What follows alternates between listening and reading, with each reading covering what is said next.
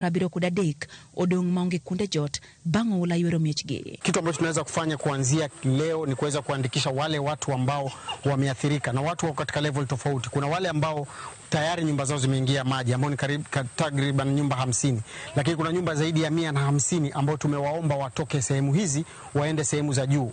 Riwruok mar Red Cross osechako chenro mag reso gande gwengego ka gichiwo kuonde jot madundo kata tents, chiemo kod pi maler, ka bende gichiwo chenro moko mag rito ler e kuonde jotgo.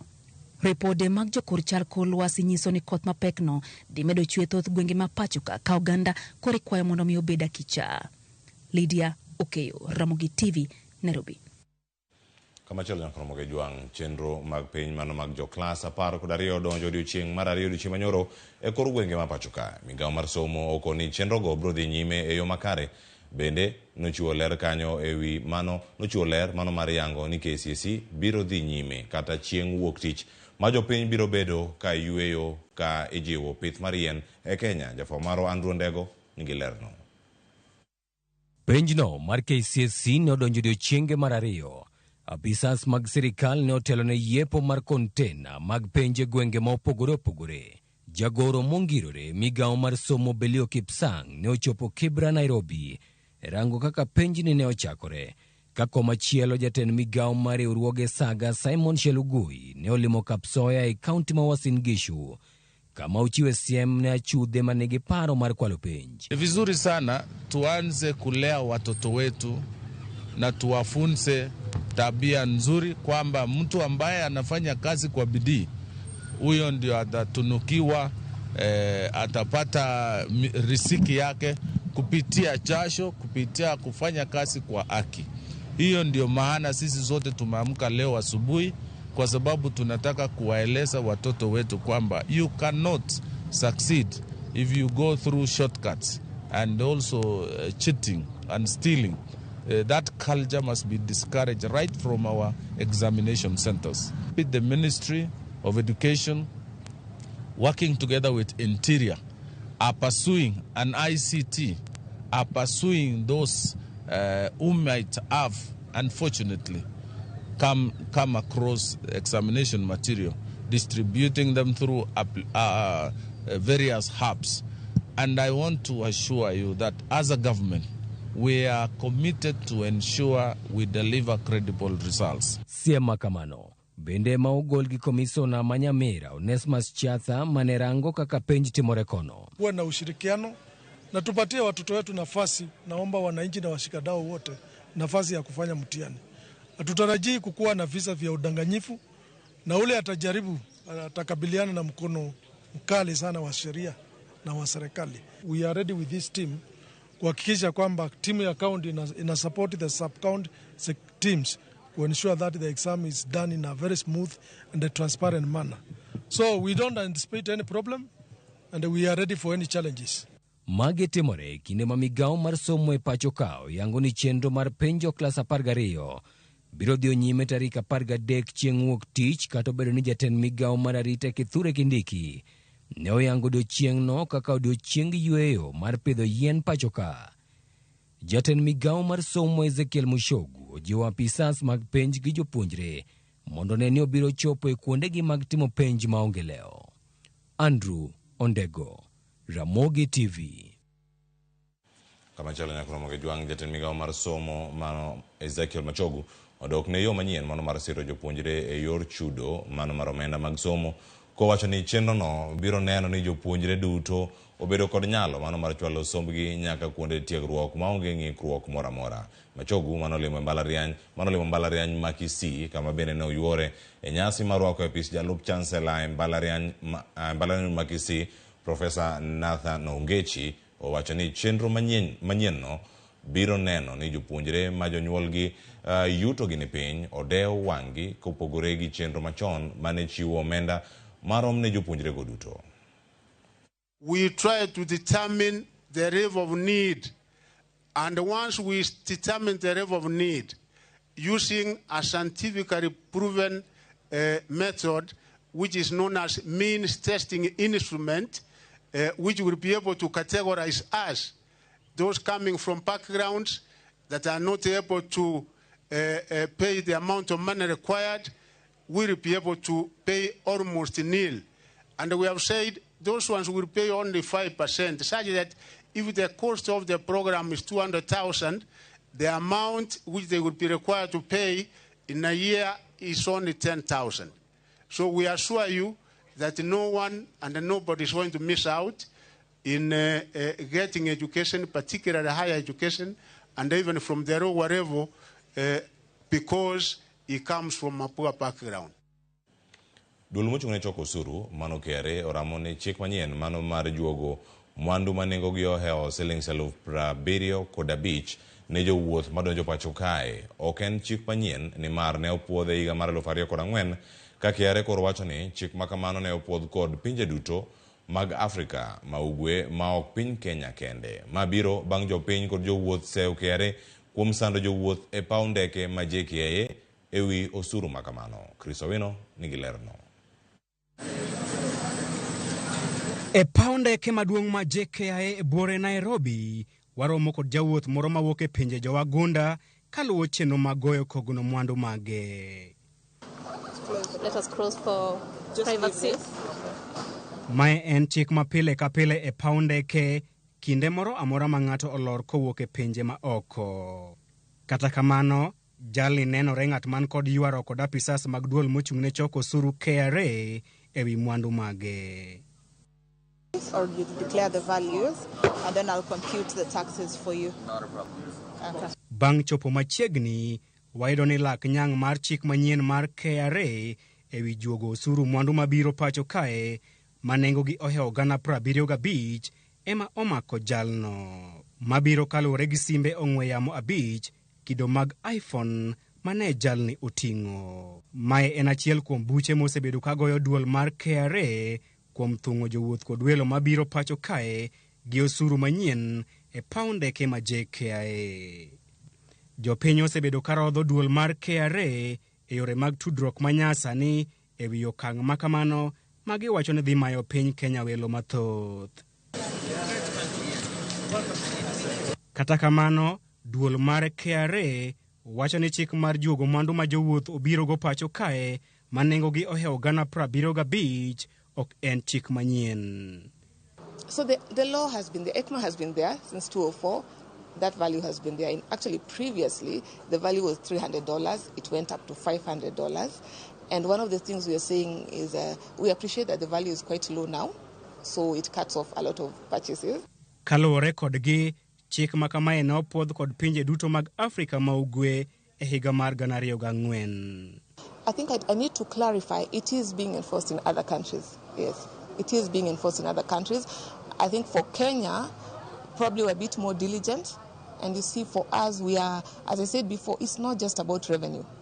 It's not just about revenue. It's more of, actually, the bigger element is the protection of the borders and our society. We need to make sure Kenyans are protected, you know. Ponono ni chik ni osebedo chakre higa mar 2004 en ang'o momiyo koro eka KRA kete e tim. Duol mar KRA wacho ne gikawo okang' mar kaso chik makamano kaluwore gi kwan mathoth mag mwandu manengo gi kor gi lach manyocha osebedo kachopo pacho kae dweche buora mokalo. So it's not a new law. It's been there. We've actually been implementing it all along. But what has happened is in the last one quarter, so July to September and basically even October, we've noticed an influx of high-value items coming in.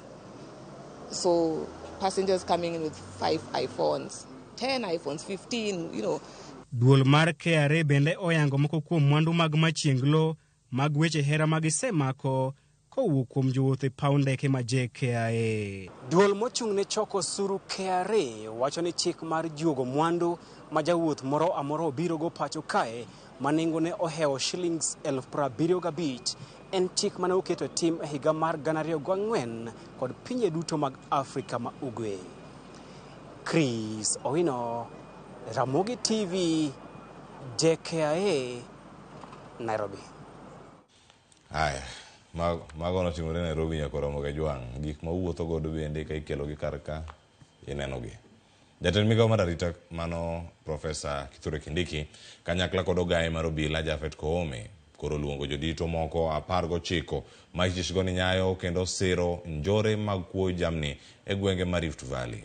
Kindiki olero mago bang' romo kod jodongo kod jogweng' mago mantiere kaunti ma Lamu kaka yorno mar manyo yore kwe makende e kind dhoudi. Walter Nyambaga nigi ler mathoth. Kalore kod chal mar arita kwe gwenge ma Lamu, Mandera, Samburu, Baringo kod West Pokot, jatend migawo mar arita kwe Profesa Kithure Kindiki ochopo timo romo kod jodongo kod loch nanga mayudore gwenge mag mar Okak kaka yor manyo kwe e kind dhoudi. And we have forged a very cordial and good working relationship between security agencies, community leaders and elders. The government believes that the contribution of elders, community leaders and other stakeholders in this region is critical to securing Lamu, even as we move towards the festive season and beyond. Kindiki ketayangani ogai maro bila Jafet Kome, uchiwo samath ni ji 19 madito mamoko ma ichich goroni ni kod lwede njore makwe jamni to kod rocho kwe gwenge makuro. Just this morning, we have already given notice to 19 persons and entities whom we believe are aiding and abetting terror, and we believe those persons and entities are engaged in terrorism. Magiti mreka jotelo mawuok e kaunti ma Turkana ne odadhoge kod fwamb kich bade manakuro ewi weche moko mawachore ne ochwere dhoge manyalo thuyo Uganda. We've put it in black and white. We've let the government know some of these issues that are causing animosity in these areas. And as he has put it correctly, it is no longer cattle rustling as usual. It is now including land. There is this pressure of new counties. Some legislatures are pressuring government to bring new counties. And we were wondering, if you need a new county, then which land do you want to... I don't know. Jotelo go kata kamano wuok tumusu kod sirikal kod tensenet mayande otimo limbe gwenge mag Baringo kod counties molwore. Judito go oko ni nitiere jotelo moko matemo laro kiewo mag counties e kendo kelo tulo kod achiedh nade. A Senate committee cannot go to a village and tell the villagers, this is your boundary. Those are lawmakers. There's no day they can go in a village and announce that this is the boundary for this tribe and this tribe, or this community and this community. So let's stop misleading Kenyans, talking about the Senate, talking about God. Let's respect God. God has never come down here to do the issue of boundaries. God is in heaven. Walter Nyambaga, Ramogi TV. Nakora magajwang mane makelo waigi kuma weche manyien okinyi makawone cheno mar penj kod mbako romo wage maber mano mana weche manyien mabiro kae wabiro kod nonro magazet koro kigini mabor an ka kod gazet ma Daily Nation kod mano ma The Standard Sharon Ngao ikore makane ka kora kale otari adek mano singuno ka wadhi somo kapok watieko chenro kwa penji kakinene e chenro ma kawuono weche manyien KCA JB wacho ni unlocked as usual. Castro Fidel neno wa kawaida wacho kanyo niko locked kama kawaida. Onyango Kevin Marungu kukanyadoto erokamana inya Vicky Victor ka wuok ndhiwa ane Ramogi maler erokamana inya Evans Abiero wacho kanyo ni watching you live ka wuok Bondo Misambi erokamana inya Cecil Aguero yodo kanyo achiel kachiel mano ka wuok Ondele Kisumu County kama chelo bende nyakora Ramogi Jwang wayuda neni ote madonjo ka wuok SMS ka wacho nade Rosuela wacho de locked from Saika Nairobi erokamana inya Matiba nyakwar Makana asemolo kan Kakamega town erokamana yako mkete kanya kwa Ramogi Jwang kawaduogo mathoth podnika kikidhi mabor kiti mara Ramogi TV na kelo weche manyien okinyi makawuono nyinga Cleophas Soloch jakisumo kanya kwa Ramogi nyaka tsango kono neka kichieo kamentiere kikidhi mabor.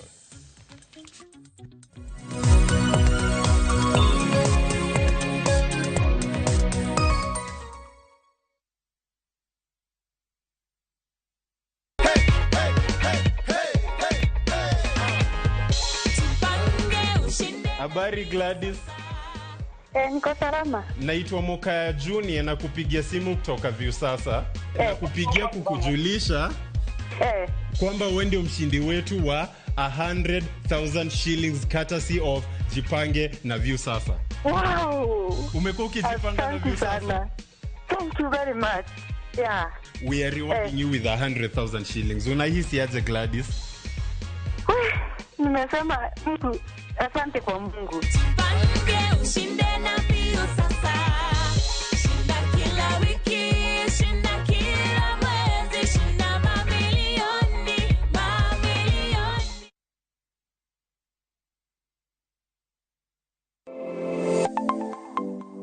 Nyakorom gajuanga ginengo mar ngima mamedo hidho beningeni pok mari nyalo kelo ni yuto mari talent ni no nyaka sweti ok ni en talent ni kuri irie tiendi ni talent kuru biro no ng'ato ka ng'ato nitere gi pok mare mana Nyasaye omiye iyudo kata mana nyuola kwiri ni kik idhi nyis ji to kokinyiso ji ng'ama biro ng'eyo onge chieng' tich ang'wen chakre saa 2:30 nyaka saa 3 mar okinyi mar mondo mi wami jip makare kalure kod pok mabende intiere godo omiyo tudri kod an Sharon Ong'ao chieng' tich ang'wen chakre saa 2:30 nyaka saa 3 mar okinyi e TV mar Ramogi kwakelo ni chenro mano mar pok opogore.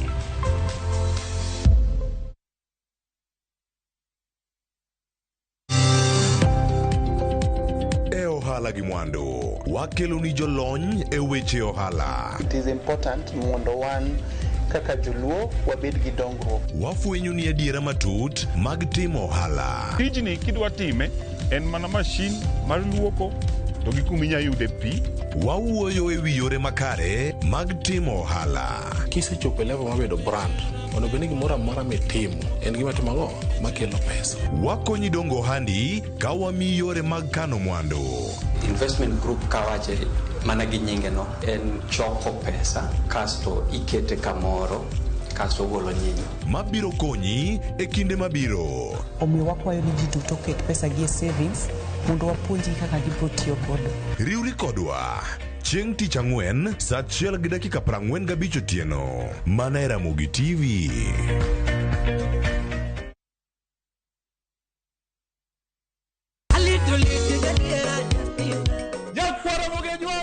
Chiegni e show mamit maraktari ma iluongo ni Ramogi Night wakelo go tich abich ka tich abich seche machal kama ka in jahera mar luo benga kata ajawa wakelo ni ngolo mobedo piny mayueyo mana mo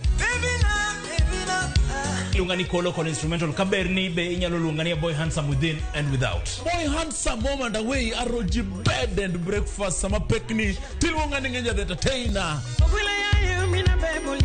kaka pile nyakora mogejo wawacho ni kete manaka Ramogi Night tich abich ka tich abich saa 4 otieno.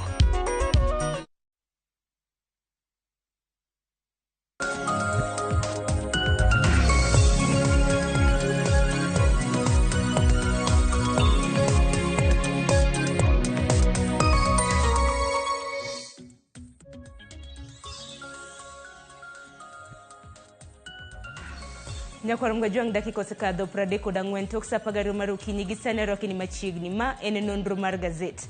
Okinyi ma kawuono wantiere gazede ariyo mana ka pile, The Standard kanyakla kod Daily Nation. Thor weche mochiw pek be nasemi kanyo kanwachako chenro mano mar piny saa 12 mar okinyi ma kawuono ka thor weche mabeno mi pek otendre kod weche mag siasa. Standard oketo kanyo gi dholiech gloomy state of the nation. Mano kaluwore kod ikruok makoni kod kocha motelo network mano mar jatend piny Kenya William Ruto odiochieng' makiny mabendo biro bedo kochiwo e od bura maduong' ma pacho ka. Daily Nation thor wach mabende gichiwo kanyo gi dholiech Kenya Kwanza MPs plea to Ruto on fuel. Koro moko kuom jod bura mawuok e kweth mar Kenya Kwanza ywak matamre gi nono ka koro gidwaro mar mondo mi jatend piny Kenya oduoke subsidy mano mar nengo mano mar mauta ipachoka. Okang' makamano keto jod bura e okang' machalo nade kaluwore ni gin bende e mana gikadho wach mano mar medruok mar osuru mago mag modhi ipachoka. Antiere ka gi ja Kisumo Kanyakwar mokio nyaka Tsango. Amosi ni misawa. Yode oyawre. Achieo nade. An maber. In idach. Jokara chonyo yudo chiwo nade. Jokara chonyo chiwo makare. Koth to medo chwe kaunti ma Homa Bay kata mna gwenge mopogore opogore geno marwa ni sirikande mag gwenge biro bedo kaka oting' mano mar reso jodak ahinya mapimo. Kata kamano joka njira to chiwo makare. Aya, Cleophas, dong wacha kan ne gazette mano ma The Standard donge. Okiny ma kawuono The Standard omulo thor wach mabende ang'eni dhi bedo gode chenro mano mar mbaka oromo. Geno mari en ang'o odiochieng' makiny ka jatend piny Kenya chiwo twak mare mar ariyo chakre nobed jatend piny e pacho ka mano higa mar 2022. Kiwacho higa 2022 chalo gimoro mabor, Sharon. Mano higa mokalo. Akete ni dweche 14 mosekalo. Dweche 14 mokalo. Gigo mosebedo kacha kotimo ni nyaka sani gin mage. Higa achiel dweche ariyo mane wiye kanyo. Gik mage mosebedo kanyo ka oneno. Kata kamano Sharon, en adier gima rito winjo Gazette mar The Standard ondike kata yo makare. Iwacho ni ngima tek kendo mana achiel kuom gigo mabedo nitie karka. Jatend piny Kenya dhi bedo kacha karango ondike kanyo ni as the president faces a nation drained by high cost of living. Mana diere mar wach pek mar ngima nitiere. Kiny olose wi pek mar ochiwo twak mar chal mar piny Kenya. To Kenya chal nade? Ngin memba kama dhi bedo go nemba koromo bende. To kata gimone go arange wiye pek mar ngima ratiro ma oganda yudo kaluwore kod wechego mantiere do kata jogo ma idonyo kata manyo ni criminal justice system, jogo ma omak bende timo negi buche yo makare, nitie maka mag weche mag pur kata bedo kod chiemo yo makare, kata mano wacho ni food security e wechego mag pur. Jatend piny Kenya bende osebedo kata ka chwalo mbolea ne jopur mopogore opogore. Tiende nang'o ka gigi duto bende no kaka timore. Nitie mawacho ni od bura nyabedo ni omak lwete gi sirkal kata executive mano kerango bede sirkal mopogore opogore. En gino mano nyaka sani bende jatend piny Kenya nyalo bedo ni bede ge od bura kacha makata bed ni twaki obagi ma jonego bed ni tiyo gi wigi mondo mi okalgi. Gin gi wacha ni wasiro sirkal wakala kala gima sirkal okelo ni kata ok none yo malong'o. Kauno kodhi loso kod jod bura mano dichi makiny jopiny bende ng'ie kod angoch tiang'. Iwacho ni karkae idhi puoyo gi kuom tich makare ma gisetimo ka gikalo chike mopogore opogore ma bende hinyo jo Kenya. Kosida winjo gima jo Kenya bende dwaro. To bende kata kiwacho ni gino ma jo Kenya ohinyre sani ni ber biro e kinde mabiro. Owacho ang'o? Kotende kod weche mag thieth bende nitiere karaka pek mar ngima mabiro kod medruok mar nengo mano mar modhi pachoka. Owinjore kaka ono dhi lose weche mag lweny mar Hamas kod pinyno mano mar Israel. Koso dhi bedo e yo machalo nade. Jatende motelo nowacho ni lweny mar Ukraine gi Russia nokelo lokruok machalo kamano. Ruto dhi wacho nade? Anarito winjo twak mar odiochieng' makiny ahinya lweny e kinde piny Israel gi Hamas ma bende koro kelonwa medruok e nengo mag modhi e kinde ma koro piny Tanzania to noduoko piny nengo mar modhi margi mane dwe mar 11. Ang'eni mathoth jatend piny Kenya dhi bedo ka twak e seyo bende nitiere Cleophas mana kaka iwacho par ni gisani wanyiewo mauta mano mar petrol e nengo mar siling 217.36 e kinde ma bende jatend migawo mochung' ne weche mag teko e pacho ka Davis Chirchir to wacho ni juma mabiro chieng' tarik 14 ponono ni Aprolande kaka gidalande dwe ka dwe nengo mauta mano mar petrol nyalo idho gi siling 300. Ang'eni biro bedo kiketo wach makamera til e chenro mar mbaka oromo gi welo mabende intiere godo. E kinde mabende jatend piny Kenya nyakorom gajuanga twak mar rito odiochieng' makinya. Advisors kata mna jogo eko mabende osebedo ka chiwo ne paro mano kotenre kod weche mag ochumi. Gineno ni piny Kenya ochomo kama ber. Ineno wach makamano nitiere ite mar adek. Wang'eni achiel kuom jogo eko mabende osebedo ka chiwo paro ne jatend piny Kenya mano kotenre kod weche mag ochumi en David Ndii. En wacho ni oneno ka piny Kenya dhi okang' makare nikech owacho ni nyaka bed ni thung'o jopiny kata mana ka jopiny ywak ni thung'o gi gisani ber biro e kinde thuolo mabiro. Piny kanyo bende mano jalup governor mano ka bengi maduong' ma pacho ka CBK. Bere koro wacho kanyo ni mano Susan Koech. Owacho ni CBK mano bengi mar piny Kenya, Central Bank of Kenya, geno ni uchumi ma pacho ka dhi idho nyaka atamalo 5.5 mane giko mar higa ni kaeto bang'e atamalo 6 mano kochopo higa manyien. Tiende nang'o ka wantiere karka jolony weche osuru neno ka gima gigi duto chopo e yo makare mano kama gintiere kaka. Mana kamano koro wan warito neno Nyakwar Mgejwang' ang'eni jatend piny Kenya bende odiochieng' makiny ka bende obiro bedo kochiwo twak mare mano mar State of the Nation, chal mar piny Kenya. Ang'eni moko kuom weche ma bende obiro bedo kotwakie otenre kod singo ma bende nochiwo ne jopiny ma bende moko oneno ni sirikand Kenya Kwanza samoro osechopo ongala manyime mano kotimo kata mana koriwo udi manengo gi yot. Aneno kanyo ka bende piny Kenya mano kokadhe sirikand Kenya Kwanza chano gero udi madirom 2,500 mano higa ka higa, affordable housing ma bende omenda mari jabed kikao mani dwe ka dwe. Wawa weche makamano tenge wang'ia nena ite mano mar ang'wen. Ang'eni ite mar ang'wen wadhi bedo kwa kelo Nyakwar Mgejwang' e yo makende Cleophas Gazette mano mar Daily Nation mano kaluwore kod chala mano mar gavana e kaunti ma Meru. Dong wadonjo ne kotende kod weche mag somo. Weche mag somo ite mar 5 kanyo. Kama bende giwacho omenda mathoth dwarore mano ka girange wacho ni mag omenda mag jopuonjre mamoko mantiere kanyo mantiere sikunde mago mag primary jotend jopuonje bende romo kacha kaunti ma Mombasa Sharon kendo gima gikwayo nitiere omenda mar capitation mano mar Sh1,420 ne japuonjre ka japuonjre mano mantiere kar kacha. Giwacho ni mano ok nyaromo rito jopuonjre go kinde magine skul. Ywak ntiere nikech kata mana piny owacho bende iseyo ni ok osebedo ka chiwo omenda makara hinya ntiere omenda madirom siling' 5 million ma bende piny owacho iseyo ni ok osebedo ka keyo makara hinya mano mar gayo weche mago mag capitation e skunde. Sani wang'e nitiere romo mago mag jotend jopuonje mag primary ma bende dhi nyime ka bende gisani mana kaka Cleophas wacho gidwaro mano kaluwore kod jokom mano mar KEPSHA mano mong'ere kaka Kenya Primary Schools Head Association. Gidwaro ni capitation omenda michiwo ne japuonjre e skul primary kacha omed kanyo kod siling' 818. Gisani wang'e ni gidwaro mar mondo mi capitation makamano omedi nyaka siling' 1,420 e wi nyathi ka nyathi. Kopogre piny kanyo wang'e ni skunde mag primary mago mag klas 8 notimo penj mano mar KCPE. Koro nitiere crisis, iwacho ni looming crisis mano ka nyithindo biro bedo ka yawo skul higa mabiro mar donje klas 9 kalure kod kwan mag jopuonjre mathoth ma bende notimo penj mano mar KCPE. Iwacho ni kalure kod migao mochung' weche mag somo medruok mag jopuonje makamano noneno gi 2,080 e pacho ka Cleophas. Mano kama gintie kar kae wanyo jopuonjre gi bende pod gidhi mana nyime kod paro mago mopogore opogore. Skunde idhi yaw higa manyien chal mar wachen mana Sharon ma en twak monego wakele jopuonj kachiel koda ka jogo mane sekta mar somo kanyachiel mondo mi warangane ni en gimane minya bedo kacha ka irango. Sani bende sirkal bende koro oseyiere gi weche gi duto. Koro giwacho ni Belo Kipsang wacho kanyo ni ero duoko piny mago giomenda maromo kacha $3.34 mago jok madonjo kacha e skunde mago mag junior secondary ma bende chak nitiere omenda machielo maromo $1 onego bende gero gik mopogore opogore matayo chenro mag somo e sikunde go mag secondary. Bende nitie kar kanyo ma onego rang ni ere kaka ogergi kendo mondo mi omeda ne kwan magigi madhi nyime kar ka. To gima nitie Sharon onego bende warangi kane jatend migao machon mag weche mag somo mano senindo Ngire George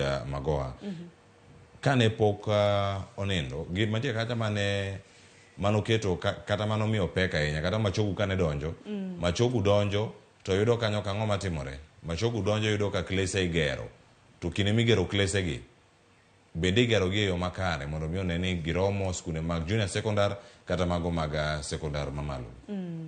Mane wach maduong' kanyo kata kamano kopogore gi Nyakwar Mgejwang' nikitani no kasa dhi yo mapiyo wadhe ni ite mar 7 Cleophas ni somo wach moro ma bende Chris Owino nokelo mano kotenre koda gik matimore mane paw ndeke ma pacho ka. Siem nosechiw gi KRA mano duol mochung' ne choko suru e pacho ka. Nyaka sani jatend migao mochung' ne wuoth e pacho ka mano Kipchumba Murkomen bende gisani koro wacho ni services ma bende biro bed ka ichiwo mano e airport mano kuonde ma bende idhende gi pachoka gichano mar mondo mi oketi gi duto e buo duol kata mana kambi mano mongere kaka Kenya Airports Authority. Gidwaro ni chata makamano kata mano gere mite makamano ichano ni ibro bed ka ichwe kogno e giko mano mar dweni. Wach ma kamano miye pek mane ite marabero. Ka bende wang'e ni kidhi kata mana airport, mano e alap mar ndeke e pacho ka. Services mathoth nitiere kanyo. Mano moriwo kembe mopogore opogore. Nitiere immigration department, nitiere customs, migawo mochung'ne kata mana weche mag arita, nitiere weche motenore kod port gi mamoko. Koro Kipchumba Murkomen dwaro mar mondo mi oketgi e bwo mabula achiel ka bende ibiro bed ka itayogi kanyo kod Kenya Airports Authority. Maneno odiochieng' manyoro Cleophas, oganda bende ywak matamre gi nono. Ji nokawe ka tugo.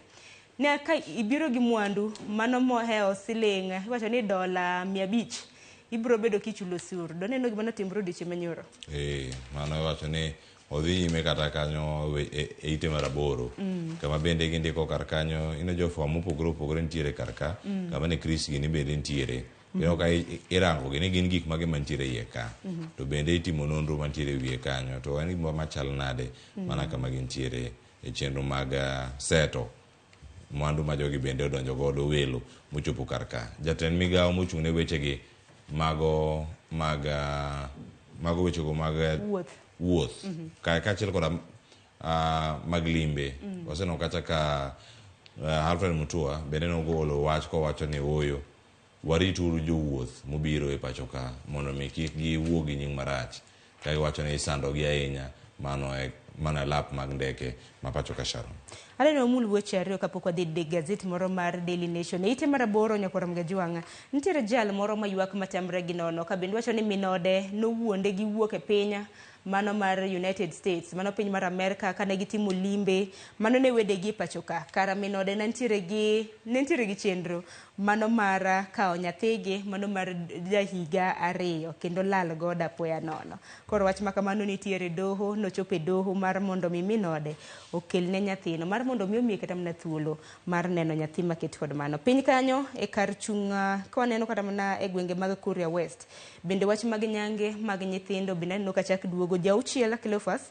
Aneno ka doho nodonjnegi e doho ka bende gitero nyithindo manyiri nyange. Nitie seyo kanyo, nyathi ma ja higni 12 gi mano mantiere gi higni 16 noter nyange. E ite mar 9 weche bende motenore gi doho machielo ma bende dwaro ni wamul en kaluwore gi jaod bura, achiel kuom jood bura e pacho ka, mano jaod bura ma Mogotio Ruben Kiborek. E kind thuolo mano mar dweche 5 mokale higa mar 2018 nodonjne kod doho mano Nakuru ni ne ochocho ratich nyako ma ja higa 16. Wach makamano Cleophas osebede doho chakre higa mano mar 2018 nyaka sani. Koro jaod bura makamano nowe thuolo ka bende wacho ni joneno ne unge moromo mar donjo ni bura maket kod mano. Wach makamano di wacham ka ochopo higa mar 2019 gima ne anyuola bende owacho kar ka gi dho Kisungu iwacho ni mano kaluwore kod kwayo mane anyuola mar nyako mane okethi kata nobambi ni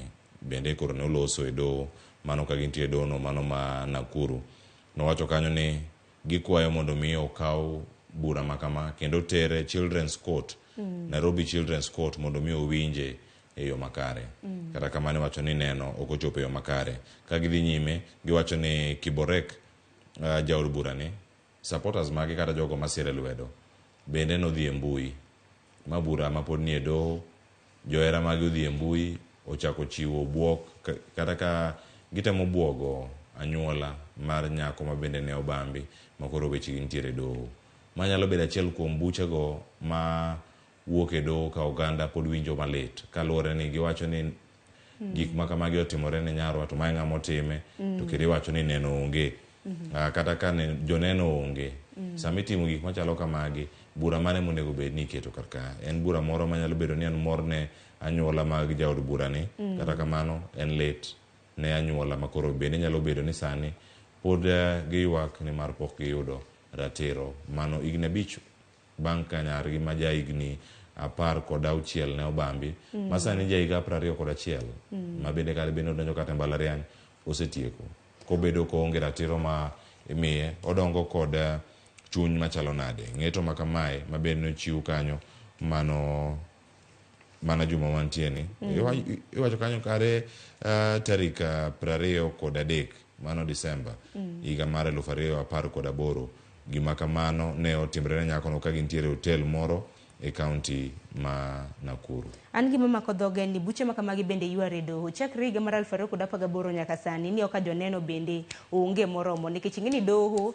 to gin to gidepend kata mana gitenore gi neno moromo ma bende ichone gi doho. Kata kamano chakre higa mar 2018 wachore ni Kiborek ma bende en od bura mano ma Bogotio oserema chopo e nyim doho nyadi 15.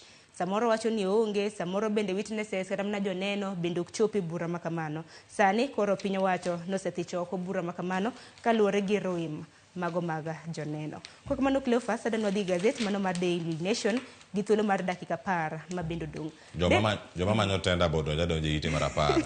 Kiko wach ni okwa kono die uro ite mar 10 kod ite mar 11 nitie tenda molandi ka wuok e migawo mar lo. Ok gichulo lendo Ramogi TV kata kamano dhi range ok ang'oso ni magi mantie. Dong wacho ga ni pile ka pile tenda jogo ko bende lando tija neno ga kichuoge e gazete ite mogikegi kichegni chopo e weche motendre kod weche mag ohala kanyakla gi mamoko. Cleophas adwa ni Daily Nation ka wamul weche mabende nok wamule gazet mano mar The Standard. Weche mabende aneno ka Daily Nation omiyo pek ka en kaluwore kod moko kuom jod bura wacho ni Kenya Kwanza MPs plea to Ruto on fuel. Wacha makama kana somo anto na nyiero kendo na buonjo nikech jod bura nogo gi gine mabende nagi kadho chik mar omenda donge chik mabende koro wacho ni modhi taxes kata mana usuru ming'ade modhi dono medre ka wuok wanata malaboro nyaka 16 donagi wacho yes sani koro gidwaro mar mondo mi jatend piny Kenya bendo reintroduce subsidy mano magayo medruok mago mag nengo modhi e pachoka. Aya to Ruto wacho nade no subsidy odhi mbele gajo ni jatend piny Kenya odagi weche go kata jogo ma kwaye mondo mi oduok subsidy wacho ni ok en sustainable kata ok en gimoro minyalo bedo ka igeno kuom thuolo moro malach ahinya e pachoka. Romo ma kama okelo jod bura mayo 200 mago mawuok e kwethno mano mar Kenya Kwanza. To koro penjo maduong' mantiere kar ka jatend piny Kenya wacho ni ero thuolo mag loso tije onego bed nitiere kar ka singo ewi singo mantiere kar ka. To mago bende gik moko mag gazet ma Standard bende onego kar kacha oganda ma ool gi singo ma ichiwo kinde ka kinde higa achiel singo ma imedo chiwo gichal nade mana kama nitiere kar ka ang'eno mie peke ite mara 4 kod ite mara 5 to bende wach mantiere kar ka iwacho ni jatend piny kane loso kodgi owacho ni piny sirkal ok medo nengo mar mauta gigi luwore kod nengo mar mauta e piny mangima koro komedore pinje mamoko to pinje mamoko dak nade mok giywak kata ewi mauta ni nengo kata pek mar ngima ne mana mar jo Kenya ka koso kata pinje malibamba gi kale. Tingeni Cleophas od bura kacha bende mikadhe chike ka jod bura osechako winjo pek kama kamane nikech giwacho ni gi face hostility jod bura ma kuonde ma giwuoke ger kod gima lich iwacho ni gi face hostility emomiyo ni koro ne gikwa jatend piny Kenya mar mondo mi reintroduce the fuel subsidy omenda ma bende piny owacho chulo mar gayo nengo mag modhi ma bende okapaka jatend piny Kenya biro bedo ka keto nikech owacho ni osuru ma bende piny Kenya chulo kanyakla kod gope ma bende thung'o piny Kenya emomiyo ni weche motendre kod subsidy bende nogola. Kata kamano wan warito winjo ni en ang'o ma bende biro bedo katimore e kinde thuolo manyime ka bende duche manyoro moko kuom weche ma bende gilose bende tendre kod dwaro mano mar tero bila ma pachoka ka wuok e pachoka ka dhi e piny mano mar Haiti. Ang'en jatend piny Kenya twak mar duche makiny ang'en biro bedo komulo weche maket kod mano piny kanyo e kinde ma bende samoro ng'ato ike osenianga nego bende ber ga kodhi to yweyo sani koro kaluwore gi chal mar piny Kenya uchumi tek matamre gi nono nyakoram ga jwang' makata jogo eko ma bende nosedhi rutaya koro chuno gi mar mondo mi giti eka ginuang' yuto kaka gichiem kaka gidagi moko kuom gi bende gin jogo eko ma ikgi oniang' iwacho ni the elderly gin bende chuno gi mar mondo mi giti oka giyud kaka ginyalo dak e yo makare wach makamano ka yudo thuolo entiere ite mano mar 10 dong wamule wach ka Wira Mwangaza gavana e kaunti ma Meru duche manyoro nyakoram ga jwang' od bura mar Senate nochako winjo ng'ur ma bende nopedh kod MCAs mago e kaunti ma Meru mano ntiere ite mar 6 iwe ni od bura dhi rese mano mar Senate dhi rese duche makawuono kata oyo parni meno kang mar 3 ma bende kore temo thiche oko koro kako ne kar kae Collins Ombulo ndikeo maber wacho kanyo ni en bende edhi miye thuolo mondo mi olere korka kore ma thuolo machielo ma bende dhi miye mana e buo higa achiel ka giduto bende timre kar ka. Jogo ma bende koro osebedo kacha ka chwalo weche mago mag Kawira Mwangaza, mano ka gintiere e od bura kacha, mano moting'o nyaka Okinde, mano moting'o Elisha Ogoya, ma kachel koda ka Elias Mutuma ma bende nitiere kar kanyo, gi joma moko ma pon nitiere wiye ka. Ang'e ni giseloso kode yo makare, kendo kata gima girito en mana mar neno ni gin gik mage madhi bedo kar ka. Kaluwore koda achiel kuom Okinde mantiere kar kae, mano Muthomi Tenkolu, ma bende wacho ni nitie gik moko kae matimore kaunti ma Meru ma ok ni kare. Gin gik mage mantiere kar ka monego bed ni timo. Wacho ni jogo mantiere modak e alwora mar Meru, they deserve better. Koro they deserve better ni gin gima chalo nade. En tend Mwangaza ema ok ni kare, koso rem winjruok e kinde kod jood bura mago MCS mantiere kacha county. En thuolo machielo mabenge ni kata kodoko ni komiti cha nokolosi, nikech nitie komiti ma iloso ka nonoga weche mag thich oko jotelo kata kaka governors e kombe mopogore opogore. No kata mar oduol nolose, mar Mwangaza telo mokwongo nolosi, e kinde machon e sirkal machon mar Waiguru cha nolosi, mar Martin Wambora nolose. Governors giduto kama gisebedo kacha ka girange, en thuolo mane ma jotelo gi bende nitiere godo. E iteni mar gazet mar Daily Nation, ite mar auchiel, gimacho kar kae, jood bura mago mag county mano ma Meru bende osebedo kacha gi lweny mager ahinya, ka koro gidwani mondo mi gigol Mwangaza oko. Koro ka gichopo kar kacha, achiel kuom okindegi ma bende nitiere kar kanyo, ka giwacho ni nyaka sani kama Mwangaza osechope ok en kumoro monego bed odok e apis mare kaka governor. Senate direse koso oyo. En penjo morito winjo, nikech nyalo bedo ni nitie lwet jasiasa moro iye kanyo podi, koso oyo warita neno ni odhi chalo nade kawuono. Nanno ka moko kuom jopiny e mbui bende wacho ni dibed ni koro weche ma bende isegodo en kaluwore kod chung' mar wang'e ni Kawira Mwangaza noyier kod independent, en ok odonjo gi chama moro amora kacha. Koro bende nikech bende en ng'at mamiyo jomoko bende wacho ni samoro oteku ma bende jod bura mag MCAs e kaunti ma Meru tiyo godo samoro thoth. Kata kamano wan warito od bura mar Senate mana ka Cleophas owacho gijaketo ga kamiti, en mana ni wang' ni nok ochung kamiti ma bende biro bedo ka winjo. Neno moro ka Sharon wacho ni en uwuok Meru, tembe wacho ni ntiere jal ma bende iluongo ka ni Arimi Paul Mwaki, ma bende nen Alcoholic Drinks and Liquor Control Board CEO, ma bende wacho kaka notere compulsory leave dwe mar 9 mano higa mokalo. Ma thuolo machuok bang' kosedonjo e pis. Kendo wacho ni nobedo threatened gi jaod Mwangaza, mano Baichu Murega. Ma bende wacho ni kendo nobedo threatened not to step back into the office despite a court order allowing him to do so. Koro wacho jaod governor bende odonjo iye ka, machielo kuom joneno mantiere. Beli winje koso wang'e. Ng'eno kang' mokwongo kata mna nyoro donwa neno ka jaoda governor mano nokowe kano dhi e od bura mar Senate. E okang' mokwongo kana Senate, od bura mar Senate kano reso Mwangaza, jaoned ni bende ni seyo. Kata kamano Mwangaza nacho ni jaode ochiwore achiwa mano mar konye tij county, to kata kamano omenda okoyude. Kisome matut, ibro neno nyaka nitiere public road moro ma bende Kawira Mwangaza nonema kata mna noluongo jaode. Wach mabed nokelo wach malich e county mano ma Meru. Kata kamano weche makamago wan waluni machiegni nyakoro mgejwang' ibro bedo kiyudo gi yo ma adimba e weche magwa manyien. Wadhe ne ite maramburu. Odioche makinya bende ang'e ni ok atam odioche makiny, mano chien wuok tich, mano mar juma mabiro. Jatend piny Kenya biro bedo katelo ne oganda ma pacho ka, jopiny Kenya mano e pidho yiende, mano e county ma Makueni. Wan wacho ni wachano pidhe bende, inyalo mana bende nyiso nyakoro mgejwang', inyalo luongo wan kaka tim ropiny, an ka Cleophas gi Joyce Oduor mar mondo bi wabi wakonyi pidho yiende. Don Cleophas koso chane nang'? Wanyarange, mano kochako weekend ne, kwa donja ni, warango kama koro wadhi pidhe e yiende gi. Meni ma wang' ni dhi tim kanyo Sharon, idhi time kanyo Makueni. Bende kitime Makueni ka, tiende nang'o ne jok mantie kuonde mopogore opogore. Ang'eni mane twak ma Joyce nigo, kik watiekne mitne, nikech korang' konwa ni kama gintiere kata ka gidhi e counties mopogore opogore, tiende nang'o. Penjo maduong' ma penjo cha, ni yiende gidhi gol gi kanye, idhi migi jok mage.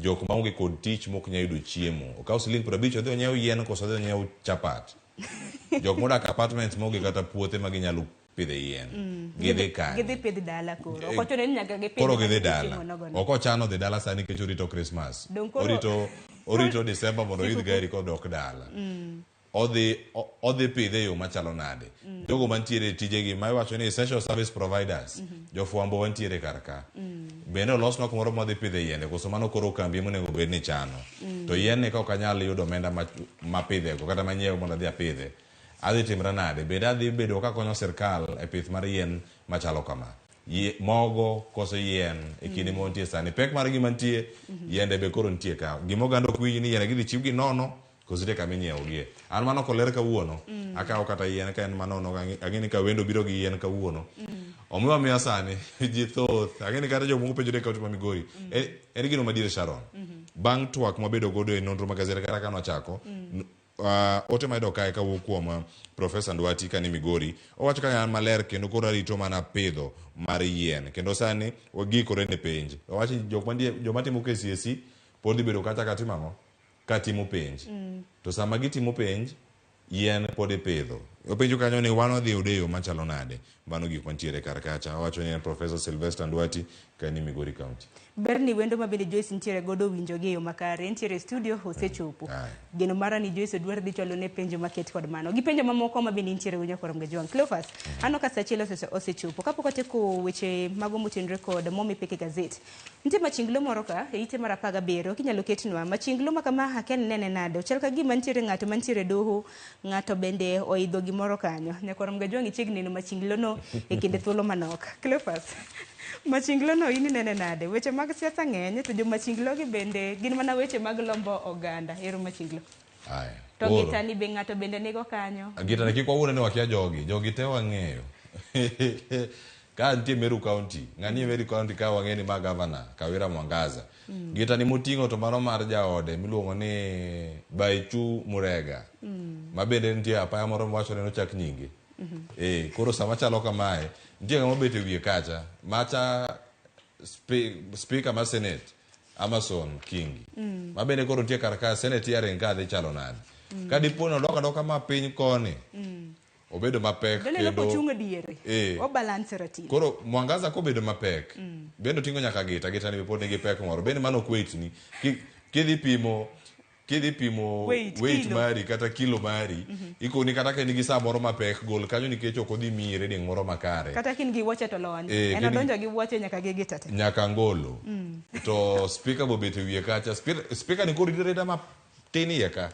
impeachment waneno ka dhi bedo kar ka to waneno ka gedhi e Meru County nikech koro en dhi bedo no pek ni Meru County to Meru County kodogo mapek Kawira Mwangaza dhi bedo ka dhi malo ka bende koro kidhi malo kama iwacho ni kiraise malo center of gravity bende bedo raised to ko bedo raised COG tiene ni ibedo gi imbalance to ka balance cha onge inyalo lwar ma ja topol to ka kilwar cha tiene impeachment cha osetim kendo koro mane gi maneno ratil moket karka wechego mago maga chike madhi bedo kata kimiyo pek odiochieng' ma kawuono en rango ni nyororo mantiere wiye ka madhi bedo kar ka bende dhi bedo stable nikech kata nyororo mamako Kawira Mwangaza gi osechako chot kineno mane wiye cha osechot omak mana gi gita kata wi gita kanyo matin tiende ni ikia ka modong' dhi wuok to kobedo magalagala wanyaneno ka mano dhi bedo giko mare ka dipo ni bura moda makedo waneno ka do osewito wechege mano makenyeri kaunti manyeri en geno marwa ni odhi yudo thuolo mar lero matut gimomiyo onego dong' e apis mare. Ang'ino odiochieng' ma kawuono biro bedo koloso bende jod bura mago mag Senate biro bedo ka ng'ado ponono ni Kawira Mwangaza ibiro bedo kithiche oko kata ok thiche oko to Cleophas ponono ni othiche oko dong' yiero bende ibiro bedo kendo kichako itimo e gwenge mago mag Meru. Ma independent governor. Ma independent. To jok ma thiche oko gite gin jo Kenya Kwanza to gi jo UDA mathoth mantiere od bura ma Meru en ombulu ni en nokale yo machalo nogo nyaka jo UDA gi dhi chalo nade e community iwacho ni are duche mokwongo kano yombo mowacho ni an kora siro sirkal masani tiende nang'o sirkal no biro rese kawuono ka koro joge mantiere od bura kacha to wacho ni gine jogo mathoth ka gintiere od bura. To parni kata mana kano yiere independent no yiere monge od bura waseneno kata mne rumbe mago mag Kenya Kwanza ka bende wacho ni en buro bedo kuti machiegni gi kweth mar Kenya Kwanza. Adwa tieke nonro mar gazeta neno ka dakika na 4 tok sa achiel mar okinyi. To Cleophas an kaneno weche mutendre kod pok kaka jal makelo chenro mar pok opogore TV mar Ramogi. Ok dawe wacho iwacho ni ich lit ok de muna kadho donge. Ite mar adek puoch gi pak nitiere kijana moro nyinge Paul Otieno entiere ite mar adek wanyalo mana yude e gazet mar Daily Nation. Paul Otieno ni nitiere kod higni 15 nyaka rom gajwanga to somi school mongere kaka Kabianga Boys mantiere e county ma Kericho. Puoch gi pak Paul Otieno. Paul Otieno nondiko buk moro. Bugno aneno kanyo kantiere gi pages maderoma 106. Oluonge kanyo ni The Narrow Escape. Jopuonjre adi kata manisomo godo Cleophas e skunde mag sekondar kata primary manondiko buk kapodi mani sikula kapoko wuok oko. Nyisa. Ne wasomo mana mag ji. Doni somo mana mag ji. Ento koro ndiko mare mabende koro nyalo somo. Puoch gi pak. Doni pamne kata mana wuod lu. Dongi nyalo manye Sharon. Anyalo manye. Manye ke mapok. En bende owacho kama kare. Iye bende okobedo malit. Owacho ni jal manomiye tinga kata mana mar ndiko buk makamano manosire ene japuonj moro mana somo mana puonje skund primary ma Elite Academy mantiere county ma Kisumu. Nyinge onyise owacho ni nyinge Miss Phyllis Akinyi japuonj mare mar English e kindego kapok no dhi school mano mar sekondar. Puoch gi pak. Japuonj to ngariek dong. Ngariek sana. A teacher is better than a journalist. Watieko giwatimo gik. Karibi timo gigo. A teacher is better than a journalist. An mana timo ma Sara nyalo wacho ni I was wrong. Anto pesa toka tugo. Duogi wacho ni ati money is better than what? Okay, money is not better. Pesa ngwonwa ne wakia wagomos. Nyakoro mgejwang. Weche thotha nyaka wono yuthuolo mar nyiew gazet. Gazet ni en siling 60 pacho kae piny Kenya. Kidhi Tanzania kisibania boda kacha king'ada matin inyewe siling 1,700. Uganda ka 2,700. Nyiew gazeti bede kod ng'eyo kae to bang'e igoye mbaka gi ng'at moro man buti kanyo koro king'eyo gik ma Kenya ochomo gara gik matimore e piny Kenya. Sharon ang'eni mano e weche mathoth mantiere kar ka. Kata kamano ang'wa ito nenane duoko mano mag tuke mopogore opogore ka odiochieng' ma kawuono Manchester United rakore kod Copenhagen FC tuke go mago mag Champions League. Arsenal bende gocho joisang kuonwa ne ginto angiyode duoko machalo nade. Kata kamano Man U kawuono wagocho koka Champions League chako. Cleophas erokamano duoko makamana dhi lando nyakwarom gajwangu odiochieng' makiny gokinyi irita mana ka Man U tugo Arsenal bende tugo. Joyce jahera mar Arsenal kok mano dong wakaw yo matin mabiro en twak e chenro mar piny twak mabende dhi ta kod nyadendi Joyce Oduor kik dhi maboro. Nyinga Sharon Ong'aw wared kende chenro mano mar mbakoromo kana bedo kamichala mano mar fwambo.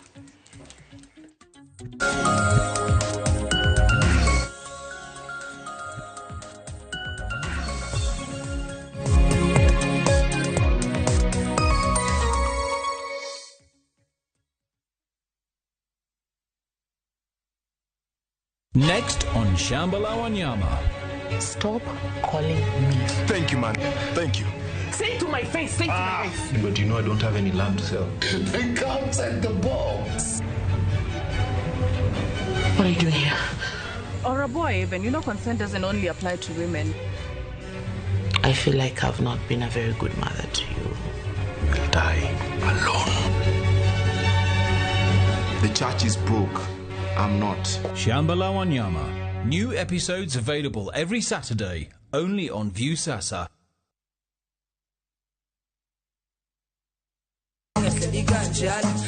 Kitume mowa kelonu, otenore endhadho magi. Kawa kikogi makare. Yudu tumbe miero mapachoka.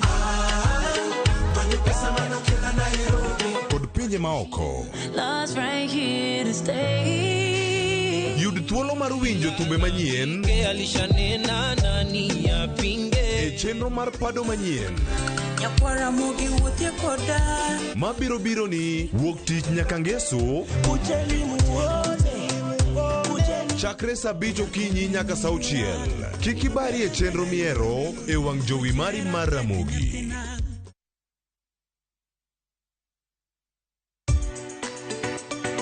Ik milimili mar dhogi ne wuodh kid chiemo mopogore. Chenro ka chenro dhialo mit chiemo. Chiemo gi nyadhi mopogore. Rabuon ni apidha iluongo ni surambaya. Lony tudore kod kitwa. Ok en mana ewi chiemo. Joluo wacho ga nang'o? Nyako dhiga tedo. Na biro tedo. Ai biro tedo. En hera gi lony moketi e loso chiemo ka chiemo. Sama koro gibage, sama idhi moye, to ni medo ne sukari matin. Sukari konyo gi fermentation. Omiyo, kihero chiemo, in jatedo, kata mana ng'ama ohero tedo. Tudri kodwa tich adek juma ka juma e chenro mar tedo gi chiemo. Gi Jailieta mana e Ramogi TV.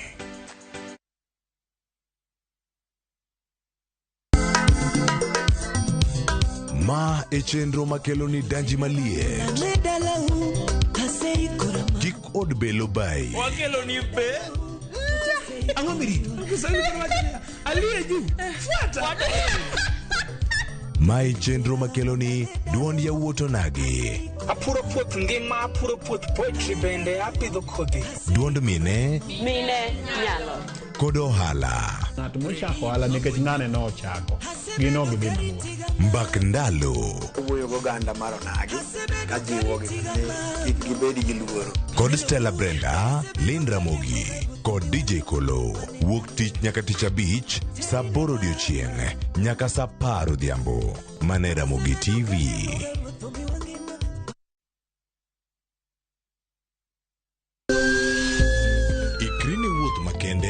Mar puonjruok weche thieth kod rito ngima ji. Nitie gik moko mwanyalo timo mondo mi wageng' tuoni. Kochakore karieng'o nyaka kuonde thieth. Kiki muony yath mora mora kapok daktari opuodho. Wabiro wuoyo gi ji e yo mabiro mulo chunyi kendo miyo pachi yawre. Awuoyo about cerebral palsy. Anyalo nyiso jonyuol mamoko ni gimbe kik giluor. Ng'eyo en teko. To kodok korka ngima mar del, bedo gi ng'eyo nyalo kelo lokruok maduong'. Wach chanjo ma jomadongo ng'eny ji ok dhi nikech ng'eny ji kia. Bende wariwo jowinjo wa e mbaka madhi nyime kokalo kuom nonro matimore e lela. Nitie program moro mabiro miluongo ni penj laktar. Ober ahinya nikech opuonjowa gik mang'eny. Koda ka tudruok e yor mbui. Riwri kod Ruth Otieno e penj laktar. Wuok tich nyaka tich abich saa 12 odhiambo mana Ramogi TV.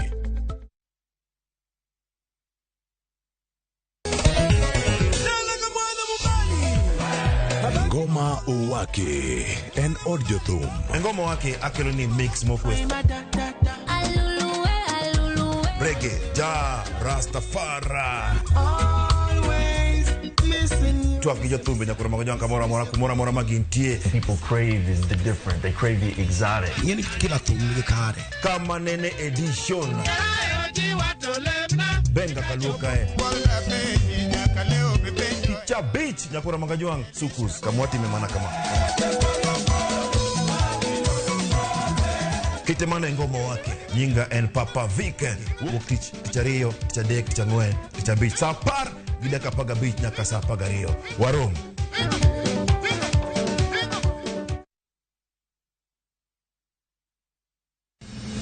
Chieng' tich adek ka tich adek en oketho piny to pod ogoku.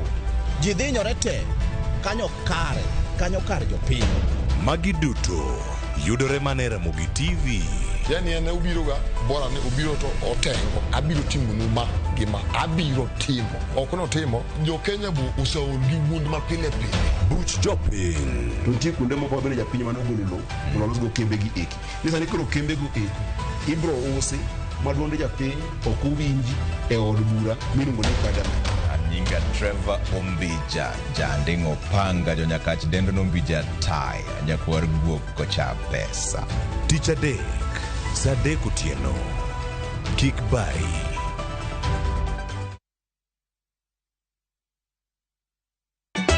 Ka osiep motegno kod johort moherore ritore. Yako cha. Timondo ndisori. Wayudo ng'eyo tonggi. Ipani akia gik mitimoga. Uro wengi donje matusi na ukweli donge. Yud mor e ngimani kokalo e gik matindo. Udogo shwag wene musajaka dala. Justice for Miane ngima nyar kochia kod osiepene kachiel kod joodgi. I ambishi gima ruoth omiyo kana wene jachien. Sama giromo gi pek mar ngima, joot kod osiepe. Nyasaye neno gi wang'i ma ok opimni. Akwaye ni mondo imak tieja karibu to kopuodho tilew chunye. Ok ginyal weyi ma ok inyiero. Nyakucha irachna e joka. Koka ite to tegore mana ka ita puoyo maniego. Nyarko chia. Tich abich ka tich abich, saa 1:55 otieno. Mana e Ramogi TV.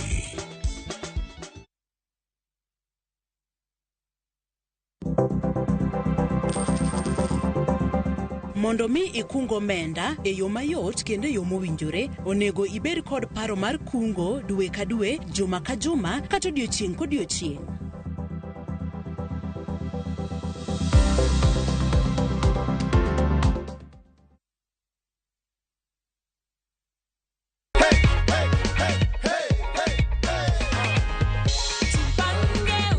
Unaona ni how much iko hapo tu?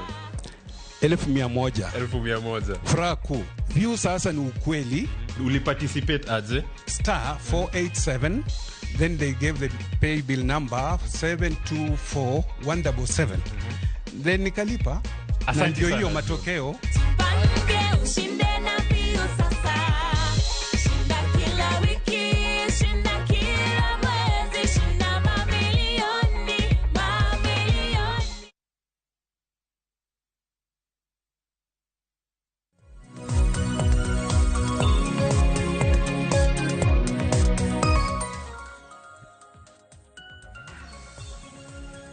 Nyakora Ramogi Tv dakika en 16 tok saa 1 mar okinyi kamoro amora ma intiere okinyi makawuono. Erokamano ahinya kuom tudri kodwa e lak sechegi kama koro wadonjo e twak marwa mokwongo e chenro mar Rupiny okinyi makawuono. Thuon wacha mabende wadwa twake otudore kod jiwo pith mar yien e Kenya. Ma en toka ka jatend migawo mochung' ne wechego mag arita nogoyo chapa mabende yango chieng' wuok tich mano juma manyien tarik 13 kaka odiochieng' mabende ibiro ket tenge mar mondo mi jo Kenya owuogoko opidh yiende. Piny Kenya nitiere kod dwaro mar pidho yiende mago maderom bilion 15 miwacho kanyo ni kopidhi to biro konyo e kedo kod lokruok mar chal mar kor lwasi, to bende thothne wang'eyo ni yiende kopidhi to konyo ahinya to ywayo koth kaachiel kod bero lwasi kata aluora. Mane momiyo okinyi makawuono wabago twaka maket kod mae mar mondo mi watiega jokanyanama ber mar pidho yien. To yiende mabende ibiro bed kipidho ahinya to chieng' wuok tich, yiende makamago ibiro bed kigolo gi kanye, to jopiny nyalo pidho yiende kuonde kaka mage mar mondo mi wating' malo atamalo mag kwan mag bunge mwantiere godo e pacho kae, kaachiel kod atamalo mag yiende mwantiere godo e pacho kae. Okinyi makawuono abedo kod hawi makende mar bedo kod wendo mabende iluongo kae ni Rose Akombo. Rose Akombo en apisa mar migawo mar aluora. Machiegni ahinya Rose e studio mar okinyi makawuono, ichiwo nade? Erokamano nyadendi Joyce, achiew maber. Kenda mor mondo abed e studio kawuono kawuoyo wach mar pidho yien e Kenya mangima.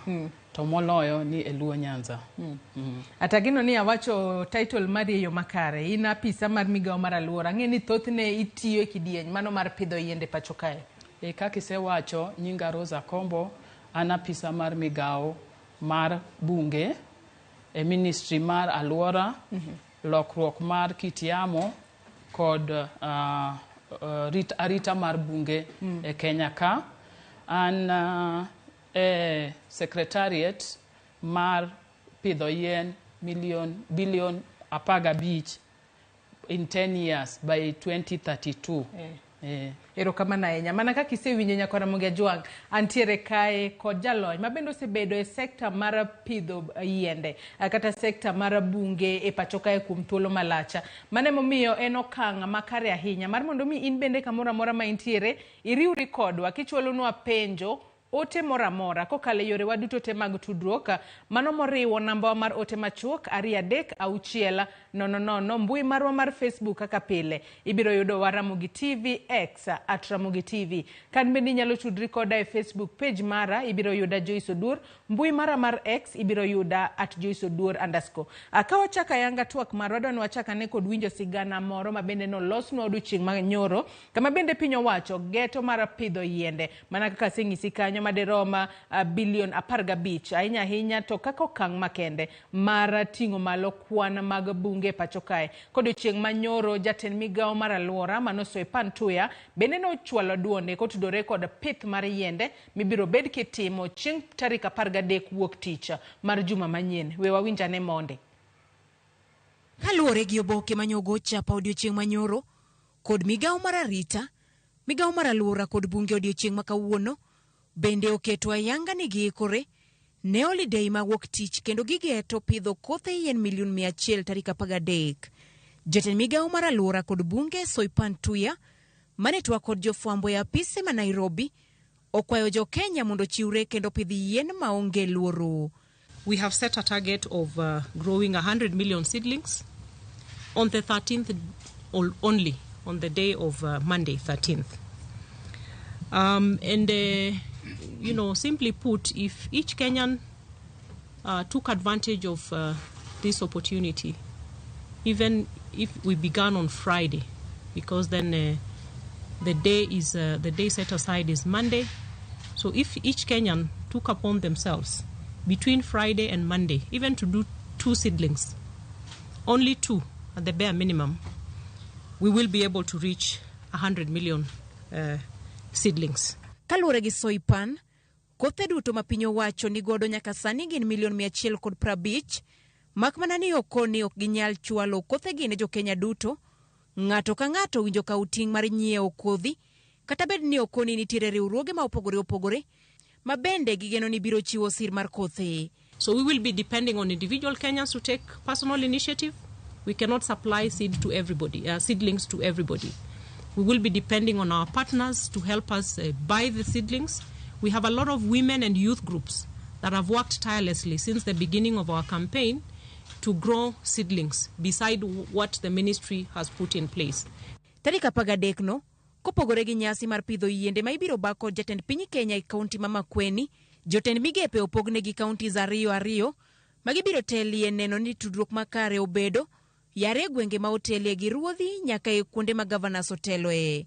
We had on Friday cabinet approve and direct that each cabinet secretary will be taking at least 2 counties where they will take leadership, not just for the 13th, but going forward in terms of providing the coordinatory leadership in partnership with the county governors. Migawo no bende ochugo lony manyasani e yor mbui, Jazamiti app, kama jo Kenya biro chwalo e lipode mar kwani yiende magipidho, mae mabiro rango kaka jo piny Kenya go kang' e pidho yien.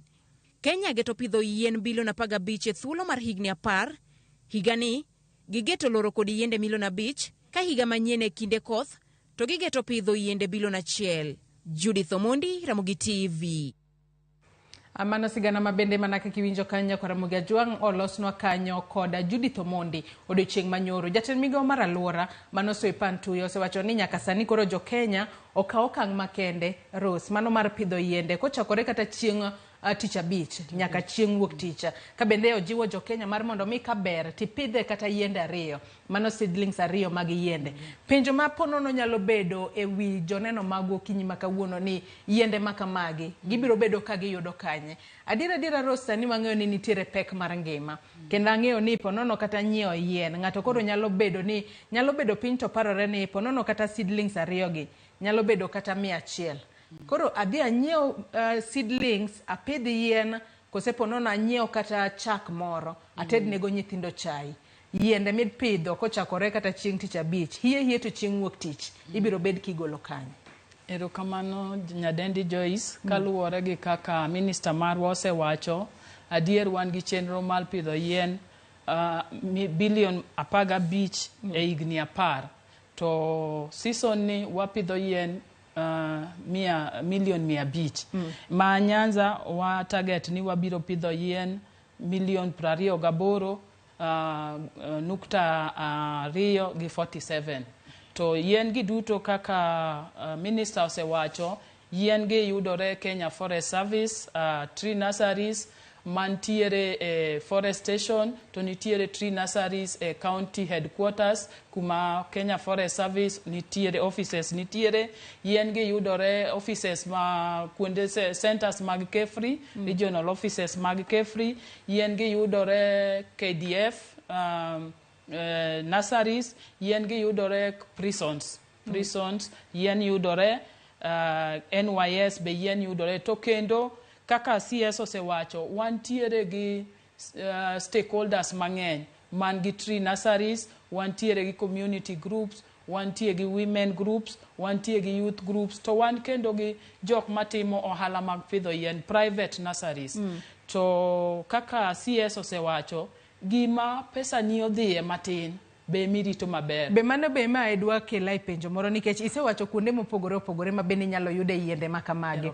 Jo Kenya ka chopo kacha watiyo kata kod ranyisi ka gichopo kata ka NYS ni gidwaro yien. Idhi migi nono kose gidhi chulo pesa to ponono nyalo bedo pesa di maluore ni wantiere koda kawuono chieng' tich adek. Ng'ato ponono nyalo goyo budget ne makare mar mondo mi kochopo kata wuok tich ponono ket kata pesa moro tenge odhi onyiew godo yien makamano. Erokamano nyadendi Joyce, kaka CS osewacho, yien gi yudore to subsidized price, yani bechgi ok ni malo ahinya. Sani wang'iewo fuel siling 217, to wang'iewo sukari, to wang'iewo gik moko mang'eny, to yien e nursery inyalo yudo nursery yien siling 10, yien siling 20 kaluwore gi size, to kata mana yien nyalo bedo nyaka siling 50. Gima wa recommend ni yien mabet duong' rite be nikech sani wawuoye rito yien, pidho gi rito. Koro king'iyo mabet duong' tibiro yudo ka rite be bedo mayot. Yien chalo kaka nyathi. En bende mana kaka wapidho kothe mamoko kendo warito e kaka onego bed ni warite. Koro yien nigi nengo mopogore opogore kaluwore gi yuto marwa. To sana yien ma wapidho e aluora marwa mag Nyanza ok nyal dhi moingo siling 50. To kaka CS owacho ni ipidho kaluwore gi nyalo mari. Ka inyalo mana 2 man siling 20, 30 idhi ng'iew yien e nursery. Jok man gi yien matimo business ma yien gikelo nyaka yien e chirni dala. Ka wang' idhi chiro kawuono kata kiny inyalo ng'iew yien 2-3 kaka CS owacho. Gima nadwaro emphasize ni ok en mana kiny kende. Ma to en call mar president ni jo Kenya te owuog oko wariwre uru pamoja mondo wapidh yien. Lakini season mar yien ni nyocho chakore dwe mar 10 to rumo dwe mar 12. Koro kaponi ikoso chieng' ka Monday pok ochopo pod inyalo pidho yien bang' Monday. To kaka CS owacho be wantiere gi partners magwa, wantiere gi NGOs ma bende nyalo support jok ma nigi changamoto mar yudo kaka gipidho yien. To maduong' moloyo ni kionge kama ipidh yien, inyalo support jok mandala kaka wan jok ma Nairobi ka, wanyalo support jonyuolwa mandala, owetewa gi nyiminewa mandala mondo pidh yien. Kendo inyalo chiwo kata pesa mondo pidh yien ka wan Joyce wadi to pidh ni yien ka intiere. Mano bende makela e penjo machielo bende kata kamane ringo na e paro kanyo Rose kapod wadhi mbele kod twak marwa. Iwacho kanyo ni ponono wan joma ni Nairobi kae kalore ni thothne jomodak Nairobi adira wadak kapango. Kineno kata apartments ma ji odake onge kata kuminyalo pidhe kata nyanji moro kata bedo gi kitchen garden moro. Joma kamagi opidhi yien kanye. Ponono owachni chenro makamae kata bedo ni jatend piny Kenya biro bedo katelo ne governors e counties mopogore opogore bende biro bedo ka pidho yien e counties magi kachiel kod jotend migepe moko bende biro bedo ka tayo chenro mar pidho yien e counties duto 47. Ponono nyalo mana nyiso ni e county ka county ponono gin kata counties magwa makaluo hie gin kuonde kaka mage mibiro bed kipidhe yien makamagi. Erokamano nyadendi Joyce, county wa makaluo gin wantiere kwang'iyo Nyanza region nzima wantiere gi Kisii, Nyamira, Migori, Homa Bay gi Siaya. Kore county wa makaluo kwachako gi Migori wabiro pidho yien Kehancha prison ma kaka CS owacho no ibiro telnwa kata mana gi deputy president marwa mar pinyni. Wantiere gi Homa Bay wabiro pidho yien Gembe Hills ni Gwasi. wantiere gi Kisumu wabiro pidho yien Moroni Sugar Company, kasto Siaya wabiro pidho yien Gota Biero. Maduong' moloyo ni wan gi target mar pidho yien milion 28 e season mar kodh opon ni. To wawacho ni kata ka nitiere kuonde ma launch biro bede, jok mok nyal dhi e launch opidh yien e mier. Be kaka CS osewacho, kata kirito dhi e launch Monday, tichak pidho yien kawuono, nyaka Monday, bang' kata mana Monday no pod wabiro pidho yien. Koro wabiro pidho yien e county kuma awachogi, lakini jok mok bichope county odhi e kanisni, odhi e skunde, opidh yien e puothegi, gipidh yien e wi gode machiegni kodgi, aore watuo, wang'i aore kuma nya pidho yien, nitiere nyaka Siany, iluongo ni wetlands. Kata kuonde thidhia. Kuonde thidhia. Kuonde thidhia gin important ecosystem. Waritgi uru mondo wamed bedo gi pi maler kendo wamed bedo gi pi mang'eny e aorewa. Nikech region mar Nyanza wan piny sana kaluwore gi kiwango marwa mar tree cover.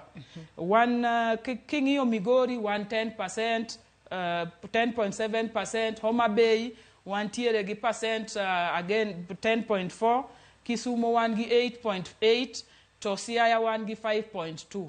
To kaluwore gi chenro mar pidho yien bilion 15 ni, onego wabed 30%. Koro wambe watemuru joka nyanam ni ka omiwa thuolo mar pidho yien mondo wambe wamed tree cover marwa, wamed uru mondo wambe wachope 30% ma ji chopono. To kendo miwa kiwango ma mondo biro konyowa mondo wachop 30%.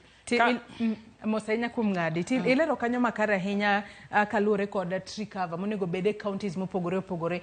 Tadira Rose wang'iyo ni county ka county kata gweng' ka gweng' nitiere kod kit law mopogore. Ang'e ni in isebedo ka itiye migawo mochung' ne wechegi mag bunge kuom kinde malach. Inyalo mana ng'iswa ni ponono gin kit yiende kaka mage kata species kaka mage mag yiende monego bed ni pidhe counties magwa. Nikech wang'e ni ponono inyalo bed ni pidho yien saniero wantiere kod koth. Tinyalo yudo ni moko nyalo kata thok giduto magi nyalo bedo madongo e kinde mabiro mbele. Species kaka mage kata kit yiende kaka mage monego bed ni pidho ahinya counties magwa makaluo mondo ji ong'e kodhi kata nyiewo seedling kacha to ng'e ni we amany mae mabiro dongo makare. Wasetimo mapping Kenya mangima kuonde ma yien onego pidhe ma wan gi intervention yani mipango mar pidho yien 11. To nitiere moko ma kaka wanyalo pidho yien e puothewa, nitie yiende mag agroforestry mwapidhe puothe kaka Lusina, Kaliandra, to sana e puothe be wadwa pidho lembe.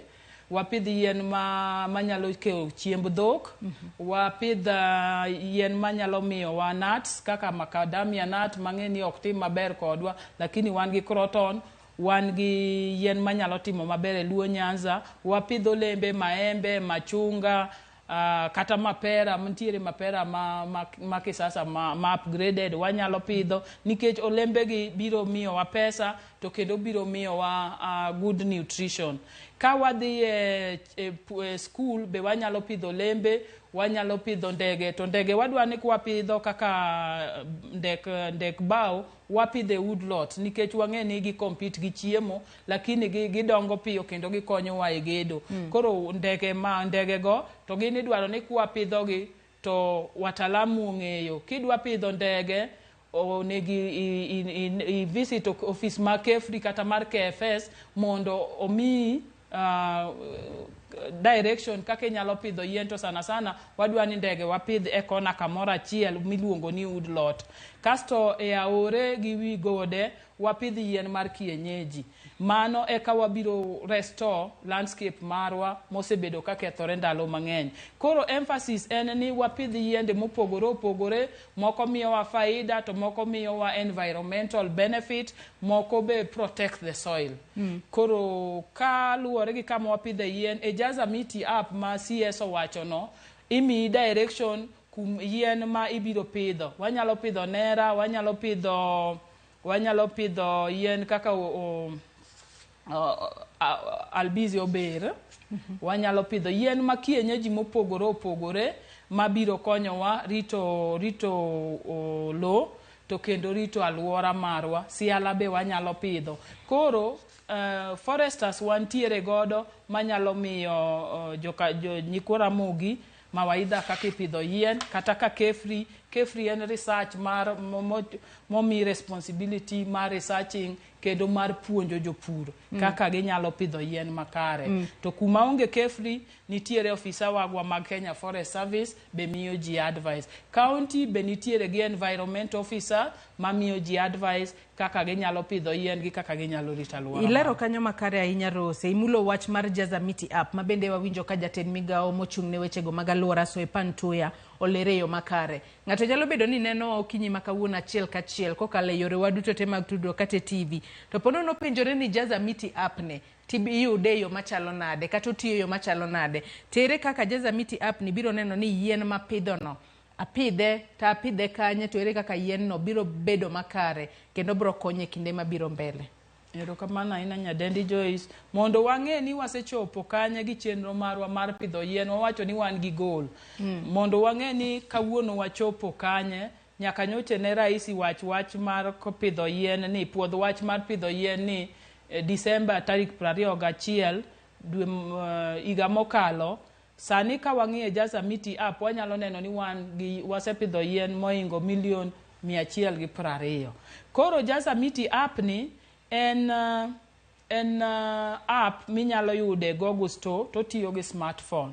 Koro kidhi e Google Store kaka didhi e M-Pesa to install Jaza Miti app. Kindika ni Jaza Miti app ibiro yude. Kise installe to biro mi instruction kaka onego bed ni i-register mondo sa asaya mipidho yien to ogaidi kaka nitiere details kama ipidho yien mane mipidho, date mipidho yien, kata ka en yien mupidho kaka jo school to biro guide ni mondo wach ni ne upidho yien e school mane, ne un gi ng'agiri, kaka ka wapidho yien to wan gi stakeholders moko. Obiro wacho ni wapidho yien gi student, kan wapidho yien e kanisa obiro wacho, kasto obiro evidence nyaki binyisi. Koro nitiere kama kisejaso tigoyo picha. Mabe adwa penji nikech wang'eyo ni nitiere jomoko gina chudhe. Ng'ato nyalo dhi app kacha to ponono ojazo mana gigo to yien mopidho hie to onge. Goyo picha no angu ng'e nade ni adiera ene mopidho yien no. Nitiere sami jaso app no nitiere location. Makata ka ijase to ng'ama chielo bodhi ojaso kari kanyo, app biro mana golo ni yien no pidh kamoro achiel. Koro nitiere location to be nitiere witness. Emomiyo iwacho ni to ne un gi ng'ageni sama ne ipidho yien no. Witness bende ndiko nyinge gi kanyo. Donge iwacho ni ne un gi ng'agi ng'ama nopidho yien. Ka ne un an institution to wacho ni ne wan gi Kefri, ne wan gi Kenya Forest Service, to be ne wan gi jo kanisa. Mano makoro yango adiera ni to yien no puothi kipidho yien, nikech kaka sani kaka public servants, jotich mar sirikal nigi kiwango mar pidho yien, bende yien 30 e higa ka higa kaka performance contract margi. Mano nyaka iket kaka individual migo picha mior. Kokigo picha ok odhi, to picha no be nyaka bed mane location ma ipidhe yien no kore ka odhi. To puonj wan kaka secretariat waendelea gi puonj mar Jaza Miti app ni.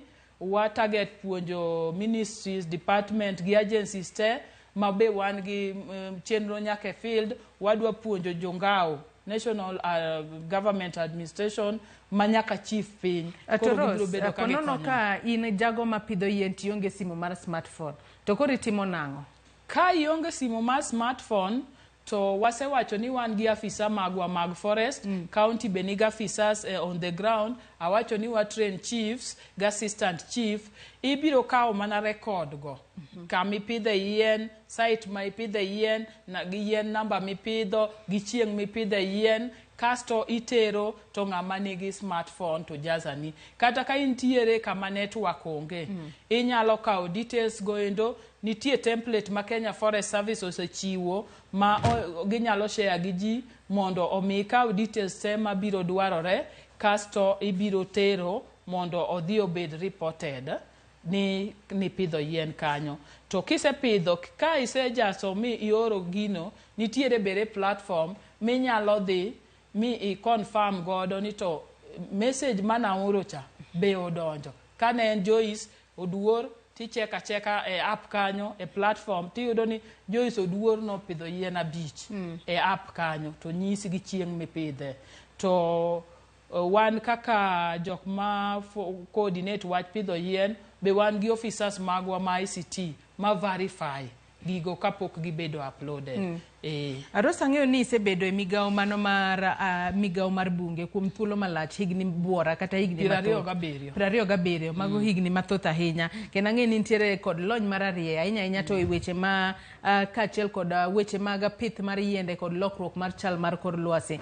Ang'e ni pith mar yien gi sani hie gimomiyo inyae en mar mondo mi okony piny Kenya e rakruok kod lokruok mar chal mar kor lwasi kata climate change. Dago mar mondo mi ler ne nyakwara Ramogi Ajwang' ni ang'o momiyo yiende konyo ahinya e rakruok kod lokruok chal mar kor lwasi kata kedo gi climate change. Erokamano nyadendi Joyce, yien en gima nigi muhimu kabisa. Iwacho ni trees is for better life, tree is life. To trees yien nigi benefit mang'eny. Wasewacho ni yien konyo walita alwora. Yien akia kaka dawach gi dholuo tiluongo ni sequester carbon, no nyonya carbon. Ndalo mane wasomo nikonowa gimoro miluongo ni photosynthesis. Ni yien kao hewa molil to miyo hewa maber ma oxygen mwa breathe. Koro nikech iwacho ni climate change ikelo gi kethruok mar kor lwasi kaluwore gi human activities machalo pollution, machalo industrial activity. Ka wamedo pidho yien, to yien biro kao hewa molil cha to miyo hewa maber. Koro biro miyo environment marwa gi kor lwasi marwa, greenhouse gases concentration mane kor lwasi mondo dog chien. To apart from kao carbon sequestration, yien konyowa gi gimiluongo ni climate change adaptation. Nikech iwachonwa ni concentration mar greenhouse gases osebedo e kor lwasi kuom ndalo mang'eny, since industrial period. Koro osebedo ko accumulate. Koro kata watem ni mondo watim gimoro amora, nyaka wapidh yien, watim gimoro amora, ok bitimore piyo. Nikech wang'e ni yien en kaka nyathi. Kipidhe kawuono, to ok obichako ywa carbon no mang'eny kawuono dichiel. Obiro kao time. Tikonowa ni sama koro pod warito mondo kor lwasi oluokre ni, to pod wayudo ka impact mag climate change machalo flooding, machalo gik mwaneno sani gi pod biro dhi mbele. Koro ikonowa ni kapod watemo effort ni kik greenhouse gas temperatures odhi beyond 1.5 degree, to kara ang'o ma wabiro timo? Kech ok wabithot waneno. Koro iwachonwa ni kwa pidho yien biro konyowa gi climate change adaptation, biro build resilience, aoche wabiro bedo gi pi, temperatures wabiro dok chien, to be wabiro bedo ka ecosystem marwa pod nyalo miyowa ecological benefits mwadwaro, ma biro miyo kaka wamedo timo chenro mar mitigation, to wabiro yudo ka nitiere kaka wanyalo dak. Wach machielo ma bende dagom mar mondo mi lero, nikech sani ero wanyalo wacho ni piny Kenya okao okang' makende mar pidho yiende mathoth kata mang'eny e thuolo matin. Kata kamano wacho ni yiende maderom bilion 15 onego bedni omiye thuolo mar higni monego bedni ipidhe yiende makamago. Kata kamano wang'e ni chieng' wuok tich kata kochako chieng' tich abich, joma thoth biro bedo ka wuok oko mar mondo mi gipidh yiende. Ponono pidho yiende mathoth kata wanyalo wacho ni en large scale tree planting nyalo konyo e yo machalo nade ahinya kotudore kod weche go mag bero, wanyalo wacho kata ni yamo ma wang'we kor yamo kaachiel kod mano mar alwora marwa in general. Kawa pidho yiende mang'eny biro miyo wa environment marwa bedo gi clean air kaka iwache no. Wabiro yudo ka pollution cha odok chien, to be wabiro yudo kwa wabiro protect the soil, wabiro increase biodiversity. Sani endi wan kane wadongo waneno kich ne kayo wa koni gi koni. Tinde iyudo ni kata puothe mondo wang'e ni kiche matimo pollination to miyo ma cham dongo. Wayudo ka kich dok chien, dede giri mane waneno ka dok chien. Koro biodiversity marwa dok chien, to kodok chien to dhi affect the natural ecosystem. Koro kwa medo pidho yien to wabiro duogo winje mane waneno ka, wabiro duogo gigo duto ma degradation of course, kasto biro miyo wabedo gi improvement mar ecology. To kendo yien be miyo wa pesa. Ka wan gi yien mar olemo, wauso maembe, wauso machunga, wayudo pesa. Ka wan gi yien, wanyalo baro bao, wanyalo uso, water godo nyithindo school. To kendo yien konyo wa gi protecting the soil and soil erosion.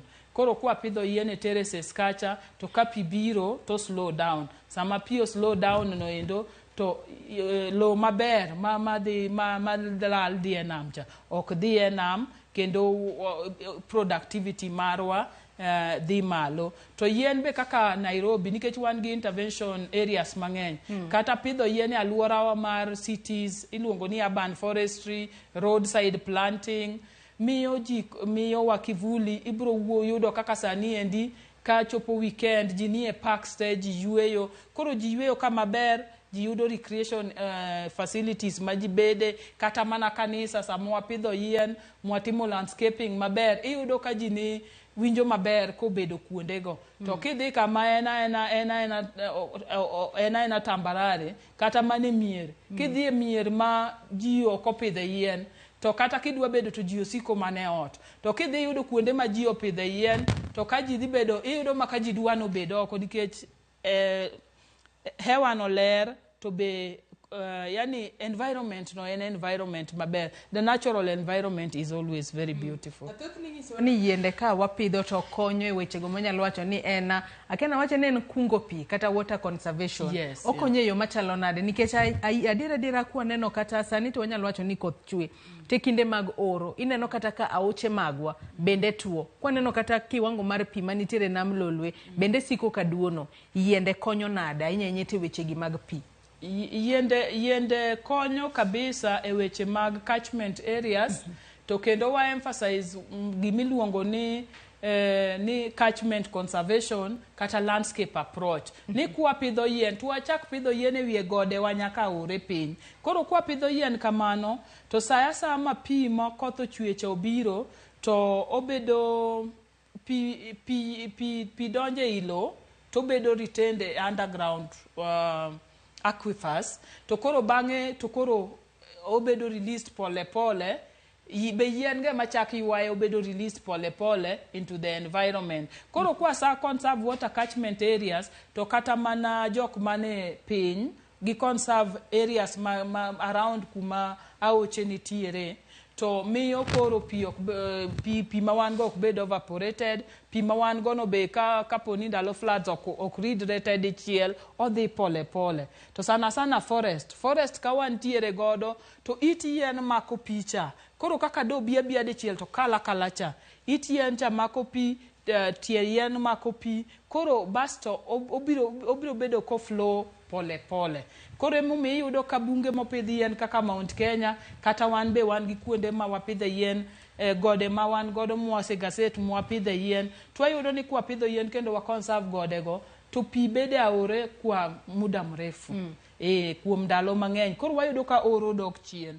To mane momiyo wakono Kenyans te, ok en kata mana e gode kende, kata mana e puothewa, ka wanyalo pidho yien, to wayudo ka pi mabedo retained e soil bedo for some time. Kata mana yien sami pidho, idwaro ni kipidho yien, to iweyo gimoro machalo kaka trough matin e tie yien kanyo, kiki ijasa lo nyaka malo.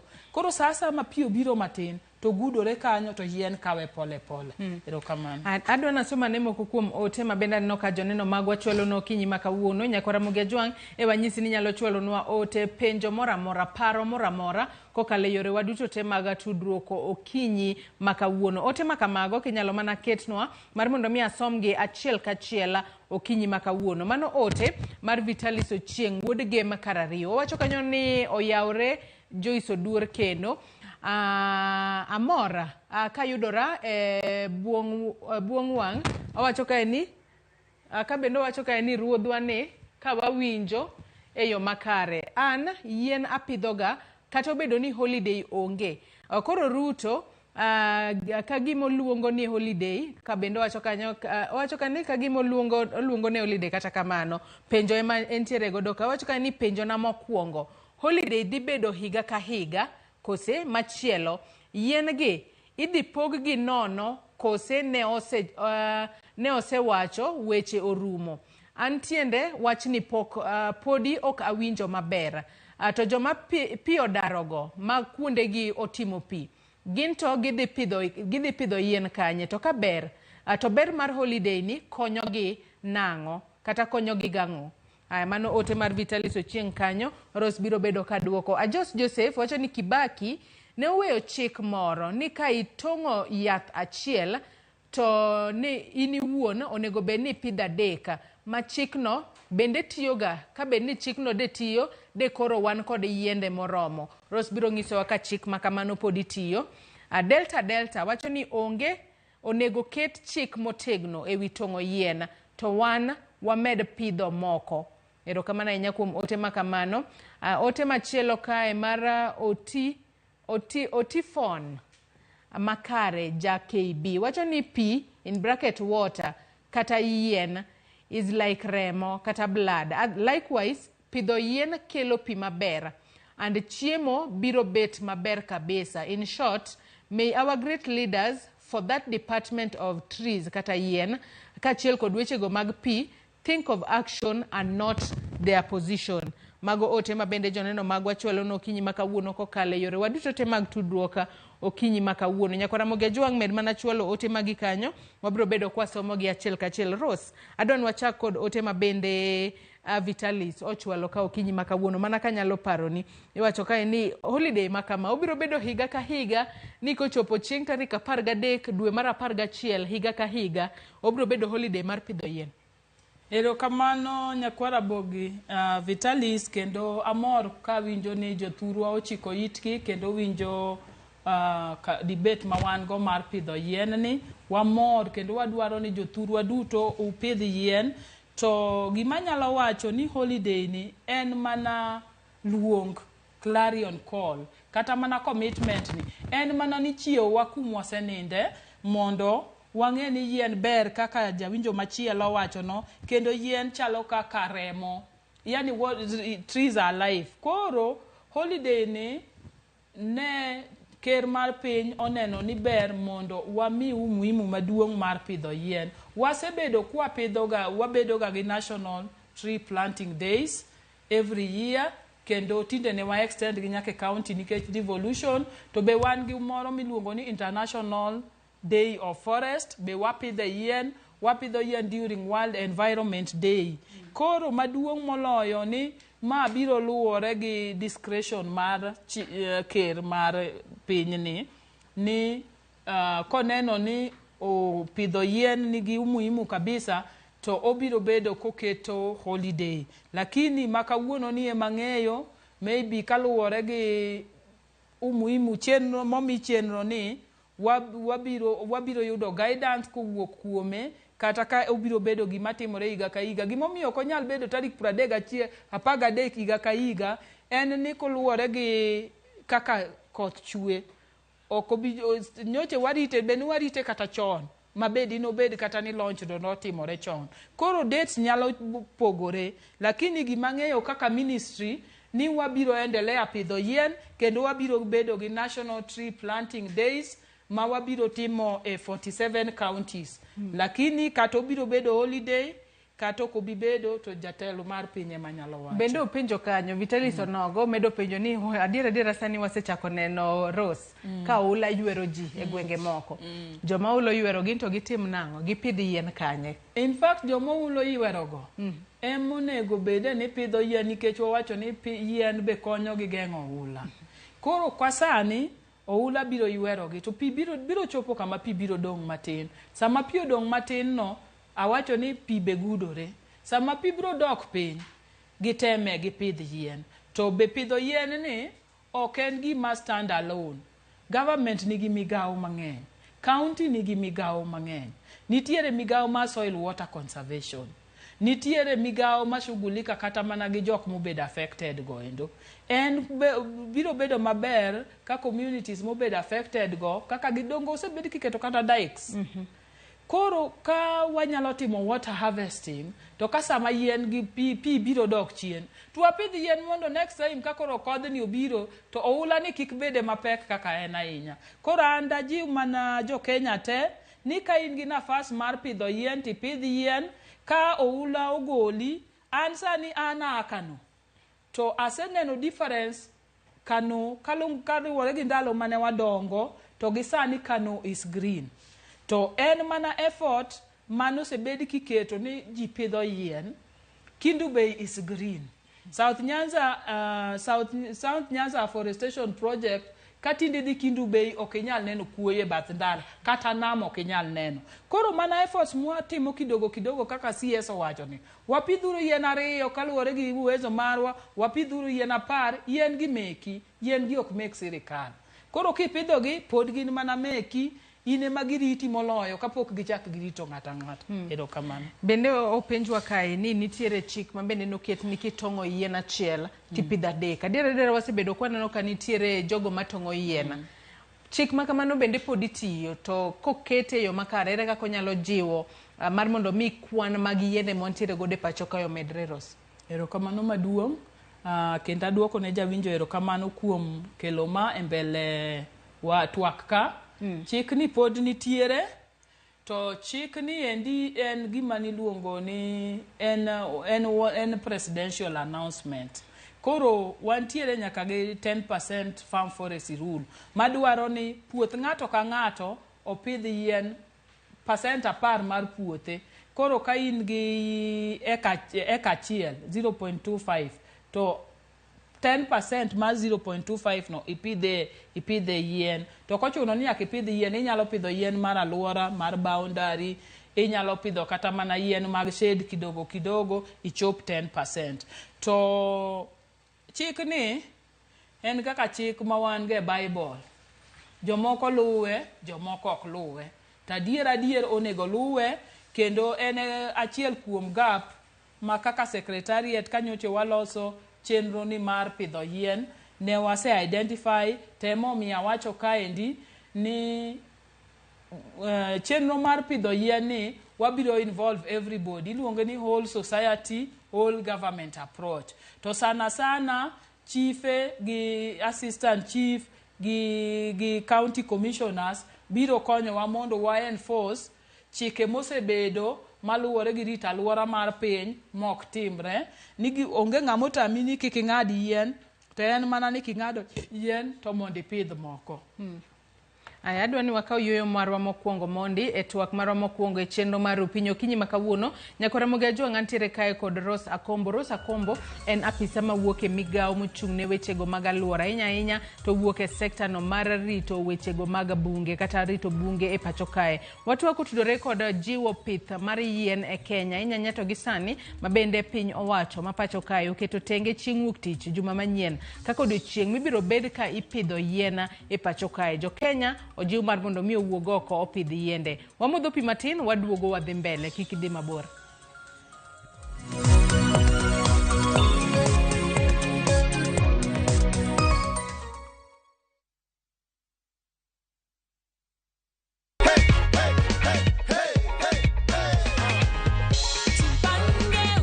This is 500,000 and you are our lucky winner of last week. So umeamini sasa? I am not done. I also have goodies for you. Ndio hizi hapo hivyo. Aki, God bless you. Nimefurahi sana. Asante sana. Mungu abariki nini kabisa kabisa. Star 487 star 3 hash is the magic code. Win 100k daily, 500k weekly and 3 million on the grand draw.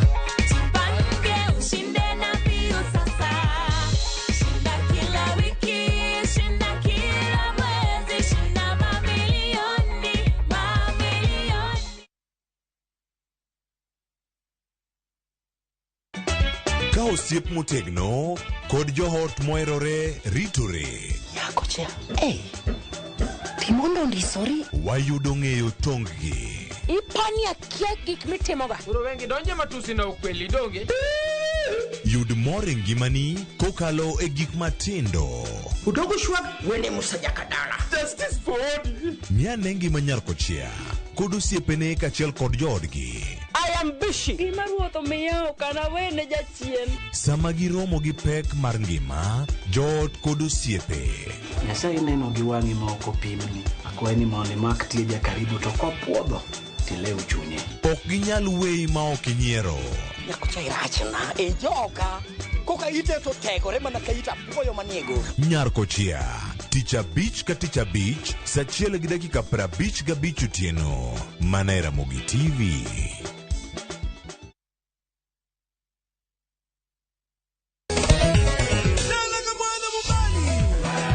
Ngoma Owake en od jothum.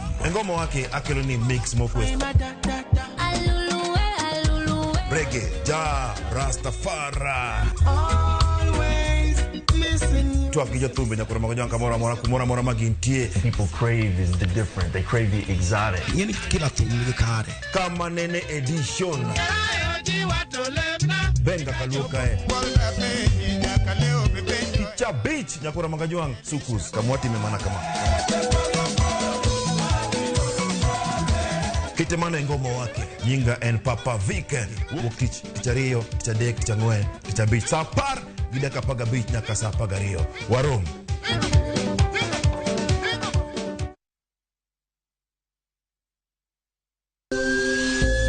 Ikrini wuoth makende mar puonjruok weche thieth kod rito ngima ji. Nitie gik moko mwanyalo timo mondo mi wageng' tuoni. Kochakore kar yeng'o nyaka kuonde thieth. Muony yath mora kapok daktari opuodho. Wabiro wuoyo gi ji e yo mabiro mulo chunyi kendo miyo pachi yawre. Awuoyo about cerebral palsy. Anyalo nyiso jonyuol mamoko ni gimbe kigiluor. Ng'eyo en teko. To kodok korka ngima mar del, bedo gi ng'eyo nyalo kelo lokruok maduong'. Wach chanjo ma jomadongo ng'eny ji ok dhi nikech ng'eny ji kia. Bende wariwo jowinjo wa e mbaka madhi nyime kokalo kuom nonro matimore e lela. Nitie program moro mabiro miluongo ni penj laktar. Ober ahinya nikech opuonjo gik mang'eny. Koda ka tudruok e yor mbui. Riwri kod Ruth Otieno e penj laktar. Wuok tich nyaka tich abich, saa 12 odhiambo, mana e Ramogi TV. Tera gamuna medalau hasei kurama hane dalau tutasei kurama era lungina nenie era lungina nenie tutezana na mama imezana rangi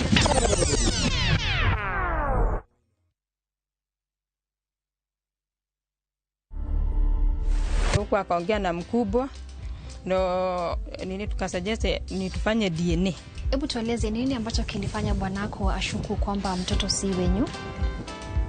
Alikuwa amekaa sana.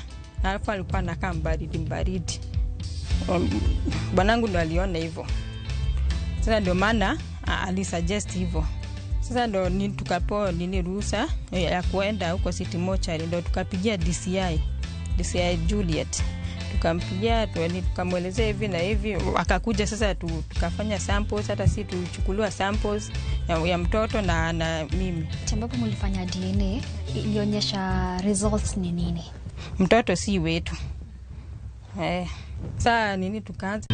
To watch this story and more, download the Citizen Digital app today. Kenya's #1 app, Citizen Digital.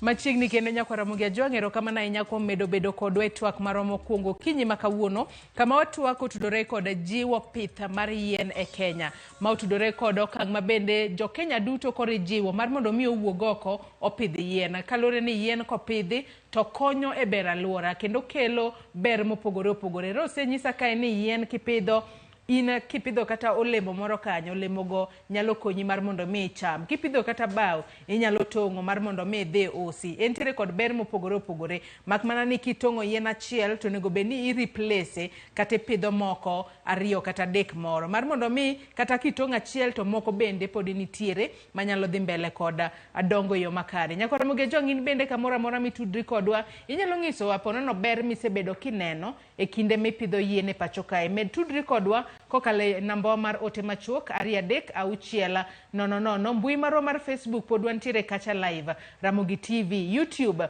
bende wantiere live Ramogi TV, X kacha bende wiki kwil godo ibiro yudo wa Ramogi TV. Pod antiere kae kod Rosa Kombo, apisa e migao mar aluora.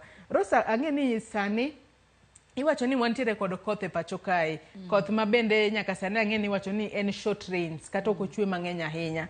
Ang'o momiyo ponono ber pidho yien mane kindegi ma wantiere kod koth matin to ok en koth mang'eny ahinya? Erokamano maduong' nyadendi Joyce, aneno ka in mtaalamu mar aluora mar mazingira. Ber mondo wapidh yien e short rains nikech kaka nasewacho, yien kaka cham mamoko ipidho ndalo ma pi nitiere mondo okony yien mondo odong maber. To mar ariyo, kwa pidho yien e short rains machopo Disemba, to wabedo mana gi oro matin mar Januar gi Februar, to kachopo dier March kanyo to long rains ochako biro kendo yien chako yudo pi.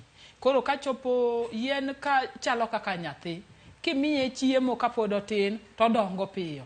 Koro obiro yombo, obiro bedo ma resilient, obiro bedo koro motegno, makata koro koyud pi to nyalo manyo kende roots ge koro sedongo. Koro kwa pidho yien e short rains ma waluongo ni Eastern regime, to kachopo long rains to yien ni kendo chako yudo pi, to koro growth mare dhi very fast. Nikech sani wawacho ni wa emphasize on tree growing, not tree planting. Nwa pidha yien to wawe kanyo. Pogruok nitiere kanye, tree growing gi tree planting?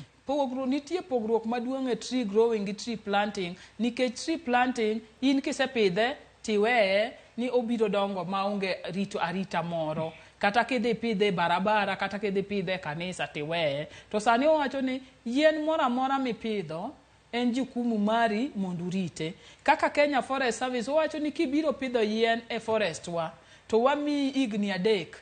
Wa agree kodi chuth ni igni 3 waluongo na adopt a forest framework. Irito yien ni idoye, make sure ni onge gimo okethe, ifense nyaka obed yien makoro nyalo take care of itself. Koro mano miyo yien dongo piyo. To wawacho ni ka watimo kamano kata mane mierwa, mana kaka dwaol ne maua pi, mana kaka dwaol ne kata mana gige wa mwapidho ti kata nyanya, e kaka wambe wanyalo miyo yien ti pi matin, mondo en be odog piyo, mondo faida mane wawachogi wayudi. Koro tree growing en very important, gima wa emphasize sani, ni kipidho yien, ka idwa pidho yien kama nitiere gi kama oyugno, beti ka in gi uwezo pur, nikech kipuro mipidhe yien to biro dongo mabeyo kendo piyo piyo moloyo kidhi bole bungu kuno. To koro wawacho ni yien be nigi utaalamu. Kidwa pidho yien large scale, kikitime atima gi rieko ni owuon. Nitiere jok expert mosomo pidho yien, science mar pidho yien. Ko tudri for Kenya Forest Service, tudri for Kefri, tudri gi jonema mondo wami advice. Ng'ato nyalo bedo ni penjore ni advice makamagi ichiwo gi nono kosepo nono nitiere pesa moro mibiro chulo? Advice mar office serikal ichiwo nono te. Makata technical officer no nyalo biro malim kata puothi ma uwinjru kode mo advice ni kata inyalo pidhe yien, ka inyalo pidhe ndege, kata inyalo pidhe agroforestry, kata inyalo pidhe olembe makama. Advice ni nono kuwuok Kenya Forest Service, advice ni nono kuwuok Kefri, but county government is also offering these services. To kata mana other departments mawango, kata mana administrators be wa build capacity gi mondo gibed gi basic knowledge, chiefe gi assistant chiefe mondo gibed gi basic knowledge. Kech ingeni kawane gwen kacha to chief en gimora mora iluongo ni coordinator. iduogo ni National Administration Coordinator. Ng'ata dhire ni chief adwa pidho yien atim nang'o. Koro watemo ni mondo wabuild capacity mar chief, wabuild capacity mar officers magwa, wabuild capacity mag NGOs mwatiyo godo, maka koro jopiny odhi irgi. To gimigi mawaidha makare. Dana mane village cha moro konya dhi nyaka ka county. To nikech jogi omi utalamu wamiyogi koro ginyalo yudo information makare. To maduong' moloyo ni kidwa pidho yien e large scale to ine afisa mar forest. Mondo advise kik ipidh yien madhi tuo, kik ipidh yien at the wrong time, kik ichidh yien ma odiyore ahinya nikech yien bedo ngwaywago beche. Ipidh yien ma eyo mabiro mi faida. To mogik moloyo ni wan gi mahitaji mar yien, wadwa chwako yien, wadwa gedo, to be wadwa conserve mazingira. Seche moko kipidho yien, inyalo pidho yien madongo haraka, to kasi imedo gi moko ma kienyeji siala gini, o manera. Koro kata ka wang' chieng' igolo madongo piyo ka, to manera pod odong' mi kivuli, manera pod odong' rito environment. Nyaka sani wanyalo wacho ni chenro mabende sirikal obiro godo kae mar pidho yiende. En chenro mabende wanyalo wacho ni okelo jo Kenya duto kanyakla mar mondo mi ji duto onywak lwedo pidh yien. To ponono ber mane kata pidho yien kata tiego community kata nyuola e pidho yien konyo nade chenro ni mar neno ni opidh yiende yo makare. Pidho yien en pila mar economic development. Wawacho ni environment is the pillar for economic development. Environment kuarito yien, kuarito forest, kaka nwasewacho, tuwabiro yudo wakaure wamol, pi nitiere, wanyalo timo electricity generation e auche wa madongo dongo. Ka wapidho yien, wabiro yudo ka wanyalo timo irrigation. Nyanza kucho watimo irrigation, Ahero irrigation, watimo irrigation, Luch Kimira kucho, to mondo watim irrigation wadwaro pi. Koro kwa pidho yien to wabiro yudo ni wabedo gi pi moromowa, to pi moromowa gi endi biro miyo watimo agricultural sector marwa biro dongore mbele.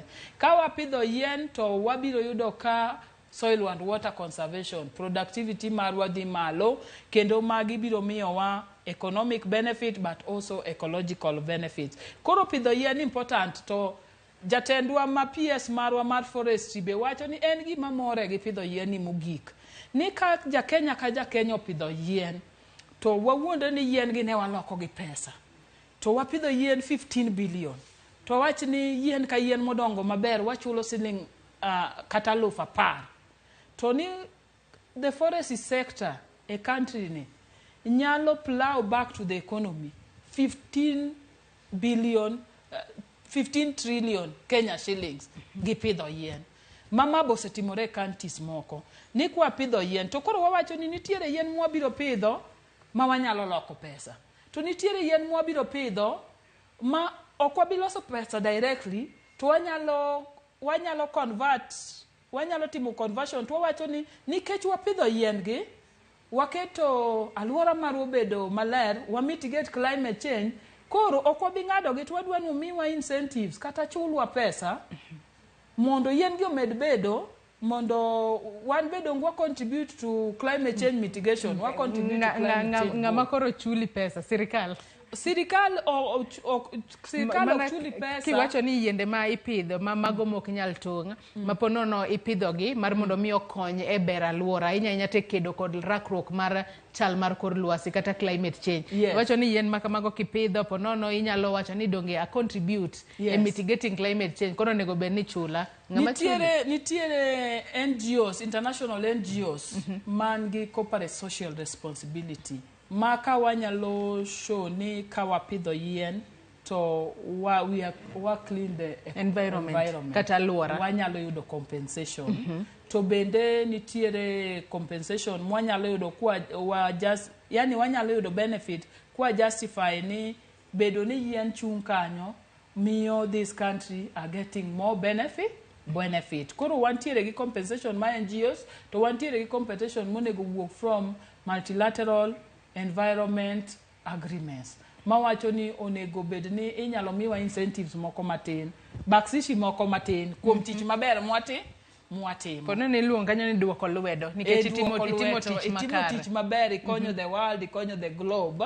You can show the benefits mage. To maduong' moloyo manta nyiso jo Kenya te ni ma waneno kendo mwayiego kendo ma wan gi evidence ni kwa pidho yien to wanyalo ng'ado moko ariyo mwatergo nyithindo skul, wanyalo uso lembe, waneno ka iluongo ni pixies.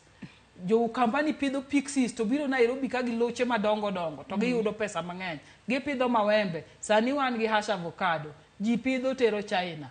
Pesa mwanyalo yudo kat e olembego to kwa chakwa medo gi yien mwapidho gin pesa manyalo bedo maber kendo manyalo miyo itongo yien kanye monego imed jiwo jopiny ni kotongo kata chiel to pidho moko mar mondo mi yiende kik bed manok. Mana dier, in fact an koro naneno ni macha president chano wacho igni mosekalo to kaluwore gi medruok mar ji e piny kaluwore medore gi mahitaji marwa, ka medore gi challenges ma wan go uchumi. Ka wayudo nafas ni katitongo yien achiel to pod in gi nafas mar pidha. An always emphasize ni watim gima iluongo ni sustainability. Kasto koro kojiwa gi sirikal ni watema ne wapidhi. Koro in sasa miyudo ni en koth chwe inyalo pidho yien. Pidha yien. Ibiro po mana ka dalani olokore bungu. Sama dalani oselokore bungu, kidwa dhi tongo yien, ok ibi kata mana wacho ni to koro atim nang'o. Ibiro yudo ka you have more than enough. So sustainability, sasa ming'ado yien, pidh mo. Sasa ming'ado yien, pidh mo. Ka in gi nafas. Aneno ka Beatrice Mola penja e Facebook ni en kit yien mane ma winjore bed ni wapidho. Aduoko erokamano ne penjo no, en penjo maber kabisa. Kit yien ma wapidho luwore gi kama iwuoke. Kiwuok e dho nam, nitie kit yien monego ipidh e dho nam. Kiwuok e wi got, nitie kit yien monego ipidh. Kasto mar ariyo, kidwa pidhe e puothe kaka asewacho mag agroforestry, to nikech puothe watindo, wacho ni wapidh yien manyalo miyo wa olemo, wapidh yien manyalo miyo soil, fertility ma soil, okocham lo, okocham nutrients mag lo, omedo nutrients e lo. Ponono Beatrice dwaro ponono nyinge mag yiende.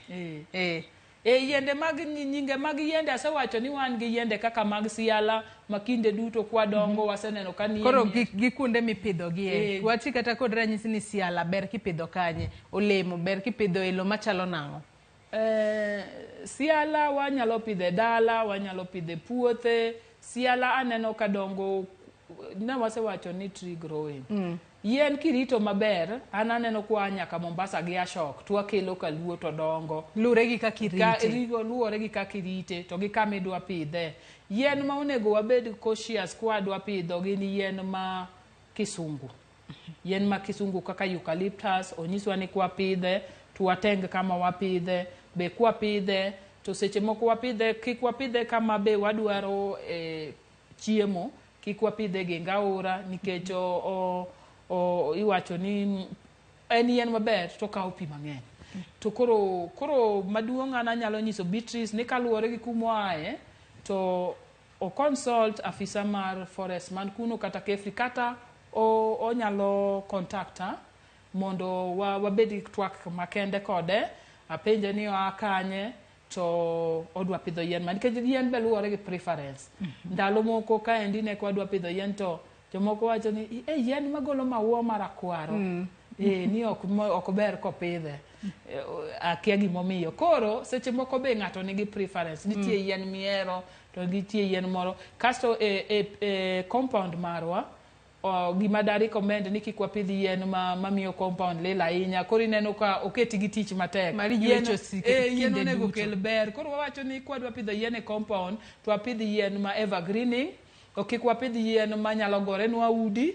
Koro watalamu wan gi advice mang'eny. Kidwa pidho yien, koro kaka sani ma wan be wa restore ecosystem. Wawacho ni kwa pidho yien, to wapidh yien ma kienyeji, to wapidh yien ma evergreen. To yien be en kaka nyathi. Kiweye mokirite to gara. To nitie be kaka kirite to bedo maber.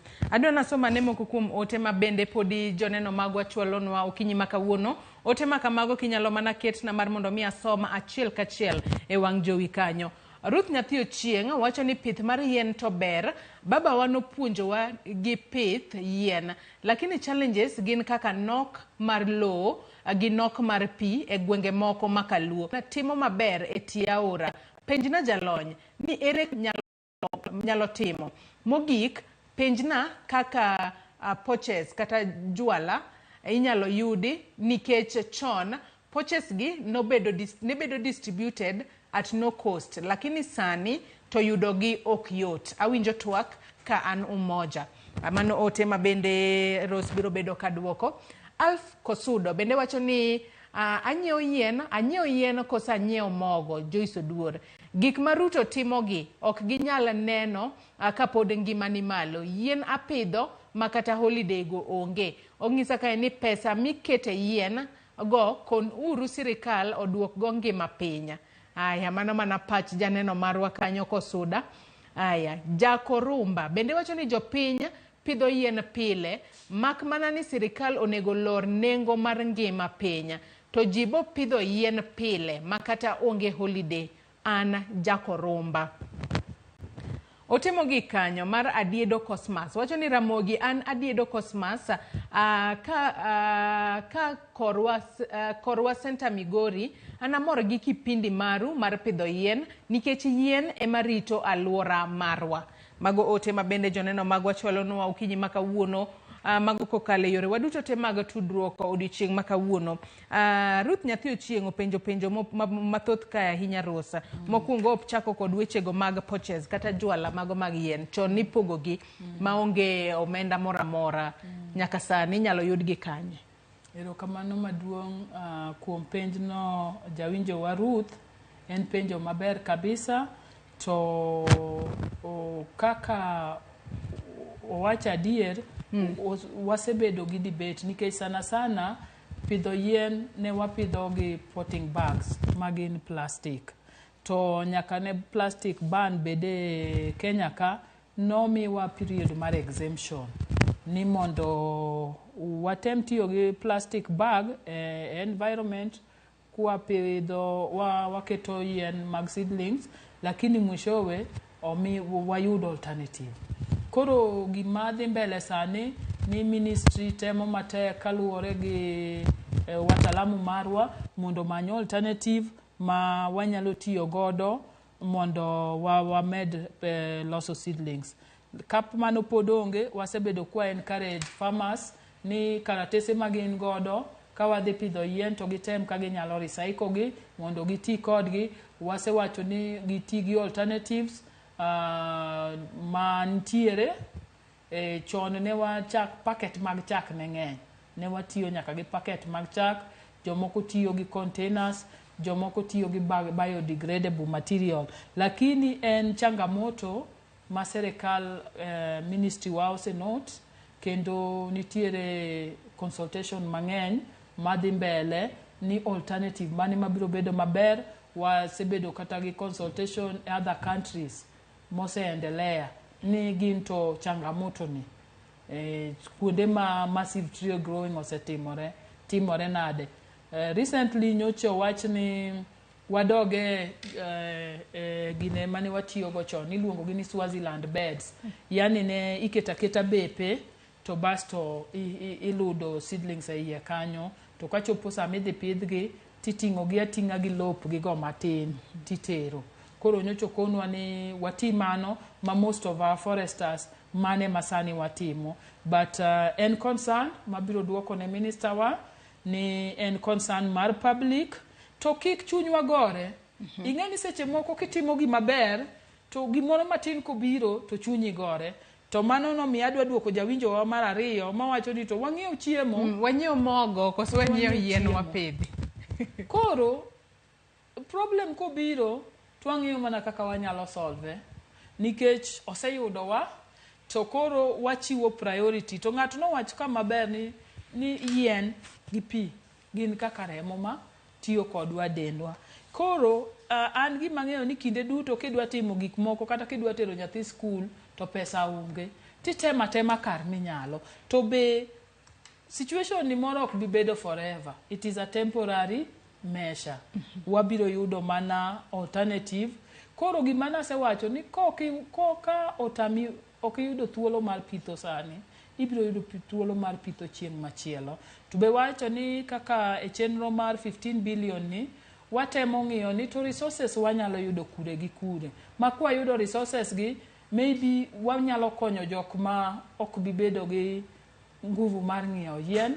Awacho ni ka nitiere activity inyalo yudo kaka tamana nyithi sikul. Seche moko kwa dwa pidho yien to nitiere yien modong extra, wamiyo nyithindo no dhi opidhe mier. Nitiere kata mana alternative mane watiyo godo chon ni be inyalo dhi yudo yien moro kotika moro maber. Tiwacho ni siala ni donga paro ni ka ajowe ajowa gi lo maber tating'e tadhi apidhe dala na bo nyalo muka sani pi chue koth chue dongo nyalo muko. Koro wang'iya opportunities ma wan go, wa learn from our neighbors ni uchumi to tek ne ji te, tang'o momiyo jiranda ni en to nyalo pidho yien ta an to kanyal pidho. Koro wang'iyo alternatives mantiere ka jonyuolwa man dala wapenja nyithindwa ma Nairobi gi ka giornwa siling 200 wambe wang'iyo go yien wapidhi maraisi. Koro wacho ni ji opidhi yien dalani. Erokamano. Bende Ruth openjo ka ni nitiere jogo maponono nitiere kod shida mar pi. Jogo mantiere kod shida mar pi to dwa pidho yien gitim nang'o ahinya to gisani ma bende nitiere lokruok mar chal mar kor lwasi kata climate change. Mana adier kabisa nyadendi Joyce ni wach pi en gima priority kidwa establish nursery. Kendo utafiti osenyiso ni kidwa establish nursery nyaka ibed gi permanent water source. To gima Ruth wacho no en gima ber nikech kata wan jo sirikal kuonde moko kaka Marsabit ng'eni pod wantiere gi nursery, wantiere gi nursery Isiolo, wantiere gi nursery Samburu. Seche moko inyalo yudo ni kata wan shida mar pi chandowa. To koro gimwatemo ni maendeleo emomiyo wan gi devolution. Ni ka devolution nyalo kelonwa pi machiegni. To koro sama wa establish nursery no, either ibed gi permanent water source kata ka in gi tap water, ibed machiegni kata kinyalo kunyo kisima. Tikuny kisima to mogik moloyo to ni wabed gi water harvesting systems. Sani koro pi olore mana oko.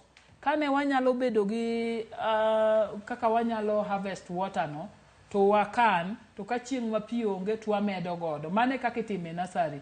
Kinde dwe mar 3 ma koth chue ni kata yien ok dwar pi mang'eny e nursery. Lakini bang'e ka oro donjo to pi dwarore. Koro wanyalo timo water harvesting, inyalo kunyo dam ni moro matin, inyalo kunyo well ni moro matin. Lakini adier ma important ni ka idwa bedo gi nursery to nyaka ibede pi. Emomiyo nyaka tergi e tie aore, emomiyo ineno ka ging'eny e urban centers kama pi yudore mayot. Kendo sani wawacho ni wadwa establish nurseries e schools nikech schools thoro bedo ga gi pi. To kata mana chief camps moko nitiere ma pi nitiere. Koro gima duong' ni nyaka imany kuma pi nitiere. To okelo point maber kabisa. Gima ni wacho ni mondo ipidh yien, obed e nursery, obed yien ma koro idwa nodongi, pi en gima important factor mondo ipidh yien. Aneno ote moro kae mar Brakuku George mar Thimlich Oinga Migori County. Ong'isa ka ni ndalo moko jatelo moro ne owadgi odhi kwaye ndege manobaw mar gedo. To kar mondo ne omiye bao mosebedo madongo to ne imiye seedlings mondo odhi opidhi. Gisechego owadgi no iye no wang' ahinya nikech jatelo ne okokonye. Lakini sani to dala ne en bungu lilo maji mang'eny gomba. Wacho ka otigo ka kwacho ka ni #yien ewadu. Koro ber ka ji pidho yien.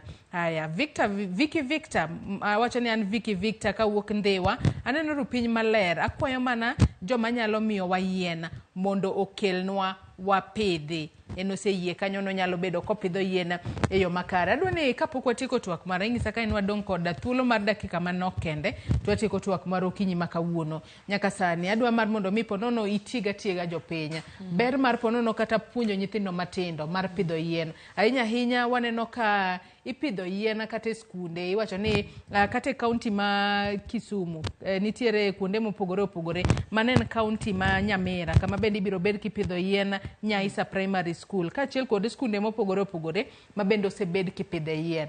Ber mane ma ibiro yude kwa puonja ahinya nyithindo e pith mar yien kata nyithi skul kata nyithinde ma koka dongo.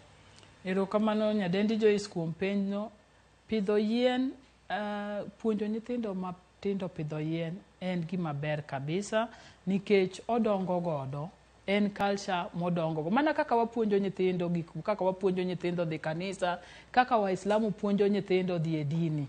To waneno ni ka gipuonjo nyithindo to gidongo godo. Biblia wacho ni train a child how to grow, to ko be part ndalo duto. Koro kwa puonjo nyithindo ka pod gitindo to wanacha culture no eigi. Wan wa joma dongo sani otenga ok wawinj wach. Lakini nyathi en gima kipuonje godo to dongo go. An naneno primary school kana somo to noketwa ni wapidho yien kendo warito yien. Yien go dongo to nyaka kanyo ema nomiyo abedo ga attachment mar pidho yien, ema nomiyo adhi mondo asom kata course mar pidho yien mondo akony aluora mar gweng'. Koro kwa nacha nyithindo gi culture mar pidho yien, mana kaka wapuonjo gi gik moko machielo, biro miyo gidongo ka gin responsible citizen, gibiro dongo ka ging'eyo ni yien en gima important, yien e owadu kaka owachino. So ana wakwayo ni wapuonj kata nyithindwa, kata sani endi ripode mwayudogi, nyithindwa gi endi waketgi mondo gilan ni ka ok warito aluora marwa to wabiro bedo gi challenges mang'eny, to kwa rito aluora marwa to wabiro bedo gi ngima maber ndalo mabiro. Adwa mar mondo mi pono ni wacha ne economic benefits mag pith mar yien, mar mondo mi kwatieko twak marano kwa don kanyo kod dakika madero mang'wen kende ka watieko kapok wang'iso kata joneno magwa dhima kata thor wach mar pith mar yien mano mar chieng' wuok tich kata mano ma higani. Erokamano maduong'. Wasewuoye wach ber mar pidho yien. Wan gi economic benefit ni kwa pidho yien wanyalo uso, wanyalo yudo pesa. Kwa pidho yien mag agroforestry, fertility marwa mar lo dhi malo, wabiro yudo productivity marwa mar agriculture, the crops mwadhi yudo wabiro yudo ka productivity mar ni malo, quality margi ni malo. Wawuoye wach mar soil and water conservation. Ni ka waloso terraces, mwapidho yien e terraces go, wan gi benefit ariyo. Yien go wanyalo uso, wanyalo chwako, mwakoro kwano kwa dhwa ng'iew yien, to kendo yien go endo mako lo, koro lo mane de piotero mondo koro waket fertilizer e locha, koro dhi bedo maonge.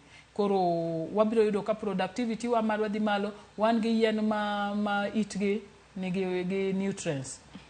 Kendo kwa pidho yien watimo gi miluongo ni natural pest management. Kwa pidho yien mopogore opogore to wayudo ka nitiere pest moko ma ok wabi bedo godo nikech wabiro attract biodiversity mana wacho cha. Koro wabiro yudo kata ka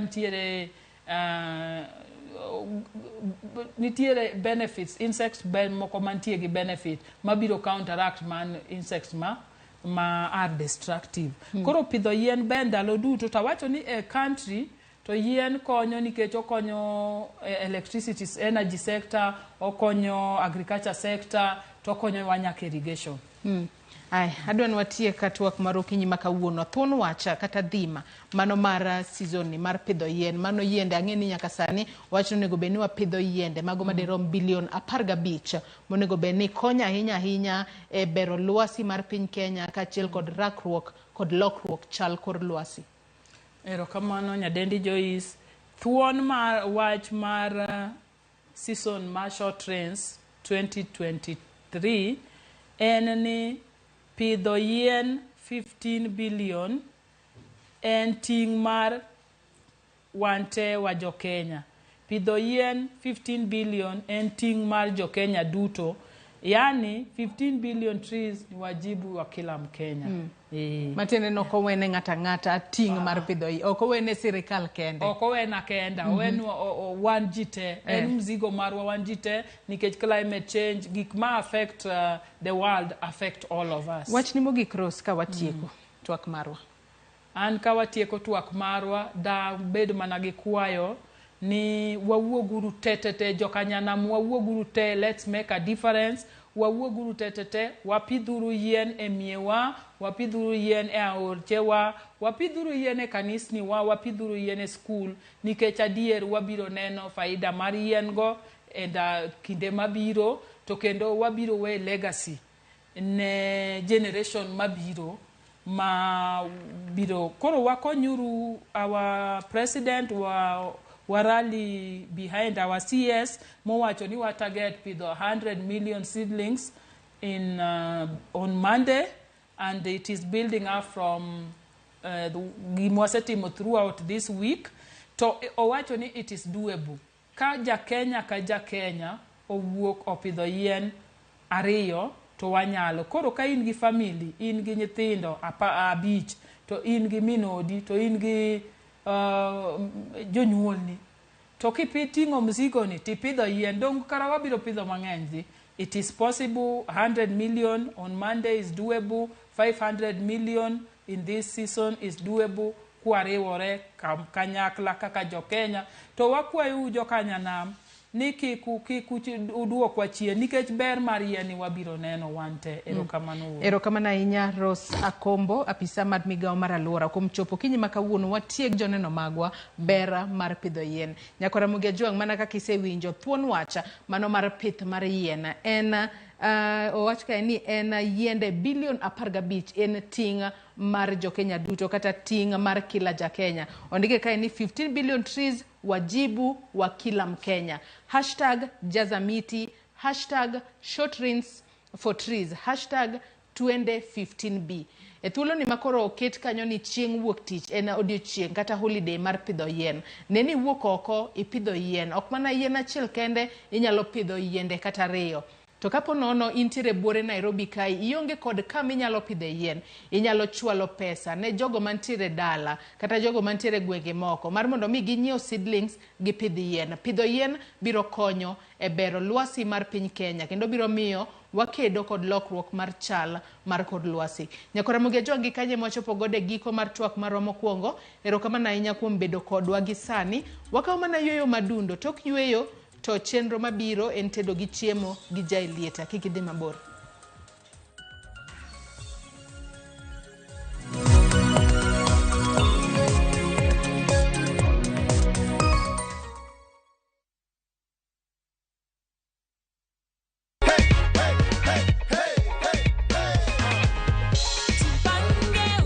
Habari Gladys. Niko salama. Naitwa Mokaya Junior na kupigia simu kutoka Viusasa. Na kupigia kukujulisha kwamba wewe ndio mshindi wetu wa 100,000 shillings courtesy of Jipange na Viusasa. Wow! Umekuwa ukijipanga na Viusasa? Thank you very much. Yeah. We are rewarding you with 100,000 shillings. Unahisi aje Gladys? Nimesema mtu asante kwa Mungu. Jipange ushinde na Viusasa. Shinda kila wiki, shinda kila mwezi, shinda mamilioni, mamilioni.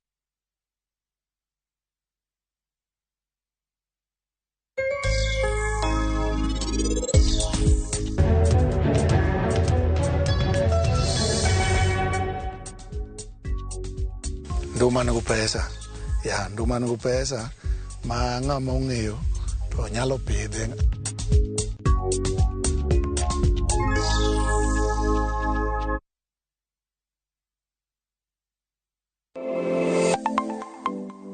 Nyakora Ramogi Ajwang' gi nengo mar ngima mamedo hidho. Ben ng'eni pok mari nyalo kelo ni yuto mari. Talent ni no nyaka isweti. Ok ni en talent ni koro irie tiendi ni talent koro biro no. Ng'ato ka ng'ato nitere gi pok mare mana Nyasaye omiye. Iyudo kata mana nyuola kwirni kik idhi nyis ji, to kok inyiso ji ng'ama biro ng'eyo onge. Chieng' tich ang'wen chakre saa 2:30 nyaka saa 3 mar okinyi mar mondo mi wamiyi jip makare kalure kod pok ma bende intiere godo. Omiyo tudri kod an Sharon Ong'ao. Chieng' tich ang'wen chakre saa 2:30 nyaka saa 3 mar okinyi e TV mar Ramogi. Kwakelo ni chenro mano mar pok opogore.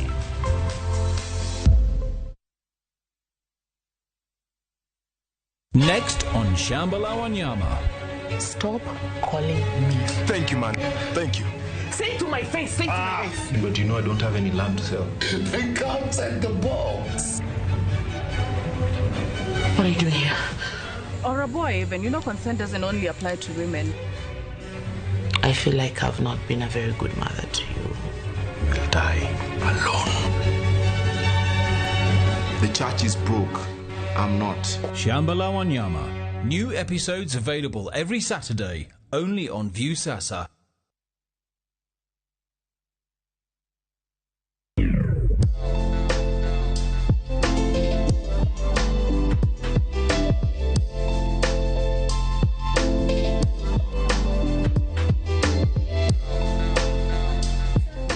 Oyaore janeno mara machiegni e chenro machielo mar tedo gi chiemo mano kaka iyude e Ramogi TV tich adek juma ka juma. E okinyi ma kawuono wadwaro loso chiemo moro ma bende chon gi lala ne jomoko bende oken chon ahinya. Chiemo ma bende ne giloso mano kaluwore koda chiemo ma gichamo gotieno kata godhiambo kendo koro girite mondo koro gimadh godo chai e okinyi. Mano kanyo kuona monindo. Nitiere jomoko ma biro ng'iye to wacho ni ai gie piny masani idwa ni koro mondo otang'nwa kaka ilose mano mopogore gi kaka in owuon nilose e kinde machien ma bende dwaro konyowa e chenro ma kawuono en jatedo marwa oboulore machiegni. Ginyinga iluonga ni Chef Adundo Jaber Nyargi Yawuoyi mawuok Eve's Kitchen. Odiochieng' ma kawuono e tedo gi chiemo wadwa tedo gimiluongo ni ugama. En kuon gi tong'. To wadwa tedo e kidieny moro ma inyalo chame gi chai, inyalo chame kata gi olemo, pi olemo. Koro gi odiochieng' ma kawuono wadwa chame gi chai. En breakfast ma en aina full breakfast. Moloyo mondo iwit kuon monindo, wadwa lose e lony manyasani mondo nyithiwa kik ne ni mano kuon. Mondo gicham gima opogore gi kuon. Kata obedo ni ka gichame to gidhi winjo ni en kuon, lakini oket gik moko e iye mamiye obedo gi ndhadhu mamit miwuoro. Obedo mamili e dhok. Kabisa. We wadoga ni chien. Ang'eyo kaka ne wachan, kaka ne wamadhoga kode chai. Lakini kuongi pimna ne to unu time nade. Wan kana pon kata kana dongo, ne yudo ka kuon nonindo, ta inya be nok ng'ade. Ne en kuon ming'wenya gi lwedo. Koro kochopo kinyi yudo ka kuma ne ji ong'wenyo odong', chuno nyaka igol. To igolo kuma tek cha, tidong' gi kama yom. Koro ing'ade into slices. Koro kiseng'ade kamano to koro nyachachi no obedo rungi, obed chachak, tikawe, idhi kode kamano. Waning'e gima nwatimo. Kise kuoni monindo cha, mana kaka iwachi golo pote matek cha, kunde ma ji ong'wenyo ka bing'ado.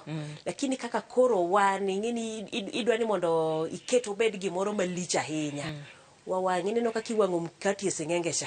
Bas, ikete kanyi chaki bule monde, mobed maliet, molok nyaka rangi. Kaito koro imadhe godo chai. Kendo mano to kendo ni pok aparo. In miwacho ni imanyo yore te. Imanyo yore te, lakini mano ne pok aparo. Lakini mano be en paro manyien kendo maber ahinya. Nitie jomoko ma ang'eyo ni giwacho to kuon imadho godo chai nade. Inyalo lose gi yore mopogore opogore. Adundo kawuono kako biro mana kako wacho. Odwaro ni mondo ebendo tang'nwa yo manyasani. Yono mabende nyithiwa mobet kacha cha nyalo wacho ni ai abende miya mondo acham kata ko chame to en gino mabende more. Iwacho ni ugama. Mano be nyien abende pok na winjo. En aina gima nyien to ka in e industry mar tedo nyaka ibed very creative. Nyaka ing'i chiemo ni, nyaka imiye ngima kendo. En gima nindo lakini nyaka imiye ngima mondo kiny onenre ka gima koko tede sano. Koro ugama en aina kuon gi tong'. Koro tong' ni ema miyo obedo gimoro ma special ahinya. To ken ing'eni kuon gi tong' ji ong'iyo ni iseloso kuon kaka iloso ni kata ichielo tong' bathe tichamo kuon gi tong'. To mae wariwe obiro mopogore. Miwa process no. Process mokwongo en ang' ni konya gi kuon no. Ang' ni rwak ginene lweti.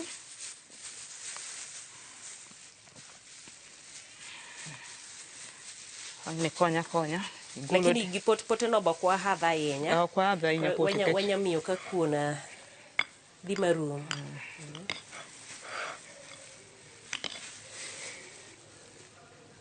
Koro mana mamalo ni magolo. Mana mamalo ni migolo. Sama golo mano to abro dwaro ni mondo. Koro kae nikech aneno gik mang'eny. Ma kuon ma benda loso ni. Ma en ang'o? Ma en mogo. Ma en mogo mar ngano. Kaito gi tong'. Wan gi chumbi kae be.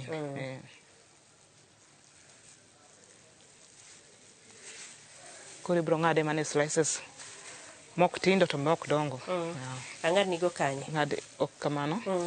Ng'ade ma Koso mago donga ahinya. Mano sawa. Mano sawa. Awe kama koso. Awe kamano.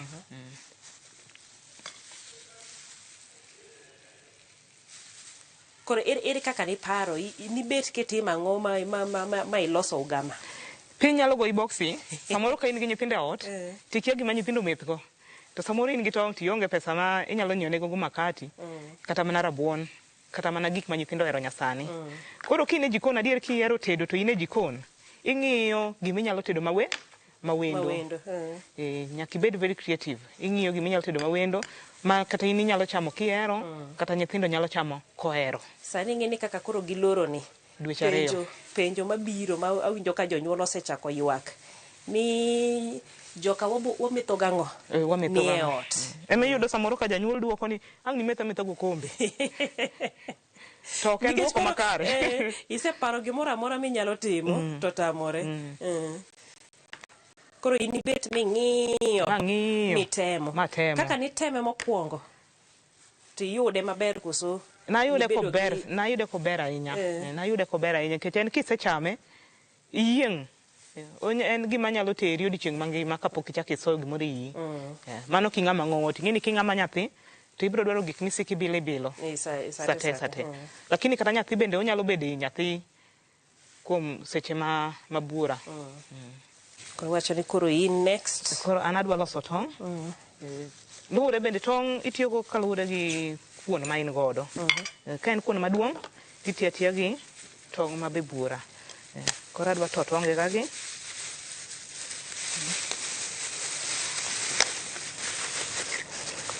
Mano kaka igine tong' kama kawaida. Kaka itime pile. Koro kaluwore gi size mar kuon, nikech kuon ni ok oduong' ahinya, aneno kitiyo gi tong' 4. Atiyo gi tong', nikech adwaro ni toke omakre maber makata kimiyo nyathi. Nyithindo moko josungre, koseneno kuon to onyalo tamre madho go chai. To koneno tong' to wacho ni tong' ni. Kendo koro wacho wang'o iye. Wang'o iye. Koro tong' ni wadwa chwade. Wadwa chwade. Koro i tong' ni inyalo keto spices moro amora to gi sani tadhi tiyo mana gi chumbi kende. Adhi tiyo mana gi chumbi kende. But ng'ato nya medo gik modwaro. Ng'ato nyalo medo gimoro amora modwaro, kata ka odwa keto dania onyalo keto. Koro mokwongo ang' waket chumbi. Chumbi be ok iket mang'eny ahinya. Keta moromo lep. Make matin.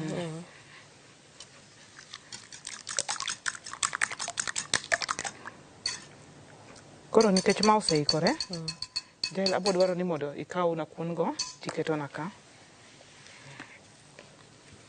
Gite koso mana matin. Keta matin.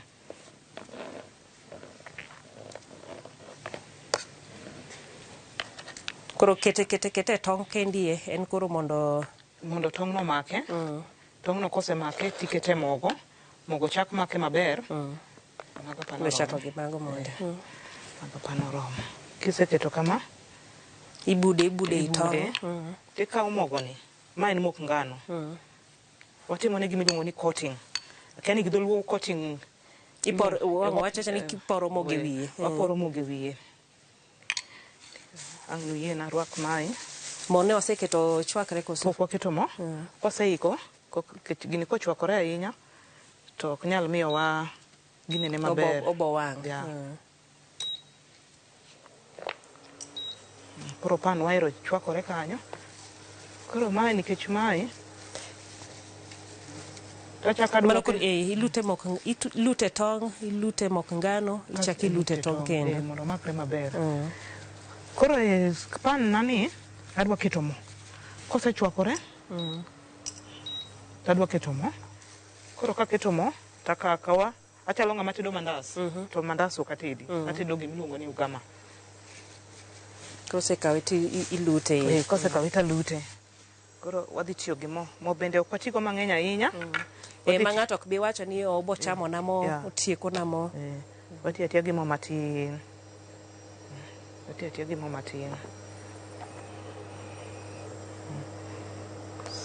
Baka kiwache ni koro ok obed maliet ahinya. Obedo maliet? To ok madhi wang'e. Ok madhi wang'e. Wadwaro rangi maber. Adwa keto achiel maketo ni. Mipimo go. Apimo godo.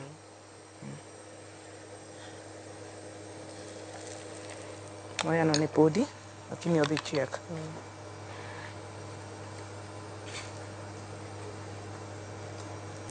Ma ing'eni kaka ng'iye, ma ing'iyo kata samoro nitie gi chiembi mamoko ma onindo, gik moko kaka nduma, gik moko kaka mariewa gini. Bende inyalo lose kama. Inyalo lose kama. Iyudo ka nyithindo moko ok ohero marieba, gidwaro ni gicham mkate, bacon, gik mamoko go. Koro kiloso ne kama, oyudo ka kendo en gimoro mamit manigi ndhadhu moro mopogore gi kaka noparo. Madhi moro dhoge. Koro chiemo moro amora monindo, gima itemo wacho ni chiemo moro amora monindo inyalo lose, inyalo miye ngima manyien. Imiye ngima manyien. Imiye ngima manyien nikech piny tek ma kiketo ni dwa wito chiemo, chieng' moro chiemo nyalo witi. Koro bende seche ma imiye ngima manyien no, ipuonjo nyithindo ma ka chieng' moro gibedo jomadongo, giwacho ni mama wan ok wit chiemo. Koro en bende yudo ka ok onyal wito ang'owa, ok onyal wito chiemo. Ebo manyo yore ne mamoko. Omanyo yore ne mamoko. Kaka sani weche tinde ng'eny e mbui, ji somo mopogore opogore. Majna neno ka ng'eny.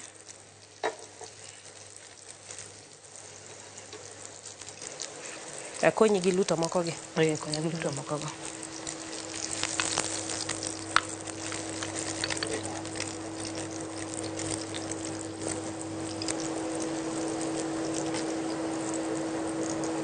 Wacho ni mo kaito chak iduoke ei tong'. Ei tong'.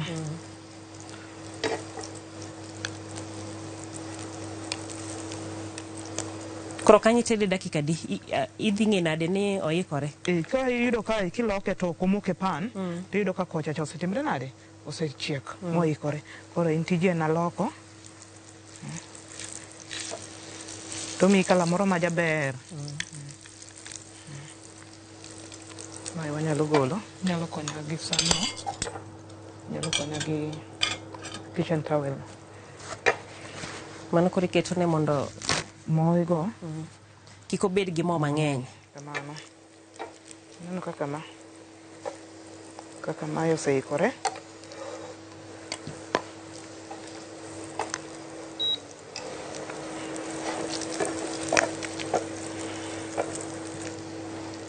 Koro gimitimo en ni mondo obed marabuor. Marabuor. Kata kochako lokore. Obedo marabuor. Ting'eni nyithindo thoth nyithindo ohero tong'. Ohero tong'. Koro ka gichame kamano kendo inyalo yudo ka ginyalo hero ma chuno ni kitedo kuon maduong' mondo dong'. Mondo kiny ilosnegi ugama. Nitiere adek kanyo ma inyalo loso. Kaito gine bok oter mang'eny mo. Mo ok oter mang'eny. Mo ok oter mang'eny.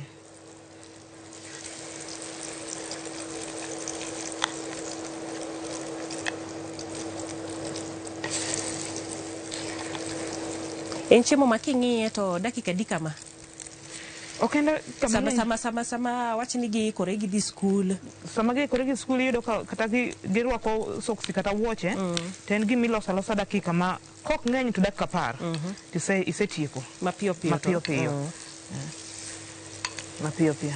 En giminyalo kata ka piny otami gi skunde ma Nairobi kae, iyudo ka nyithindo nyaka ting' gimiluongo ni snack. Inyalo loso maber tiketo ne nyathi kochopo e skul. To iyudo ka kendo chamo kohero gi nyithindo. Magi penje ni to mang'o. Gibe gidhi ginyis jonyuol gi mondo losnegi. Nyathi ma kamano biro gi gimoro mamit.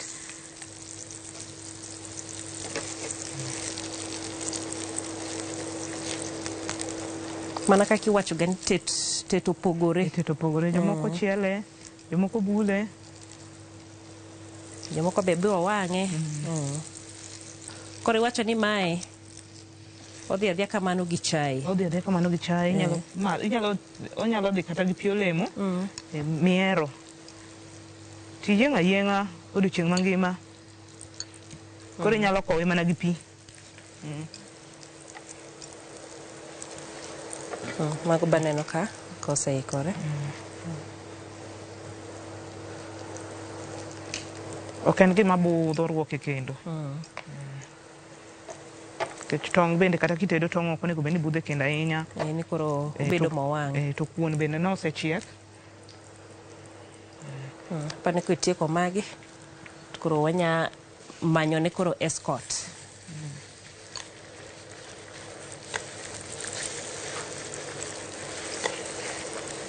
Be uneno ka en chiemo ma ok tek loso.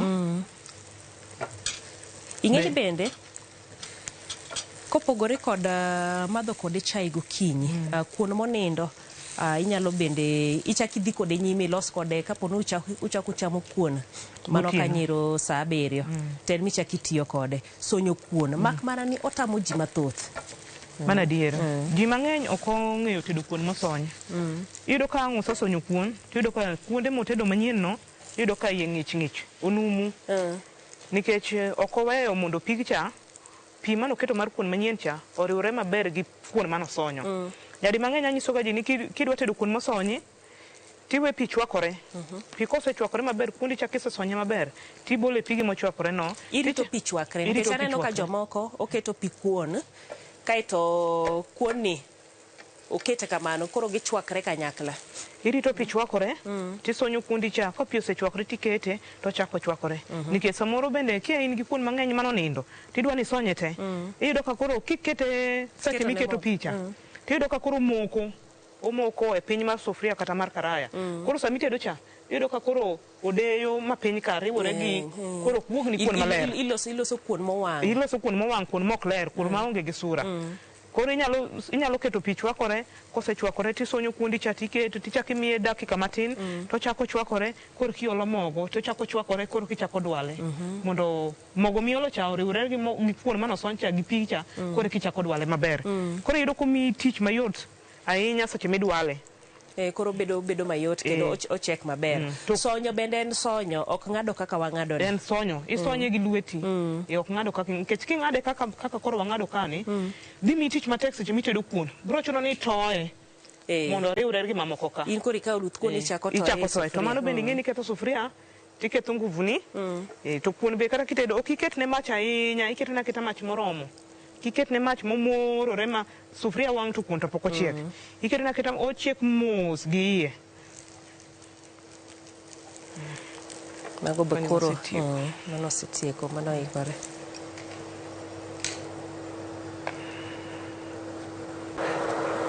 Adundo koro isechielo ugama. Mano ugali mayai. Ugali mayai. Kuon gi tong'. Kuon gi tong'. Kuon Ichamo gi tong' bathe. Galete bathe. Kuon moriw gi tong'. Ma bende waselose kendo wasechiele. King'iye kanyo ero, an ing'eni kang'iye gi mabor to ochalo Mario moro chalo gimoro mochielo mamit.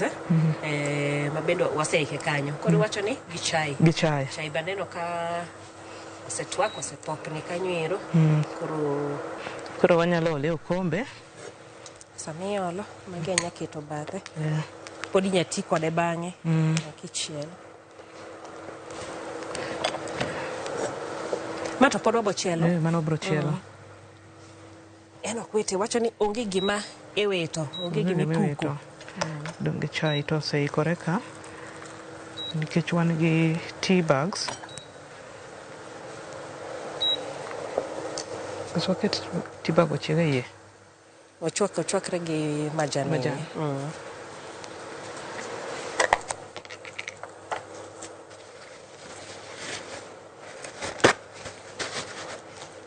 Koro wacho ni inya madhi gi chai. Inya loso ne pi olemo. Pi olemo moro bende. Kata mana pi ka piny otamo wang'i kionge mago. Gima ber ing'eni gi sani kata jok ma tiyo gokinyi. Kuon ni bende gokinyi inya yuda bende kata alodi moro monindo. Bende ichaki chame go. Ichaki chame go kendo iyudo kiyieng' ma kata kiwuok idhi e kibarua. Iyudo ka kendo itegno. Itiyo gi teko mang'ongo. Ukithagori gi manyo chiemb saa 7. Chiemb saa 7. Mano koro itieko mokinyi tichame gi godhiambo. Ma be oseikore.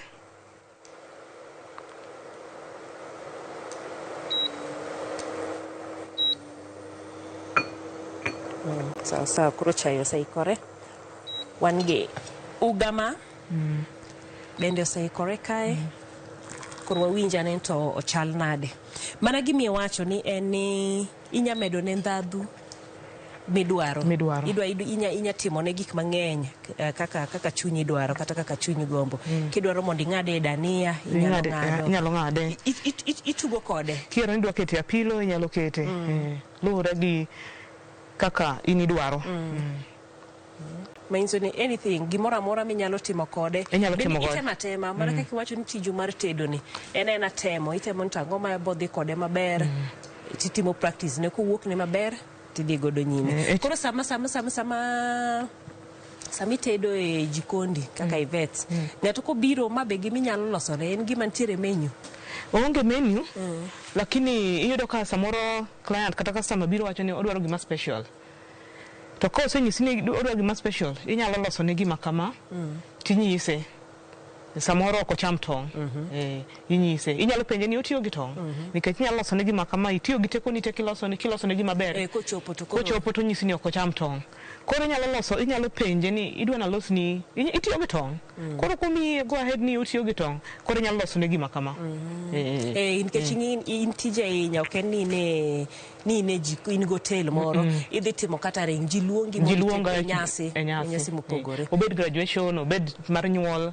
Obed kata mar mama mantiere gi madwa kelo wendo mago duto te baby showers gin te koro loso ne gi menu koro next time maybe next watemo kod gima kosetemo kamoro asetemo kamoro mana ne nyithindo magi kawe nade ne giere kabisa aya donge wanyalo bile jael nyalo kelo kiji palano. Idwa chaki ng'ade? Chalo maduong'. Dungini ka in koro e nini? Iwacho ga ni jatedo bilo mokwongo. Koro kasebilo. Karana kasaraga. Koro kasebilo, inyalo bilo. Samoro nyalo tedo gimoro, inyalo bedo ka en watedo to samoro aketo gimoro ma samoro kwerni. Aninge ni thothne joma tedo godo ama kuonga bilo. Amiyo gi pacha. Kuonge bilane. We kao mae.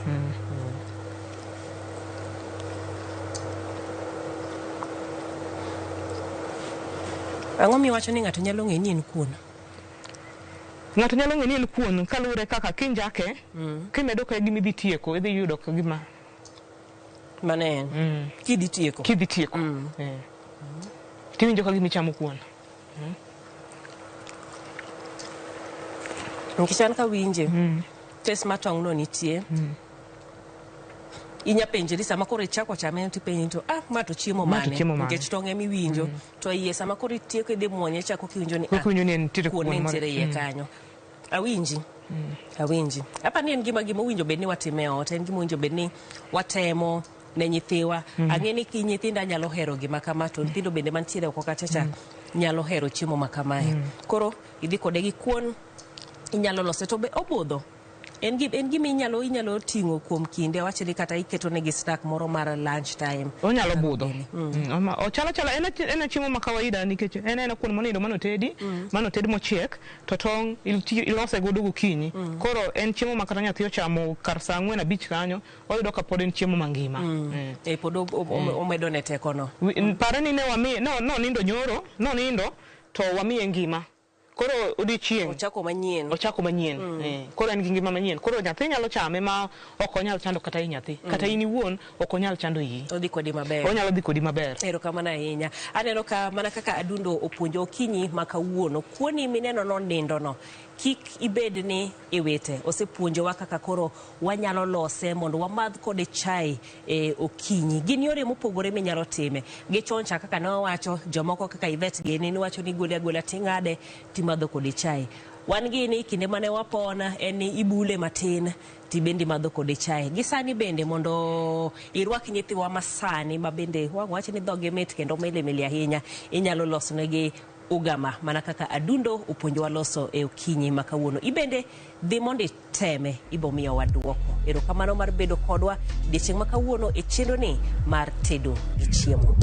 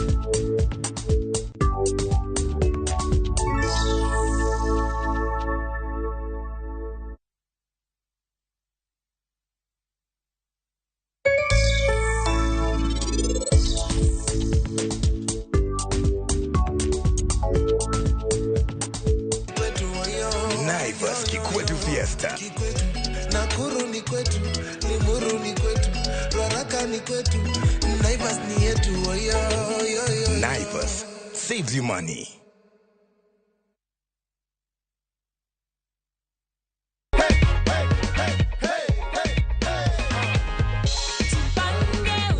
Unaona ni how much iko hapo juu? 1,100. 1,100. Furaha kuu. View sasa ni ukweli.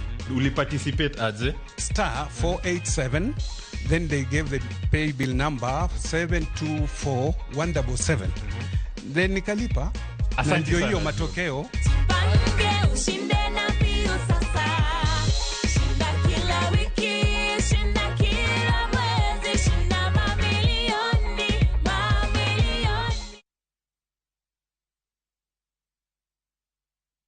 Book your festive holiday Navview Travel. 3 days Masai Mara from 15,000 Kenya shillings. 3 days Amboseli, Samburu, Saba from 30,000 Kenya shillings. Coast Self-Drive from 14,000 Kenya shillings. 5 days Coast SGR from 45,000 shillings. 5 days Coast Flying from 72,000 shillings. 5 days Dubai from 800 USD. 5 days Zanzibar from 940 USD. 5 days Thailand from 1,550 USD. 8 days Singapore and Malaysia from 2,450 USD. Book a group and travel free. Call 0703-254-254 or book online www.viewtravel.com.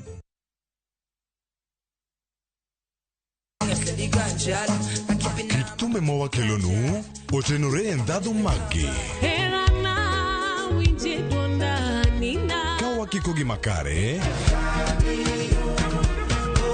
Yudutumbe miero mapachoka. Kod pinje maoko. Yud thuolo mar winjo thumbe manyien e chenro mar pado manyien mabiro biro ni wuok tich nyaka ngeso chakre saa 5 okinyi nyaka saa 6. Kik ibari e chenro miero e wang' jowi mari mar Ramogi. Wekelea na shabiki kaende. Niliambia kijana mimi sasa siendi na gari, nitengeneze. Nimekujia ndege, uwanja ndege. Nimekujia taksi mpaka hapa. Mimi kwa majina naitwa Samuel Juma Kiboi, natoka Kitale. Na ukipigiwa simu ulikuwa wapi? Nilikuwa kazini. Nakwambia nilipopigiwa simu ilianguka mkononi. Hata nimechukua loan na sijakamata 1,500. Yale nilikuwa nimepanga. Yote yametimia. Kama nini hivi? Niko napeleka mahari ya kijana. Ala. Nilikuwa nimeweka tarehe 18. Mimi ni mgeni kama gut. Okay. So nilikuwa nauliza pesa itatoka wapi. Lakini sasa Mungu amepitia shabiki wakasema bwana, wacha tukufungue minyororo. Na ninaambia wale ambao wajacheza wajue ya kwamba chezo hii ni ya ukweli, na nimeiona leo, na hata wale walikuwa wamekataa wakiwa mapasta wanasema utapeli, jana waliweza kusema, walitubu wakasema sasa hata nao wanaanza kucheza. Kama last week tumefanya tena this week. Juma Kiboi $500,000 kaenda jackpot ya shabiki. All he did was very simple, ni kunisikiliza tu na kufanya. Chukua simu yako, SMS KJP kwa 29063. Kaenda jackpot is a guaranteed jackpot. Lazima kila wiki tupatie mtu, na sio lazima upate game zote. Juma alipata 11 out of 13, ako na nusu milioni. What about you? Wekelea na 50 bob pekee for a chance ya kuomoka na 500k. Lazima kaende, yende kila wiki. Play responsibly. Betting can be addictive. Not recommended for the persons under the age of 18. Authorized by BCLB number 587.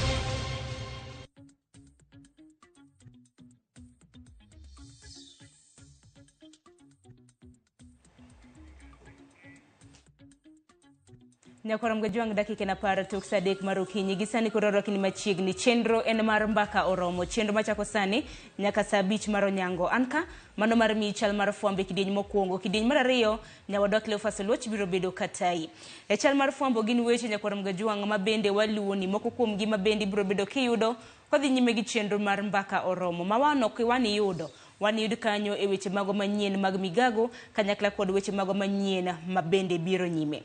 Wachakane odiochieng' makawuono gavana e kaunti mano ma Meru Kawira Mwangaza biro bedo kang'iyo chung' mare ponono ni biro bedo kithiche oko e kom mano mar gavana e kaunti ma Meru kata Oyo.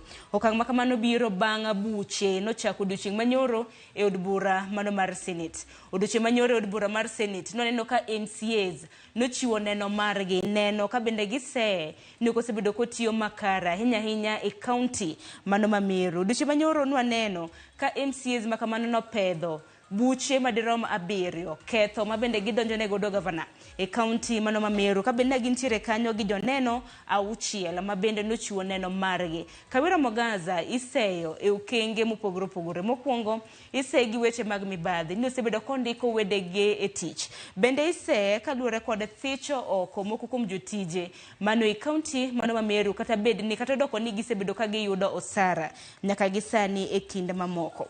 Katika mano nyakora mgajwang' odiochieng' makawuono bende Kawira Mwangaza biro bedo ka yudo thuolo mano mar duoko neno kata mna buche mopogore opogore mabende nodonjne godo odiochieng' manyoro. Ka bende odiochieng' makawuono bende Kawira Mwangaza nitiere kod joneno madirom 4 mabende biro bedo ka yalo buche odiochieng' makawuono. Senators nitiere kod tinga mano mar yango ponono ni gibiro bedo ka ging'wono ne mane kombe ka ponono no biro bedo kodhi nyime gitije magi kaunti ma Meru kata bed ni biro bedo ka ithiche oko e tich odiochieng' makawuono. Parni moko no kang' mokwongo mabende bura mano miyalo godo Kawira Mwangaza dhi od bura mano mar Senate. Mano kang' mar ariyo mabende bura makamano kor yalo. Wantiere gi jofwambo magwa mabende biro bedo e od bura mano mar Senate odiochieng' makawuono mano mar luonwa twak makamano. Kopogore gi mano nyakora mgajwang' bende Ogai mar Azimio Raila Odinga bende odiochieng' makawuono biro bedo gi romo gi jo Maumau kono romo saa 4 mano mar okinyi. Okinyi makawuono koromo gi Maumau mane e magawa moro mantiere buore Nairobi ka. Thor wach maduong' en yango foundation mano mar Maumau bende gibiro bedo ka giyango mbui mabende joda kata mana oganda mag Maumau biro bedo katiyo godo.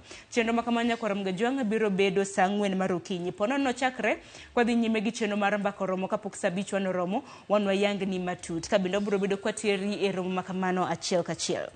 Kopogore gi mano bende romo ma bende nochakre chieng' wuok tich mar jumani pod dhi nyime mane kaunti ma Mombasa. Jotend jopuonje mago mag skunde mag primary Nyakwar Mgajwang' giromo e kaunti ma Mombasa. Romo ma bende biro bedo kaka thuolo mano mar juma achiel. Romo ma kamano nochakre chieng' tarik 6 ka bende biro bedo korumo chieng' tarik 10 mano chieng' tich abich mano mar jumani. Romo ma kamano Nyakwar Mgajwang' dhi nyime e magawa moro e kaunti mano ma Mombasa. Ka bende apero ni romo ma kamano gidhi godo nyime ka bende duol mano mochung' ne jotend jopuonje pachoka kata kiero Kepsha osebedo kuom thuolo mano mar higni 20 chakre higa mar 2003 nyaka sani higa mar 2023 bende giyango higni 20 ma bende duolno osebedo kanitiere. Kata kamano romo mar Kepsha ka bende dhi nyime jotend jopuonje mag skunde mag primary bende sentiere gi seyo ne piny owacho ma pachoka. Achiel kuom gi gidwaro mar mondo mi piny owacho omed capitation omenda ma bende piny owacho gayo godo somo ne nyathi ka nyathi. Sani capitation ewi nyathi ka nyathi mago mag skunde mag primary ma bende piny owacho osebedo ka chulo en Sh1,420. Kata kamano jotend jopuonje mago mag skunde mag primary gidwaro mar mondo mi piny owacho omed omenda makamagi nyaka Sh877 ewi nyathi ka nyathi. Romo kamano biro bedo karumo chieng' tich abich mano mar jumani. Wantiere gi jafwambo marwa e kaunti ma Mombasa Joja Oko luonwa romo makama e odiochienge mar 2. Kopogore gi manya Nyakwar Mgajwang' bende atier nyaka kaunti mano ma Migori.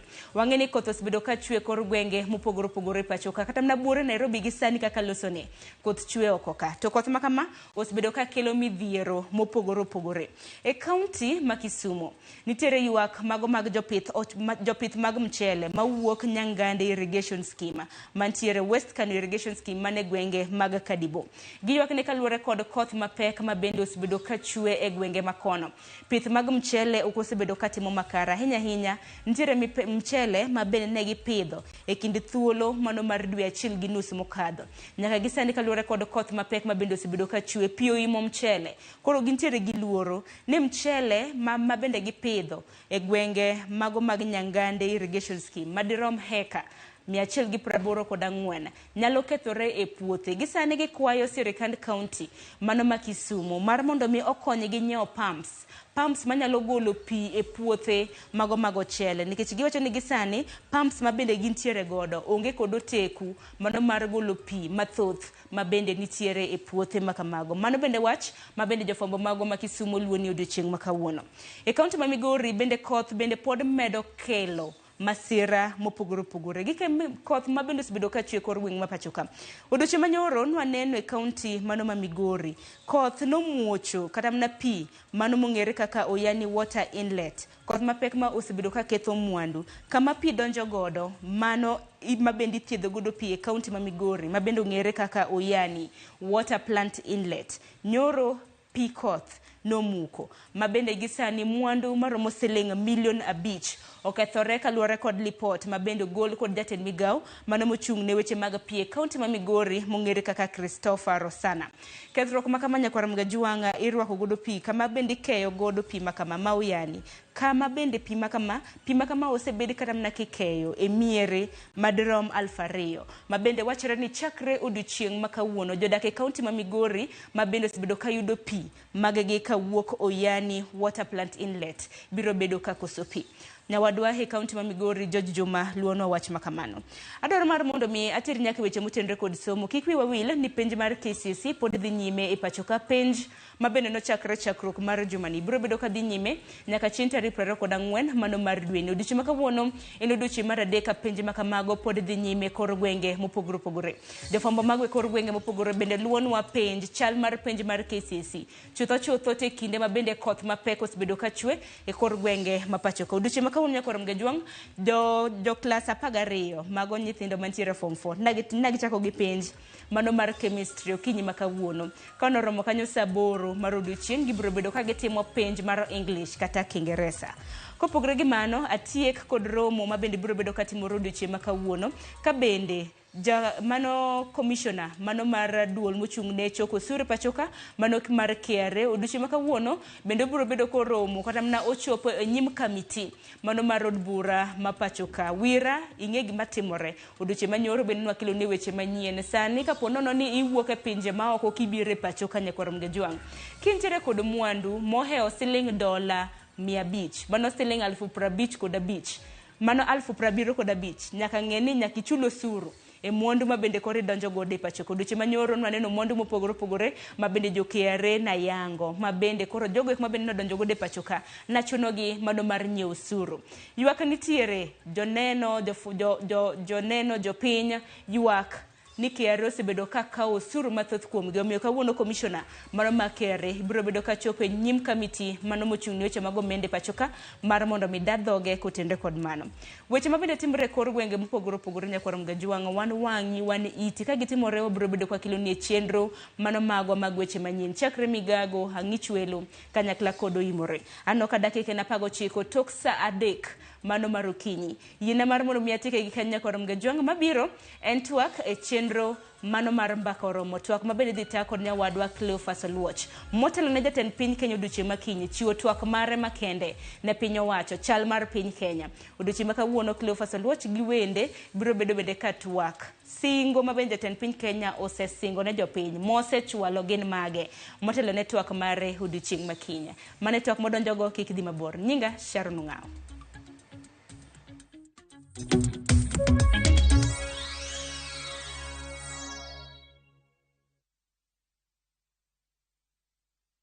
Next on Shambhala Wanyama. Stop calling me. Thank you, man. Thank you. Say it to my face. Say it to my face. But you know I don't have any land to sell. Think outside the box. What are you doing here? Or a boy, even. You know, consent doesn't only apply to women. I feel like I've not been a very good mother to you. You'll die alone. The church is broke. I'm not. Shambhala Wanyama. New episodes available every Saturday, only on Viusasa.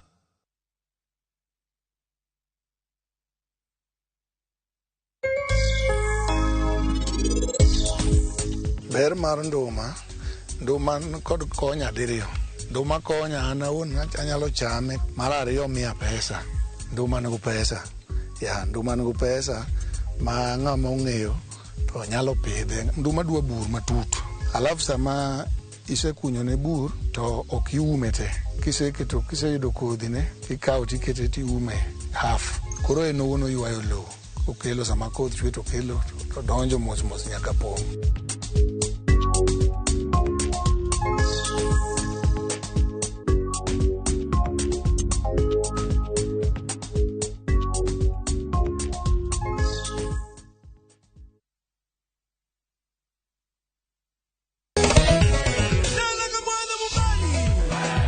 Ngoma Uwake en od jothum.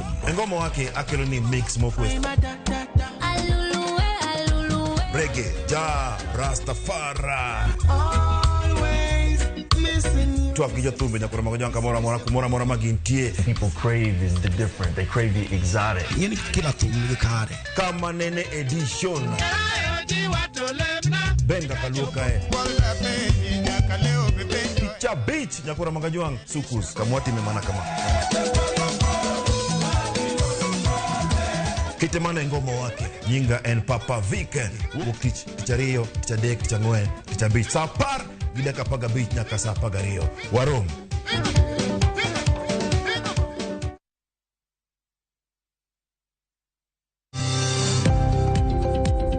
Ohala gi mwandu wakelo ni jolony e weche ohala. It is important mondo wan kaka joluo wabed gi dongruok. Wafwenyo ni adiera matut mag timo ohala. Tijni kidwa time en mana mashin mar luoko to gi kuma inyalo yude pi. Wawuoyo e wi yore makare mag timo ohala. Kisechopo level mabedo brand, onego ni gimoro amora mitimo en gima timo ang'o makelo pesa. Wakonyi dongo ohandi ka wamiyi yore mag kano mwandu. Investment group kawache mana gi nyinge no en choko pesa kasto ikete kamoro kasto ogolo nyinyo. Mabiro konyi e kinde mabiro. Omiyo wakwayo ni ji duto ket pesa gi e savings mondo wapuonji kaka gibiro tiyo kodo. Riwri kodwa chieng' tich ang'wen saa 1:45 otieno. Mana e Ramogi TV.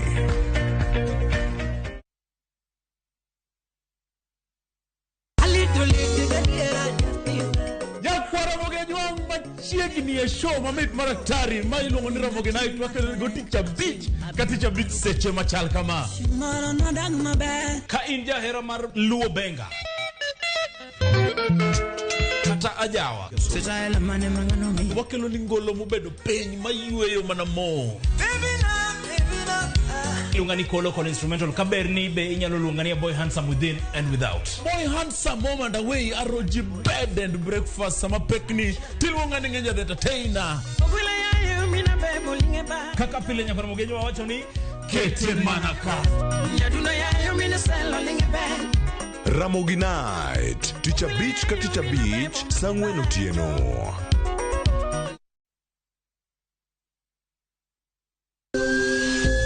Ikrini wuoth makende mar puonjruok weche thieth kod rito ngima ji. Nitie gik moko mwanyalo timo mondo mi wageng' tuoni. Kochakore kar yeng'o nyaka kuonde thieth. Kiki muony yath mora kapok daktari opuodho. Wabiro wuoyo gi ji e yo mabiro mulo chunyi kendo miyo pachi yawre. Awuoyo about cerebral palsy.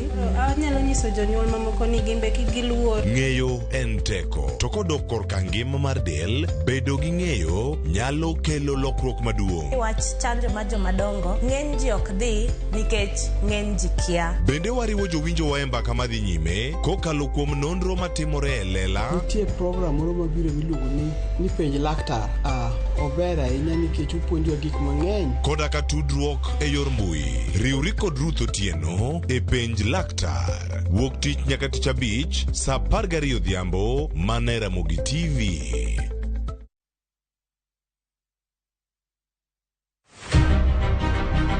Jok mamine gin singo mar oganda. Nyakwara Ramogi Jwang, piny sani olony. Wawuok e ndalo machon ma ng'ama miyo ne en mana ng'at mabedo e pacho. Melini, ane man first officer. Tija matiyo en riembo, an driver. In mbakani en mane? An aketo tiles. Kik ng'ato wuondi no kinyal nikech in ng'ama miyo. Ka Nyasaye omiyi ngima to inyalo. Tudri kod Stella Brenda Ochieng, tich adek ka tich adek, chakre saa 8, mana e chenro mar Mine Nyalo.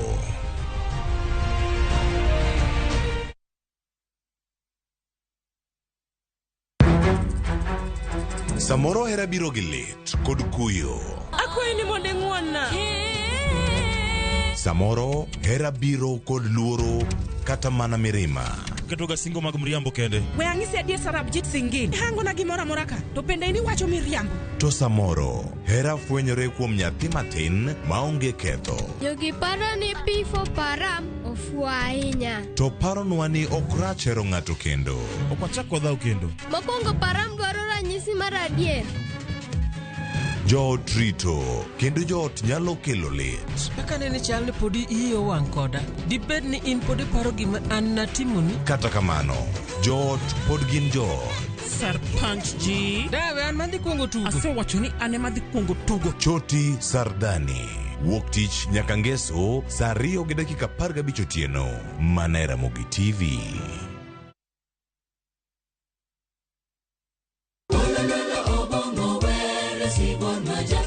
Wabedo jomaler e ngimawa ka warito ler mar pachwa.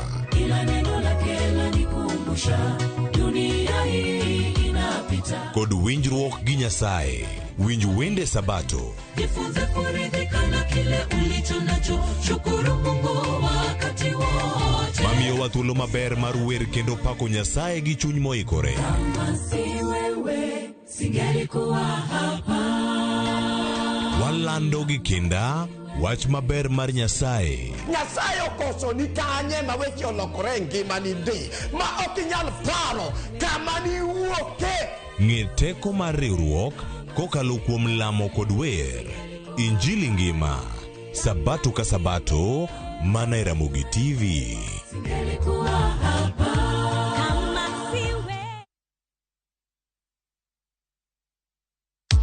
Sasa kwa tao moja tu unaweza pata third party cover for your private motor vehicle valid for 30 days. Say goodbye to expensive motor vehicle insurance. Pata bima kutoka Direct Line Assurance. Kujisajili bonyeza *487#. Weka namba plate ya gari yako, ID namba yako, email address yako na ulipe thao moja tu. And your digital cover will be sent to you instantly. Collect your sticker at your nearest Total service station. Dial *487# upate third party motor insurance valid for 30 days. Pap, ni thao tu.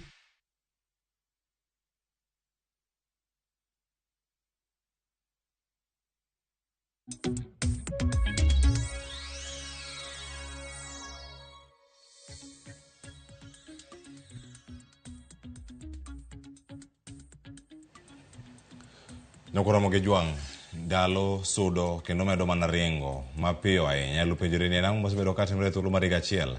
Kado bed nyathi manonyuol higa achiel mokalo, sani de koro entiere kama chalo nade. Sani de lokruok mopogore opogore osebedo e ngimane. To koro sani ok en kata higa achiel, en higa achiel kod dweche ariyo, mano kochopo tarik 13 dwe ni mar 11 dibedo kanyo ka jatend piny Kenya William Ruto osetieko higa achiel kod dweche ariyo e apis mare. E thuolo mar higa achiel kod dweche ariyo gi osetiyo machalo nade.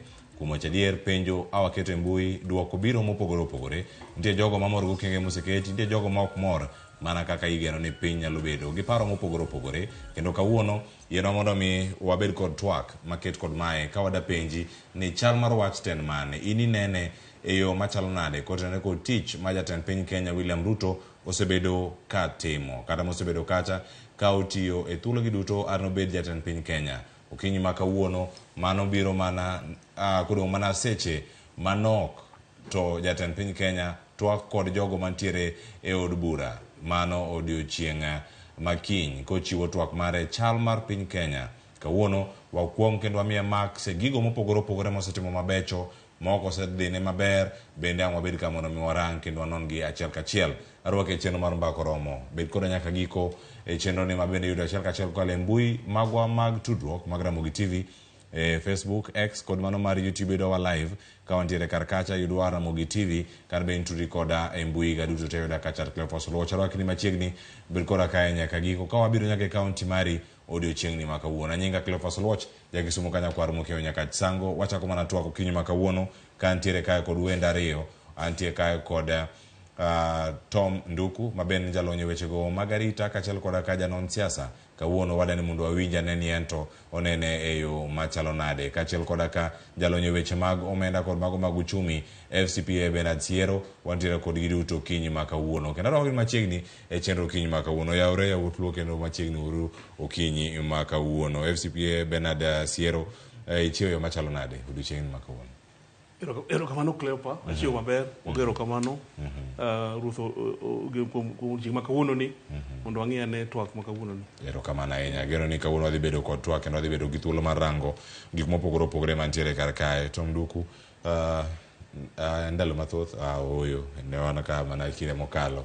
Intie yo machalo nade ka unichio nade machiegni chen. Na wachio maber. Aneno ka koth chwe. Ero kamano ahinya. Wachacha kawuono ka warango kiny jatend piny Kenya chiwo twak mare e chal mar piny Kenya. Chal mar piny Kenya chalo nade kodi ka irange higa achiel gi dweche ariyo ma koro osebedo e telo. Osedhiyo machalo max marom nade to nang'o e sectors mage.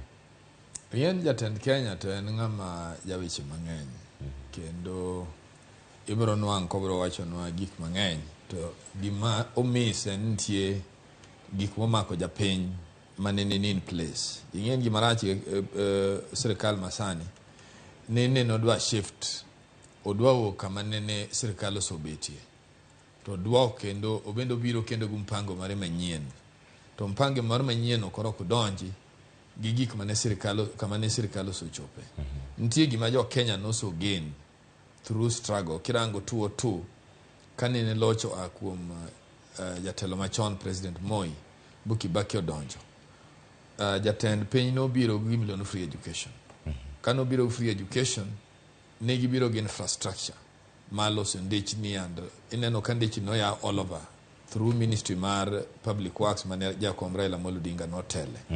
Ne nitie health maidha ne ng'ama ne ji ok ong'e ni nyalo perform to maidha almost succeeded in health to kirango nitie gik mane waso achieve man gima nyalo kwayo en ni parliament wa madwa bedo parliament ma week nikech gimo kaka free education ok en gima sani kendo wachakwa debate e president mora mora en gima nyaka bedi nikech even in our foundation mar independence ne wawacho ni waboro gore gik moko adek mani chieth chiemo to kod somo mago gik moko wadwa compromise gi anybody obed ne ni katiba obed no onge katiba en gima president moso donjo nyaka fulfill koro kineno gik ma president osebedo katimo to mage core values ma bende nyalo miyo piny dongi kech economy mwa weni onyana beti ka josomo economy mwa weni onyana improve ka agriculture infrastructure is working iwinjo kineno pesa ni kapin ka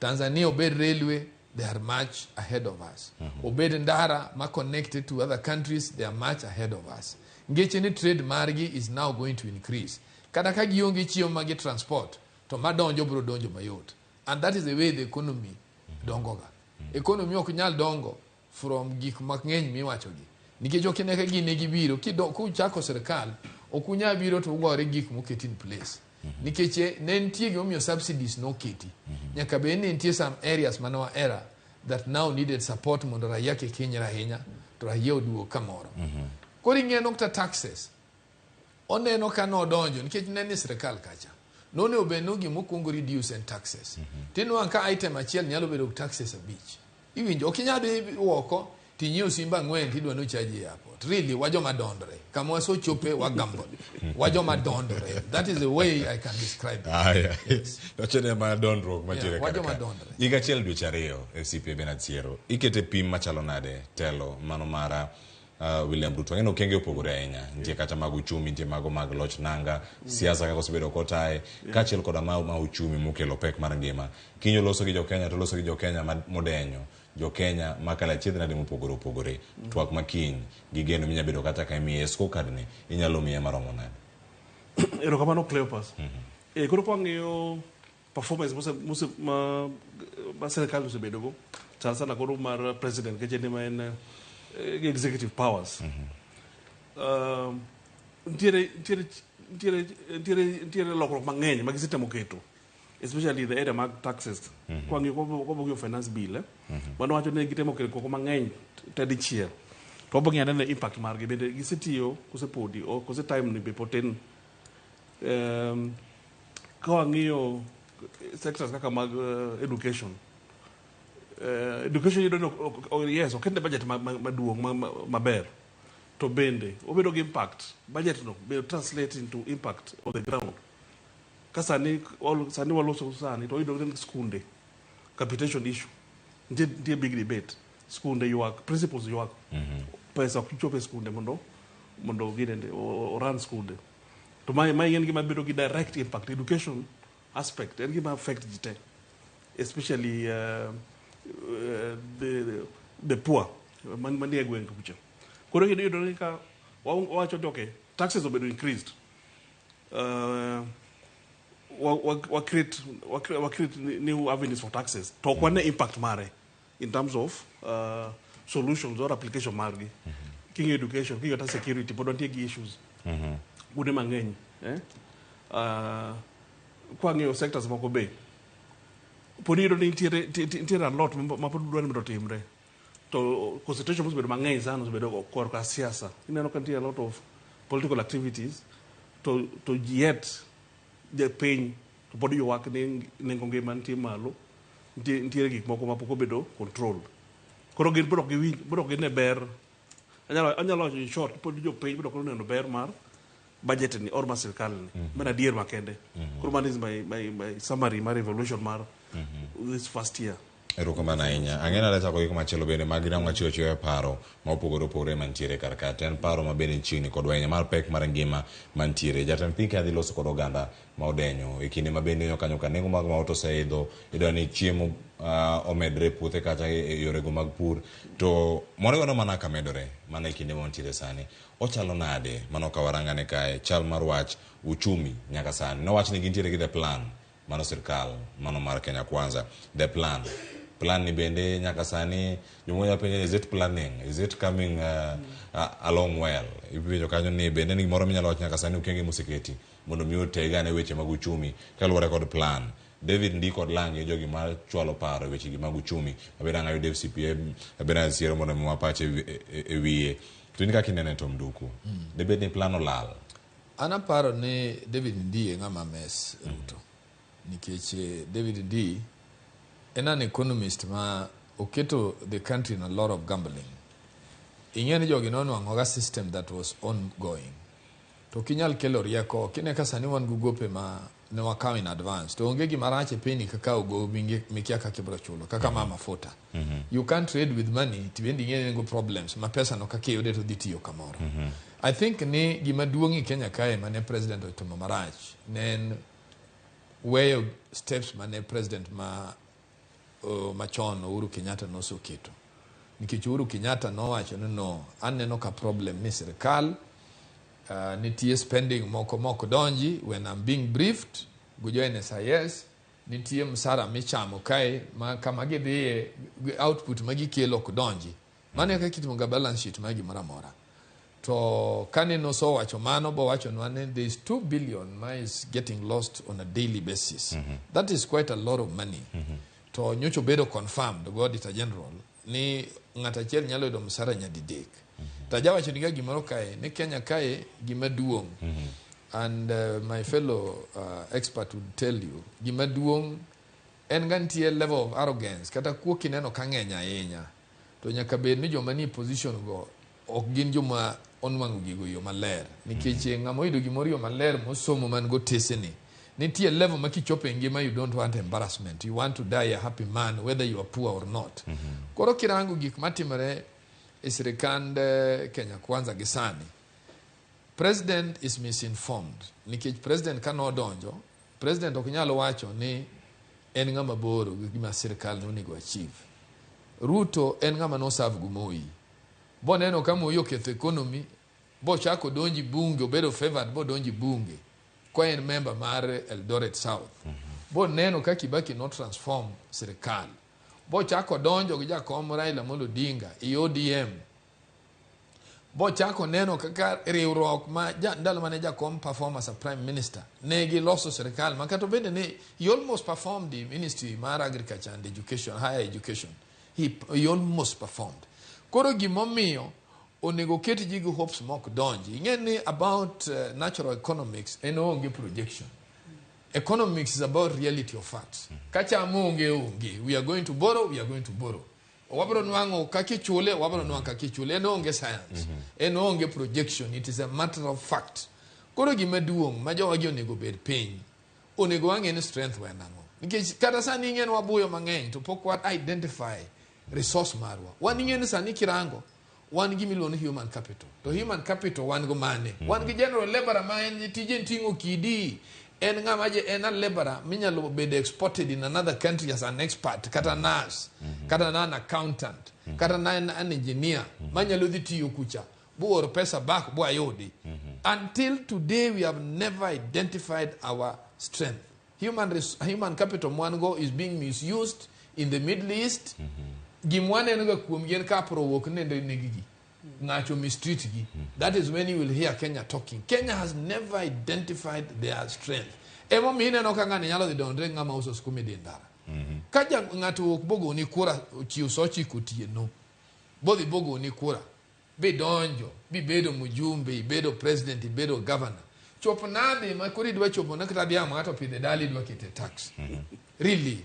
What do you do maonge cultural values? Idwa gori ngato kangato rite kamoro. Nitie kama market oketo. Market economics will tell you nitie kama market oketo ma kata ngamo pidho gwene dala. Kodwa uso nitie kamiro umekoni. And that you will tell him. Kero machina enya FCP Benansiero kamibete jalonyo weche mag uchumi.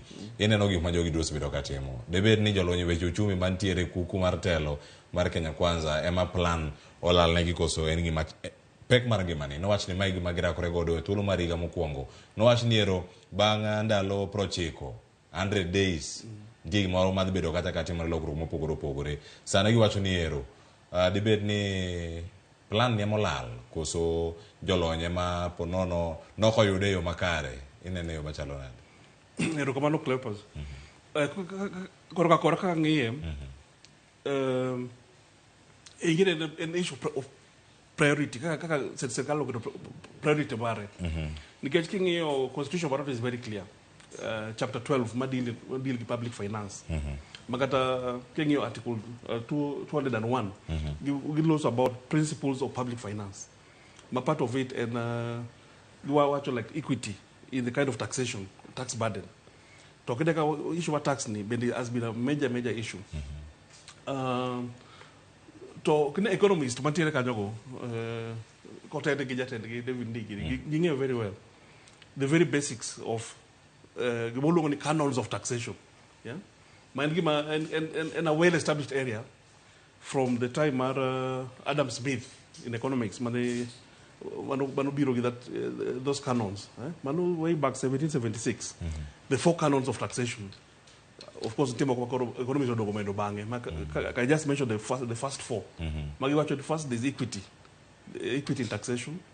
There should be issue of certainty in the tax, convenience, and economy. Tax system ajoge ketoni. Again, on the be achieve gigi. Or achieve the intended purpose. Inyalo medo taxes ndio. To be all the achieve the purpose made warocha. Okay, man is a big debate about masani wango. Kanye ng'iyo figures ata bakere no golo. You are in no targets ma giketo chapo gi achieve. Nango yet wasekelo nangono. Waketo chike ma medo taxes. Medo chokosuru. Kore en gimo no bene ng'iyo the state of the economy. Economy perform nadi. Mondo ging'e ni taxation should be a function of the production, the economy. The economy is not producing as much. To kata di keto law, keto check, then ido arpa sama kama. Ibo ido nande. Koro gimanyaka di chakre, gigite chakre en production. Kaka, how do we increase the production, the GDP? Ka economy obedo expanded, to ido nangon, wanyalo ido, or increase the taxes. In fact, ibo ido some theories, the economists suggest gani. Your mama the supply side of economics. They will suggest cut in tax to stimulate the economic growth. Then eventually, long term, you still get more taxes. Yeah. So, what they call immediate effects, immediate term. I made the rate. But yes, you made the rate, you may not get that. You may get it, but in the long term, only with the implication. Get gani intiere rate mako chopo make kikado optimum rate or act in the reverse. Yeah, in fact the more intiere lafa curve of tax yield versus tax rate. Tax rate has increased ko chako or the malokama to chopo kamoro kaime bugikie ko chako lor piny. Yeah, in other words, taking your absolute cases at zero, of course, zero tax, you have zero revenue. Likewise, the extreme end, the 100%, you also get zero revenue because the more he or she makes money, the more you're taxing him. Or we don't give incentive to work more. Likewise, the companies or the farms. Yeah. Aya, angeni mano angi nyime mana manlera. Angeni angwa dio kang machelo bene kapo kang machango rango ikmati more county. Mana kama chope karkanyo podi FCP bene zero kato bange tom duka nga Kelly Twak. Kauta na kodu wechegi mano mara osuru gichoko kachel koda kabelo chumi. Kadi bede tuolo ma David Ndintiere ukinyi maka uono. Lokrok mane made ichako godo manyalo reso piny Kenya kata paro menyalo somo no bedo kako jolonyo kinde mokalo ne giwacho ni serikali ni ogigi mana to mnduku wacho ni serikali ni ogigi minyalo kono wacho ni there's nothing you can tell this government kama usicho peni gini gidhi adhiya kamano paro ni nyalo bedo mane manyalo reso uchumi marwa kinde ma wantiene. Okay. Yeni kingi dimiro ko logo economic cycles kingi economic ka diga take times of boom, times of recession ergi madhiya kamano to mo ke the first time magino timre kata paint worldwide ergi mosebedo ka timre kata different places to actually the best time sometimes my government can intervene and such a when a recession or things are not working well So the government will maybe give interventions must power up the economy. Yeah. The demand side of the economy. Okideka theory ma demand side ngiyo nangono. In fact, government will increase the expenditure by coming up with some kind of interventions. Or you look at the stimulus. Also better before. Well, you talk of some kind of stimulus packages in specific targeted areas. We don't want to target growth. Yeah. Mondo ikele economy mondo be malo mondi. Kule kicha kwa choni temangono increase taxes. To kicha kwa choni increase taxes ani to jogo perform well. So actually a number of farms timo kupata closing down. So there's about relocating. Yeah. And then the pictures must be you know from the airport, but it's not encouraging. When you talk of FDI, foreign direct investments, you're getting options. The environment, the economic environment is not conducive. He has the option of the another country. Example, what we are now seeing at the airport, now we are getting very aggressive in searching for the luggages.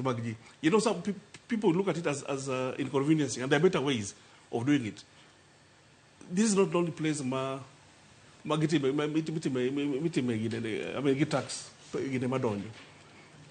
the other countries. There are better ways of doing it. They scan it and they only mark the ones high risk. What they can call the high risk. But it's very embarrassing. Ichopo airport, ichako yao bagini, iseto gimogolo, it's like all the very minor things, no tax. Yeah. Yeah, the better ways of managing that. You watch anyway check beneman mag bero chenro gi mag uchumi inyalo kaw gi yo machala ngene uchumi en sabet moro malacha en makaro chako mako kaka mano wanyarango kaka sirkal mar Kenya Kwanza bende osebedo kata katiyo kode mag bero chenro mago mag wuoth kod mago bende mag choko suru pachokae wadhi ane okang machielo mondo arangane angene angi bed gi paro midamedo wiye kanyo tangi mak na gi kanyo mondo mi warangane weche gi Margarita kwe ntiere paro ma sirkal osebedo godo e thuolo mar higa achiel ni lokruoge waseneno mopogore opogore e migawo ni mar arita waseneno kacha monj ma bende medore konde mopogore opogore e chal mar arita ma pacho ka kod pinje maoko arango piny Kenya inyalo kete pim machalo nade Mr. Tom Duku gi lony mari bende mantie kacha weche gi Margarita kod timo nonro mag weche gi Margarita tero jolwenywa obila piny Haiti lweny mantie kata kind jogo modak e tong' mar Kisumu kod Kericho mano alwora Masondu kod mathoth mapontiere karka ma timore Lamu Northeastern gi mago matimore Baringo nyaka sani nyalo miyo sirkal mar Kenya Kwanza ni kotene kod William Ruto ata malo maromo nade e weche gi Margarita ingeni problem mineno ma mi wan gi security mang'eny en economy mineno ka owadwa temo wuoye makwana ni gima owadwa nego emphasize ingeni equity ema kobetie taparo ni this government has never identified strength maro as a country maging'en wanyalo geni iwinja government ni en government ma gidonje momino ka koro wa gamble ing'eni the moment mane wasokoso nukoro kwa miji employment to neno wadok jomani middle class business people or small scale to magi gin joma kirango gine magi maintain kata banks in terms of cash ratio ke ginyalo deposit pesa moro on a daily basis, and that is not an economy moro ma kendo kichaki mede tax you will make the country move forward. That equity will now fail. To ka equity no so fail to koro ineno ka idwa donji gik ma embarrass as a person. Okay, ga gik ma wadwa penja gimi penja about security. Gima call in the airport now is about technology. To technology egima penje mang'eny ineno ka Kibaki kane gidonjo ja Kongrela Molo Dinga what they did ene girango no jomage masane ni pesa mwanyelo trade go and that's why they went to China. So they maintained osiepe wago the West in terms of Japan, Britain and America. because joka are advanced in technology. Iwinja. Koro kane wadwaro some equipments, kada kane wadwaro gik free education, it was very fast. Because joka are advanced in technology to one with strength ma pesa mwanyalo kelo in through the China. Gini president ne kodonjo go, kada Kenya kwanza ne kodonjo ko study gini. Gini gibiro no wanyalo. I'm going to do this. And I'm going to do this to eno wono ko realize ni gini adwa gatimega nga. That's why neno ka koro jiduto ringo koro duogo kuom ja Kenya. To ja Kenya en ng'ama dwa nene mopidh nikech en ema bedo president kominga ni hope na abro mima guma. Kendo kinya chako duogo ire. Ni in koro in kende manyake pidha. You understand? And where this president faulted and someone also mess. Bo wacho ni koro un piny migonye jakuo thuolo pok na nene in this world. Iwinja piny migonye jakuo thuolo pok na nene piny Nyasaye ka. Kada Nyasaye une modag. Iwinja. Kada Nyasaye une mokwe jakuo. Ng'ama is liable for punishment. Kenya kae manene ko weje kuo. Nikech kain go pesa ma ini wono kinyal explain. Kata be nani rais bi bedo president ma piny. That money cannot be given back to you. Tiparo no pesa manod work ni kana deputy president. Today it will roll what kind of an economy? You see, so the best thing to do, first of all, madwa na wachi nikindiki. Guja immigration. Guja KRA. Instead of trying to do what they are doing, let them improve technology. Nitie pinje moko kaka mawinjo ma jabathani jatelo adwani wacho. Kada kitingo an equipment ma is not allowed, they don't compromise with you that pay tax. They pick it and put it back. That is the way countries have maintained discipline. I remember I was when I went to Dubai with my Nejao Dobiro Koromo Kodaka Israel. And akwere nigi keti luggage mondo dig luggage. So kwera na eno duatimo. Kane wachopo to joka kuwinji, joka what is this? Talk out or wako it has to be in the kucha. They don't care. You see, it is you when you come into a country to know regulations magpenyo. It is not bothering ne jok man kachaka uchaki negotiate kodi. And that is the mistake we did. Gikimina no kanyogo. Gin the way ma Kenya ne behave ga. You understand? From the security point of view, gikimina no mwalungo na embarrassment go. Jogo nyocho so adopt man system ma Kenya. You go carry things, you go and negotiate with them. So sanegitimo enegigo nikejine now they are being supervised. To jo mabedo supervised go. Igen nyaka sama wuoyo kodini. Onge MP kala minister isono wanko bedo embarrassed in that airport. Iwinja. Joma jo limbe man. Girango mena jo limbe jo mokelo nigi pesa. To ginde beg makosa. You understand? Gine beg makosa. So in terms of about security values, jo order uchien mondo gi improve airport through technology. On account mar lwenje manyo chagore gi. One, nyakwa realize no border wars kaka mar sondo gine ne. En ga gimatin nikeche ngato biro kwelo dhiri, the only economy that you have. You have to react. Iwinja, tama miyo joka be kwelo, kech mantie. Iwinjo, gweng maji oyiengie. I like the way my dad used to tell me, no odiro, kujo mabeyo, to utiyo to bedo go pesa. Maki biro chiwa duka tuo. Titere hospital. Okiwa nengani pokoro pesa. You see, that is a language marijo makoro jo madondore. To nikech giongo go. That is why we have those border wars. What we have as a challenge as leaders in this country is to find how we can make this country satisfied. Why identify gimwenya luchiwo maber? Watch mara iti, that one was wrong. But ingene kirange matutha enya en Kenya to ne range in terms of economy. No pesa moro nitie mwade yudo, mwade support go joka. How do you risk? Kama pinje madongo manigi equipment te manyalo monitor ngato from here to Kisumu. Bugeng ja sigu kapoko chopo kita Nakuru. Emuluoro. To indi do abiani kori para ni nyalo. That one cannot.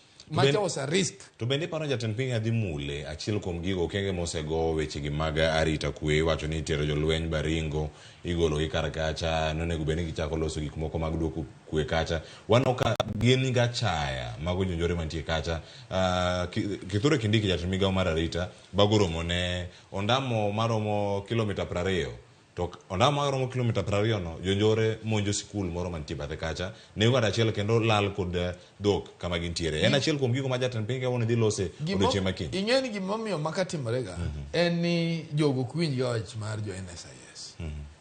Ing'eni one thing manyaka wang'e ni joka rebel as what? Joka nigi a historical problem magisobedo go jo Kenya. Ing'eni nitie Cleophas kikalo Sokalo Turukana, they will tell you, the most of Kenya.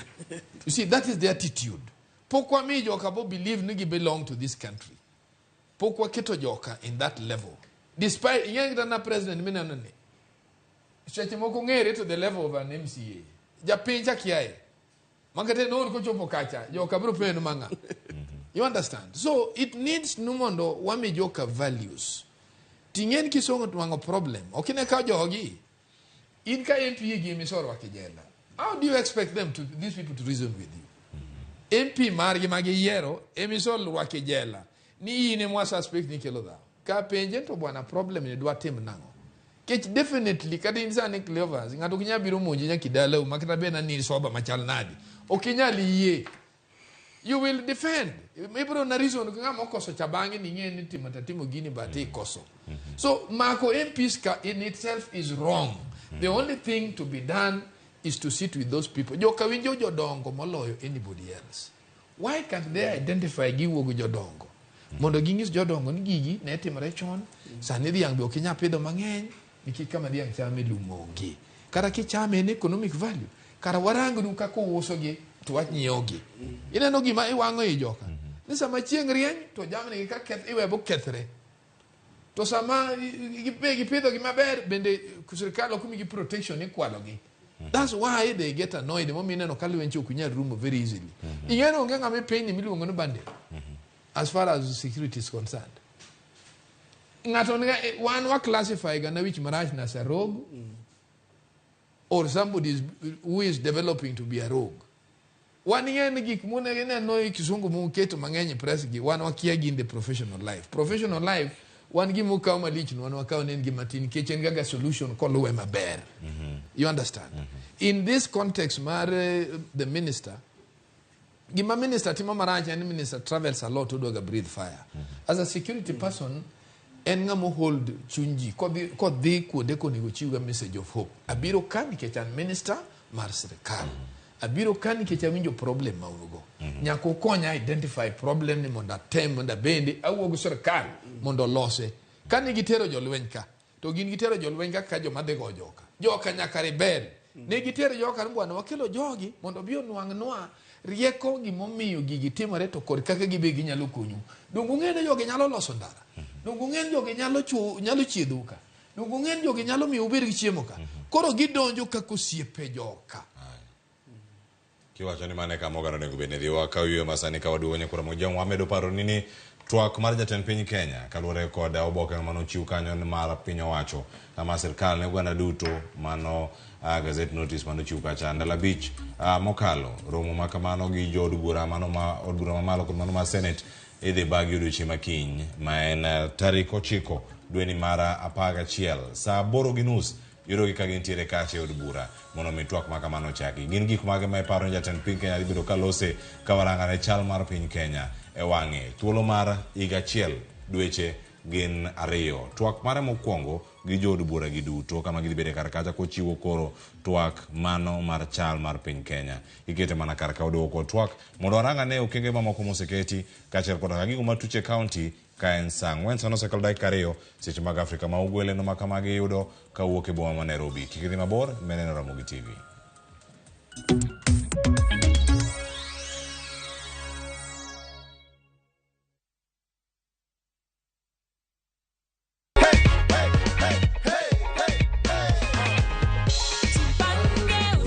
Unaona ni how much iko hapo juu? 1,100. Furaha kuu. View sasa ni ukweli. Uliparticipate aje? *487. Then they gave the pay bill number 724,177. Then nikalipa. Na ndio hiyo matokeo.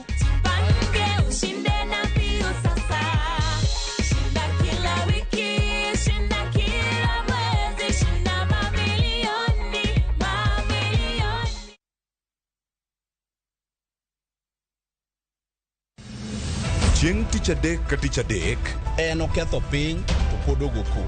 Ji dhinyore te kanyo kar jopiny. Magi duto yudore mana e Ramogi TV. Yani ene ubiroga bora ne ubiro to otengo abiro timo numa gima abiro timo okono timo jo Kenya bu usaol gi wund ma pile buch jopiny to nitie kuonde moko bende japiny mane ogolo lo mondo los go kembe gi eki nisani koro kembe go eki ibro usi maduonde japiny ok uwinji e od bura miluongo ni parliament. Nyinga Trevor Ombija, Jandingo Panga, Jonyakach Dendo Nombija Tai, Nyakwar Guok Kocha Pesa. Tich adek, sa adek otieno. Kik bai.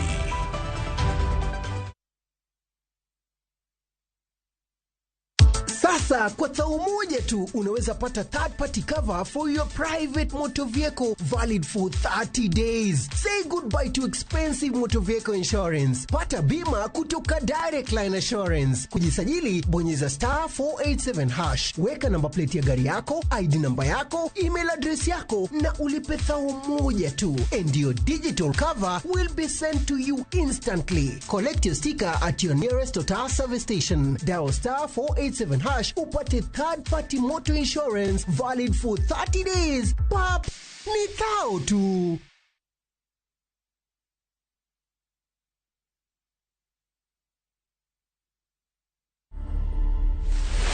Tulimtembeza Abadia kutoka treetops kupanda Abadia milima juu, alafu kurudi kutembea mpaka Mwase,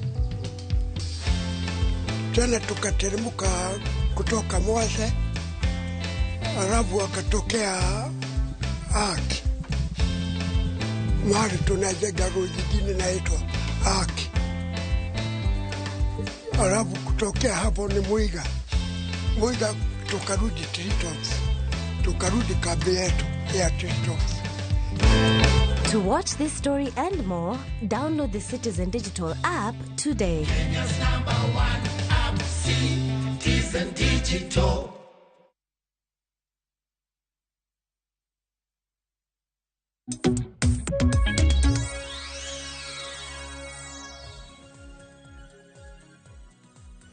Machiegni koro Ramogi Jwang' en mor mara ni pod nitiere kodoka kwa medo penjo kanyo ni Ruto setio nade. Wacho ni paro maka magi medo oronwa kacha mbui maga Facebook kod mano mara YouTube wantiere live bende mbui mar X kachel koda ka SMS line no mainari adek auchiel nono. Sani yeno moro adhi account ma Kisumu watude kod jafambo marwa Millicent Adhiambo kono ne jopiny wachango koten record twak montiere go kawuono kata gino ma oluwo odiochieng' makono. Koth pod medo goyo gwenge makaluo. Ng'ene nyalo bedo koluwo weche go mag koth mapek mamedo chue kata twak. Millicent papen mari oyawre Kisumu chiewe yo machalo nade okinyi makawuono koth medo go ibiwinjo ni joka puothe ochiewo nade. Millicent Adhiambo machiegni ahinya ilerno anene nyaka sani unade e kaunti ma Kisumu. Erokamano ahinya Cleophas, achiel kachiel kawuok Nyang'ande mano alwora ma West Kano Irrigation Scheme kuma wan gi jopuro chele kaini. Kotenore kod twak ma wan godo twak marwa makawuono katemba koromo kotenore kod kaka jatend piny William Ruto osetiyo areno okaw kom mar jatend piny higa achiel sani. Adwa ni ang'i ahinya matut kotenore kod weche mag pur ahinya to pur mag ochele nikech ndalo mane oserombulu nitie kaka ne owacho kata ochiwo singo moko maka kod kacha kotenore kod weche bero puro chele. Adwa ng'eyo kokalo kuom jopuro chele makae ni to ka ging'iyo kaka Ruto osetiyo higa achiel nyaka nokaw telo. Gineno ni e puro chele kaendi ang'o gini ma jatend piny osetimo ma ginyalo kwano kata rem mage ma pod gin go ma gigombo ni jatend piny otimnegi mondo mi omed ber puro chele ahinya to kotenore kod weche mag bende dino rode ne weche ochele ma bende ae pinje maoko mondo mi ong'i anena ni to ochele ma ipuro e pinywa kaendi kata e gwengewa mopogore opogore bende ginyalo tiyo ma gikony ting'o ochumi mar Kenya malo koso ang'o matimore. Machiegni abo chako kodi mondo ichakna gi nyingi inyisa ni king'iyo higa achiel kaka jatend jopiny osetiyo kiny odwa nobed twak gi jopiny mondo mi jior nyanna ni to gimoro kizungu deno ni scorecard mare chalo nade kotenore kod kaka osetiyo ne jopiny higa achiel. In kaka japur chele weche mag agriculture ka indi be nomulo kago kada kendo nowacho ni weche pur en achiel kuom misango maduong' bende obro ng'i ahinya kendo botiyo godo e bero chung mar Kenya kaka puro chele ukaendi. Gik mage ma jatend piny osetimo to mage mapok otimo higa achiel ni ma ugombo ni omedno. Chagi nyingi baba matu. An nyinga Ros Anyango Dhiambo. Ago erokamano noganda mobiro ka odiochieng' ma kawuono. Wasepuro chele e skim waka pile ka pile. To kata sani mani wapuro ni fertilizer to ne ruto kelonwa e bei mani piny. Mano to nwago ne erokamano.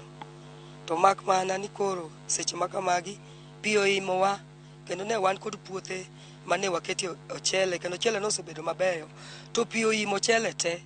Koro gima ne wakwayo Ruto ni koyie to kelnwa pump manyalo konyowa e yor pi mondo pi odhi e nam. Sani koro na puro chele ekni 4 ne an kod nyithindo madhi sikul mano onego bed ni dhi e form 1 higa manyien chako dhi e form 1 ja form 4 be an go to ok nyal dhi nikech ekni 4 onimo te. Koro ok ang'eyo kaka nyalo timo nikech ochele makonya ochele matimo gimoro amora. Koro awakwa jatelo ni koyie to miwa pump manyalo konyowa mondo mi pi odhiyo mondo wayud kaka wapuro mondo wayud konyruok. Mane wach ma kanyo ni nyithindo madhi sikul to e tich mar Ruto kae ni bende weche somo no mulo wan gi biluongo ni lai manyien mar somo mar CBC. King'iye kaka jalno manigi nyathi masomo inyalo wacho ng'a lokruok mane okete weche mag somo e kinde manokalo chien kaendi be okonyo weche CBC ni odhi konyo nyithindo koso ni nyalo wacho ang'o? An gima nyalo wacho e yor CBC ato aonge nyathi manigi e CBC lakini yor CBC ni aneno kober nikech okonyo nyithindo ma ok nyal somo maber. Nyathi nyalo yudo tich moro monyalo tiyo mar lwete osomo somo moro amora mar lwedo nyathi nyalo somo to dhigo mbele moloyo somo moro mane isomo to nyalo ndik nyathi ka nyathi yudo maksi. Sani aneno ka moni ber nikech nyathi somo gimoro ma en ge lwete motimo. Machiegni kaka rawere nyalo wacho ang'o rawera mapuro kopogore kod weche pur wan kod weche usuru ichulo kaendi fuelo idho dhi malo gik mang'eny dhi mbele pacho kaendi nyalo wacho ang'o? Erokamano ahinya. Iluonga ni Caesar Alo. An youth mapuro West Can Irrigation Scheme ka. Anyalo wacho matin ni fertilizer wago erokamano ne jatelo ni nokelo but ok wa access fertilizer ni e yo maber ok ochopnwa e yo maber. Kane nitie yo moro minyalo kelwago wan gi store minyalo kane e fertilizer go. If there would be kan nyalo bedo gi modality moro minyalo keti kan tie yo moro minyalo keti ma fertilizer go inyalo kelwa gi irrigation kane nyalo bedo maber. Mar ariyo pur mar michele ber to gi sani anyalo wacho ni gima sani dong kani malo en yedhe mitiyo godo e michele kani kar bende no nyalo subsidize ne jopur nyalo bedo maber. Mar adek en an kopogore gi pur ago nyaka pikipiki kaja cha ariembo pikipiki anyalo biro kode puodho ka banyalo manyo godo matin. Bech fuel ni malo sincerely speaking en mwalo kado timonwa gimoro mane sirikal mokalo notimonwa ma otimonwa ng'wono oketonwa o subsidize kako kete fertilizer ni nyalo ber kendo nyalo improve weche mag kopogore gi michele pur mamoko bende. Erokamano. Koka weche mag arita bok ber ahinya. Nyocha wayudo ka nitie monj manotimore e alwora Masundu kendo noweyo ka ngima ji otho to nitie kaka bende jatend piny pango oro jolweny moko Ahiti. Kopogore gi mano bende gwenge opogore kaendi kaka Turkana kod Baringo be wayudo ni weche arita ok ber. Inyalo wacho ang'o higa achiel mane okawe telo ni kiteno kod tende? Gi tend sirikal masani matiyo anyalo wacho ni tend arita ok osebedo maber. Nikech kata wan wegi wasebedo victims kata chief wa moro kanyo chwadi apani you also highlighted that. Koro mano already nyiso ni arita kwe ok ber kata sani kidhi ngong kacha nitie ng'ama nyocha konegi mapoko iki. So individually arita kwe ok ber gi sani ok ber atol anyalo miye 2 out of 10. Erokamano ahinya. Machiegni in inyalo mede ang'o iteno gimoro amora kotenore kod weche somo pur weche arita weche osuru fuel tich mar Ruto sechalo nade scorecard ne inyalo miya gi gigo midalero mkacha? An pastor Charles Odero an japur namba 358 kendo an gi chele ka chelo nimo manyo watiyo gi pesa mang'eny puotho nimo ka puothe madhi 300 monimo e West Kanoka jaduong' kanyo donje tich to nyokono biro loso wach mar pur nikech pur ne ma chiemo wuoke sani koro uneno kaka michelo nimo kendo waonge geno ok wang'en wadhi timore nade gi nyithindo higa manyien fees bende omedi nyithindo dhi donje form 1 CBC go be dhi secondary wadhi timo nang'o to ma e genowa kama nyo wageno ni wadhi yude pesa mwatero go nyathi sikul mar ariyo pump waonge pump kaka jo West Kano uneno kaka pichalo akwayo jatelo ni konyalo yie gi kaka nosingo ne jopur nodhi ting'o ngima pur malo oting'i ngima pur mondo wayud chiemo wan sugri ak wanyal ting'o wadwa ni wating' gembe wadhi e samba mane gima wacho mar ariyo mar adek fertilizer noko ni wadho akaw gi nengo mapiny ago nero kamano to fertilizer wayudi kawuok adhi ka cereal fertilizer rumo kadhi ka cereal fertilizer rumo to wacho ni fertilizer nitie moromo ya kotosa Kenya ok ang'e ni fertilizer ga dhi kama nade omiyo nakwayo jaduong' Moi Ruto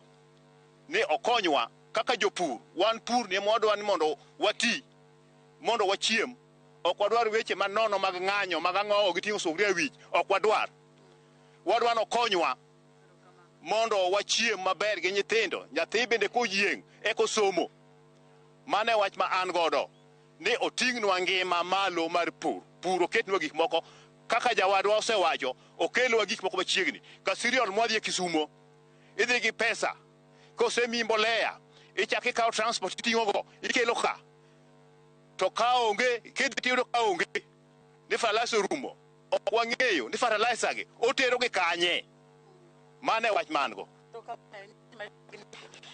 dagombo ni uwe wache fertilizer matino ng'ia nena ni jatelo osetiyo maromo nade chiel mondo bang'e ka ang'wa donje weche motudore kod weche pur kod nimo mag ochele. Erokamano iluonga ni David Ndhini japur West Kano irrigation scheme mbamia gi Boro. Wacho ni jatend piny nyaka ne kawo telo e weche mag agriculture oseteme ok orach ahinya nikech tich moyudo sani mano ok oyudo yo mayot. Mar ariyo weche mag kwe otemo but pod nitiere chandruok matis ma wagombo ni kanyo nego omed loso mondo obed motegno. Weche mag somo dago erokamano nikech kata ji nigi chandruok lakini somo bedo makoro nyithindo nyalo somo gima gidwaro monyalo dhi timo kotieko skunde mano bende wagone rais erokamano gi pesa manokete weche mag education. Wach mar adek adawacho ni weche mag transport e thurwa ma Kenya ka osebedo gi chandruok nikech weche mag fuel odhi malo. Koro wan kata ka jopur kata ng'ata madhi tich ni kod chandruok. Koro kanyo nitie kuonde mapok otim maber but kuonde makonyo japiny kaka agriculture and education kanyo to osetemo wanyalo miye percentage mabed gi malo. An kaka japur mar ochele West Kano ada wuoyo weche mag agriculture matis. Sani kaka ubiro ka uneno kaka skimbwa ni chalo. Skimbwa ni niga population of around 2,800 farmers. Sama wantiere kani kama wachung' e pi puothe nyosepidh ka maromo puothe 1,500 mosepidh ka. Kama wantiere wan lower block noting'o jopur maromo 400.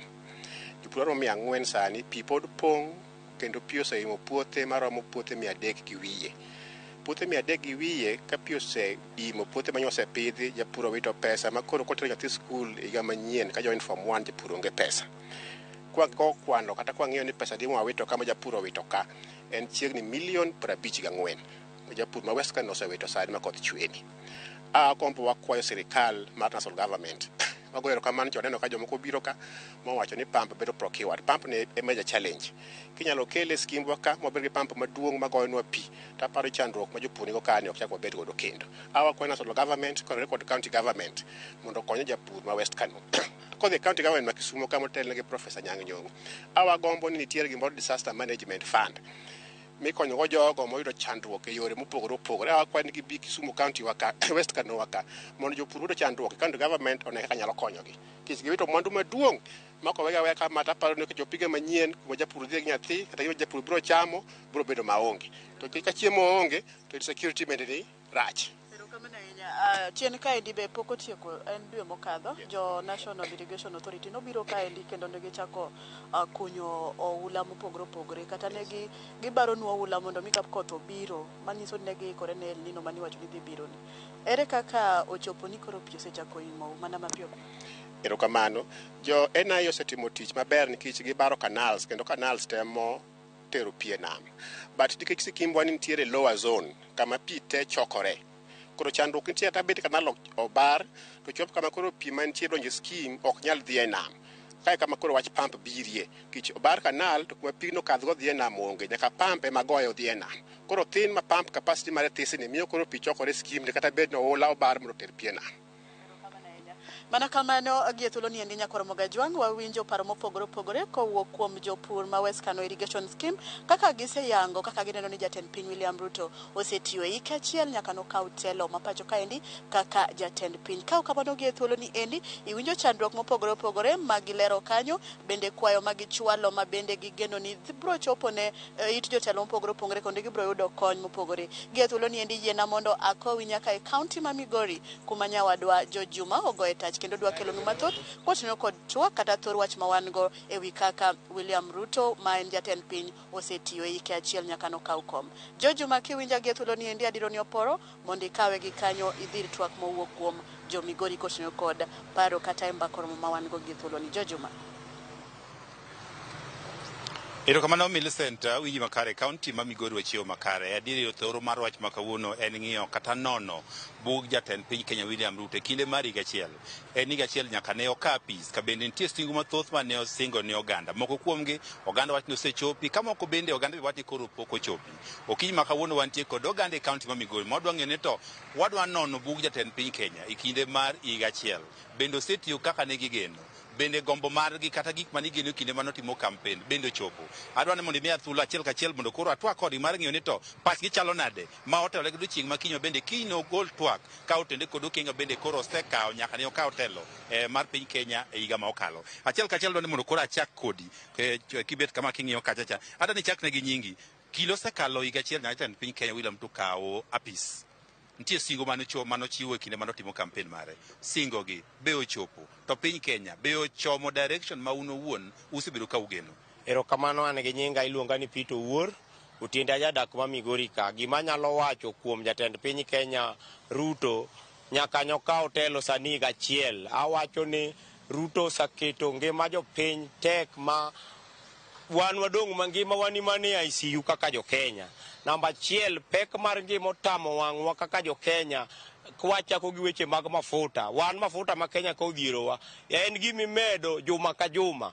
Omiyo nadwa nakwa William Ruto nonyis jo Kenya bech fuel kata ka en 1000 to bed 1000 to wang'iga 1000 no mok ni kawuono gole 300 kinya ni 400 mondo wang'igo kaka jo piny. Ngima wani marach ma nyocha ka jatend piny owacho ni koth mar El Nino onge, Mungu ni nani. Omiyo wadwa ni wanyis Ruto ni koth chwe e Migori ka pi osetero ji kidhi e gwenge mag Nyatike. An mawuoyo ka ni an jokondo gore piny.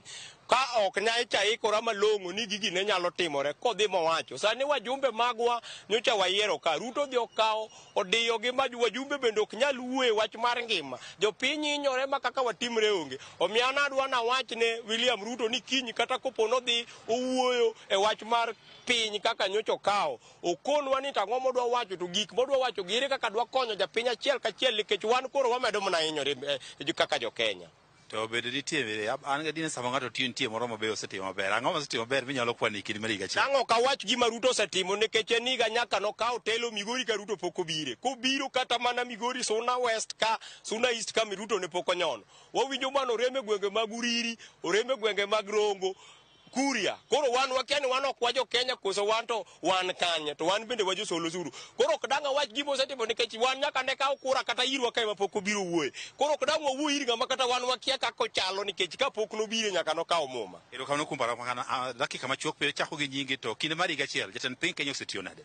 Gi nyinga iluonga no Kosi Elija an jadak ma Migori kae. Higa achiel nyaka Ruto ne kawo telo an gima nyalo wacho ni onge gimoro amora ma Ruto osetimo. Ruto en ng'ama odich gi kampen ma 2027 kendo kata mana waziri ne kung'iyo owalo gene jogo ok ti opogore gi sirikal mosekalo mar Kenyatta, mar Moi, kata mar Kibaki, kata mar Uhuru. Wayudo ni mawaziri osebedo ka bedo ofis, to mar Ruto ni to de tamwa nono nikech jogi usiko mana e campaign trail, gin koni to en mana ya offices. Mar ariyo, jatend piny William Ruto tich otamo, and that is why uneno ka Ruto ng'eny mane pinje ma wiye kuot. Koro penjo na maduong' ni to gik ma Ruto dhi timo oko ka, pinje modhi oko ka, to ji winje maber koso ji winje matek? Cost of living is very high. To mano e gima Ruto nowacho ni kodonjo to dhi chako gi mama mboga, watu wa boda boda, to gino tame.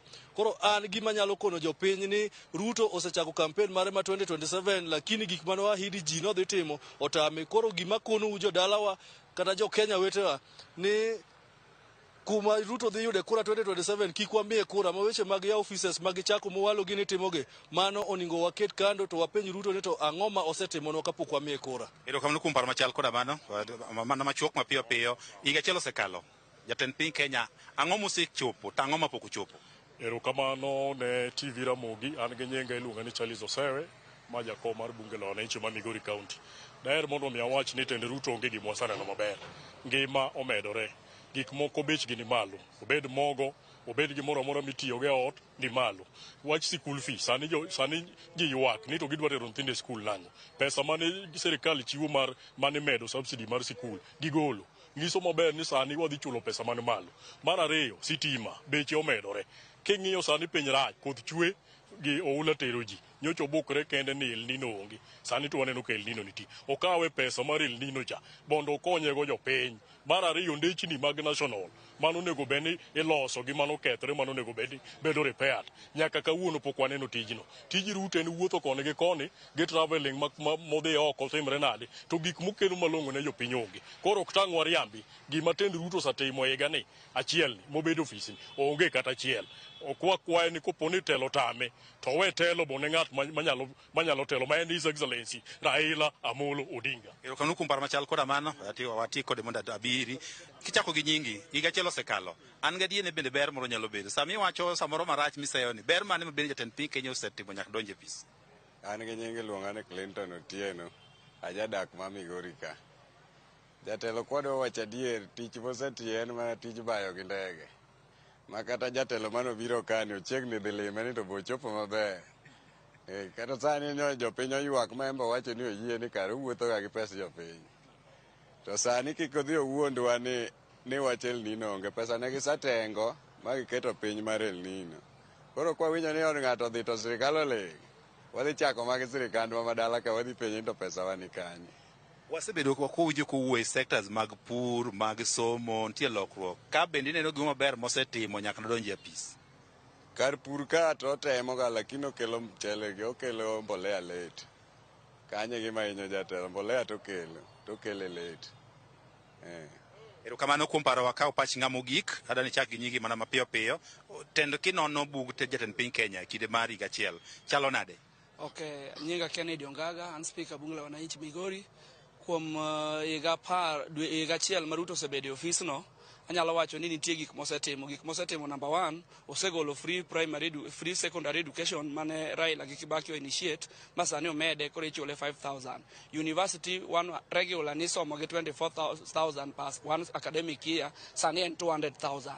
Sani osemayo nyaka jotich pesa ni odhi gero negi affordable houses mapok one. Sani no promise nyaka gas ni dhi dok chien, beche ni malo. Koro Ruto has done something that is negative. Wawacho ni gik mosetimo is negative, ma wan wakwayo jo Kenya ni mbele ka osekata fuliza ji pesa moko mabende nosefuliza ji ma ji pok odwoko.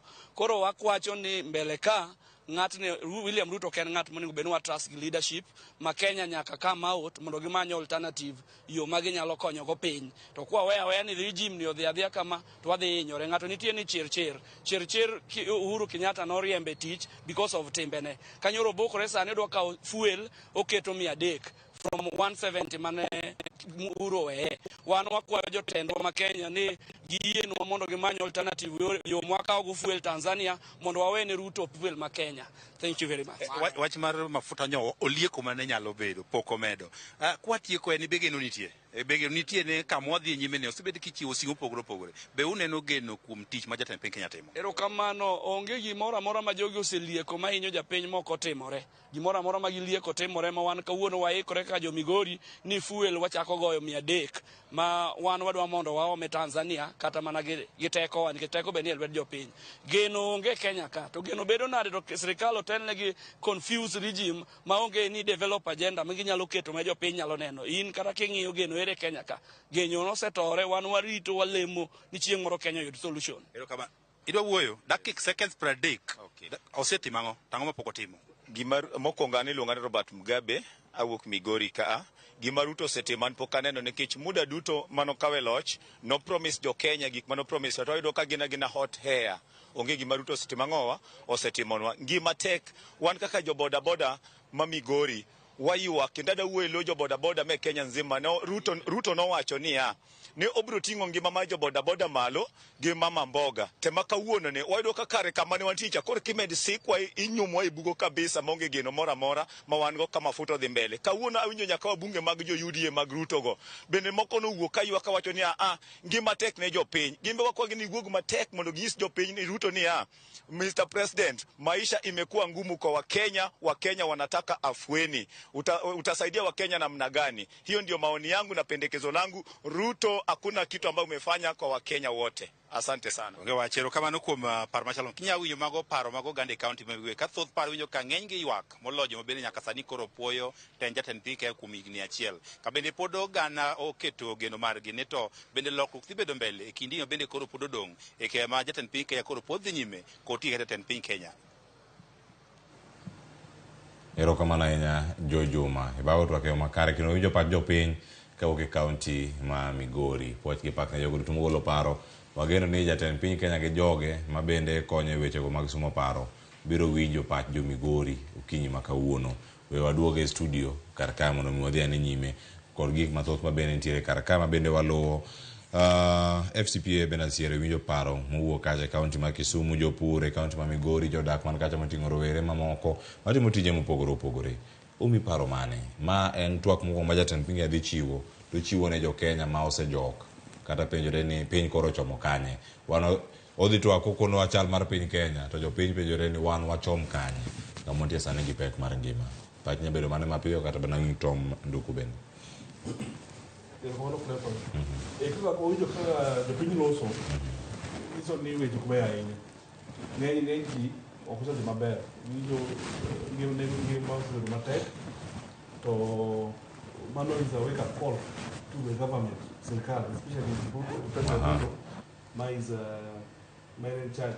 Microphone mari kona nda los ne losa sani ka to bangi ang waduogi iri chaka gi molwar ang waduoga ne wayude ane oridore arida piny ang ja mak duolo biolose kine modhi nyime karka Tom Duku mana kanyo kan waloso gig tudruok marwa kod FCPA ben atiero e kinde ma wantiere sani ang'ena mwabir thuolo mar dhi nyime kode inene yo machala magi pach jodak mowuok e kaunti ma Migori kod Kisumu mane gima ntiere ground ing'eni kawuono kare moni giluongi Oota ineno kama iywakie ne dalagi ageno neno chenro ang' ochiwane paro mamoko ma pontiere kama iyuak ne dalagi tene mancho wacho ka Ruto ng'ama ber to kama iyuak ne dalagi en janyang'ande kama iwinjo ma gigo koro timore.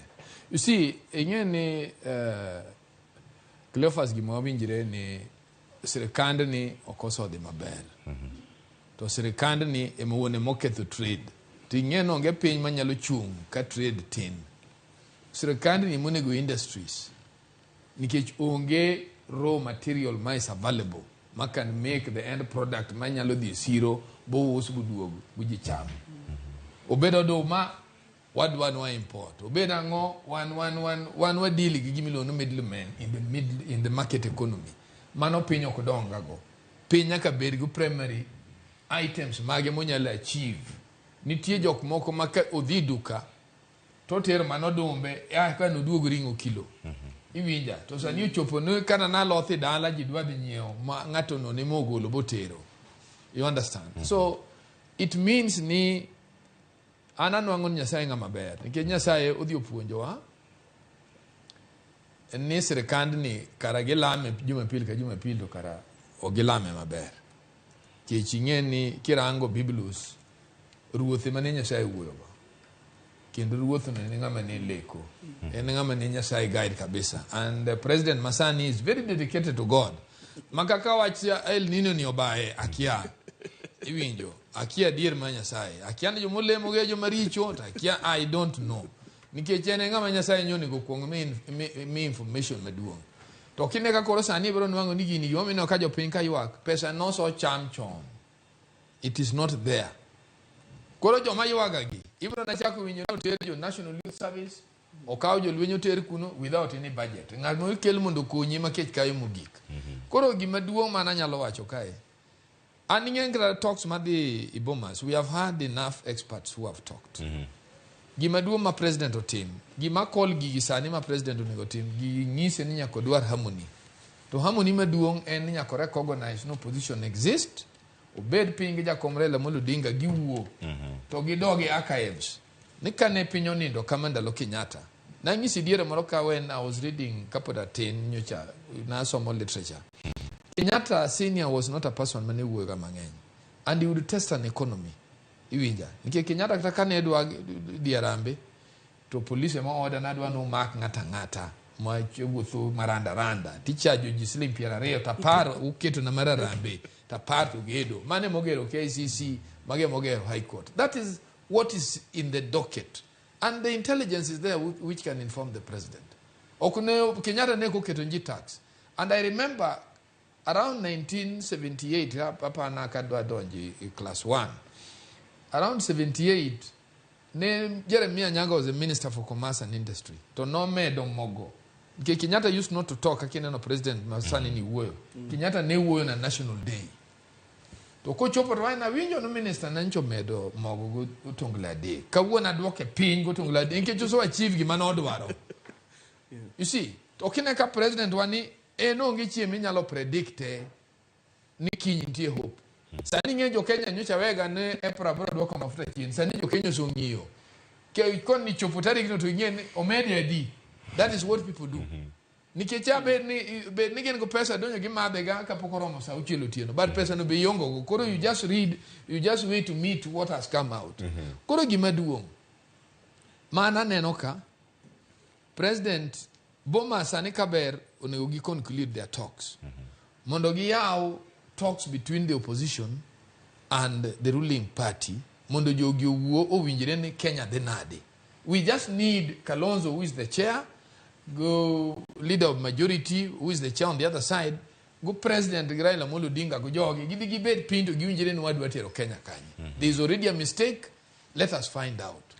Yes. Mane paro mantie karakane mosenya ni ngadori weche mag tudruok FCP Bernard Siero pachiko ne kori ma jopiny owacho mane gima wacho ni nitiere ground mana kama ni chope kar kacha ka inyalo chako kendo. Okay, ero kamano klepa kalure kod kaka jopiny uloso awacho ni weche ko bedo ka dhi maber ahinya to mano nyiso ni system marwa kaka bedo design the constitution ochiwo teko ne jopiny lakini kaka ineno kaka application mare ok dhi kaka no bedo intended. In fact, king'iyo constitution maro king'iyo the first 4 chapters are dedicated to the citizens, jopiny, the powers more jopiny.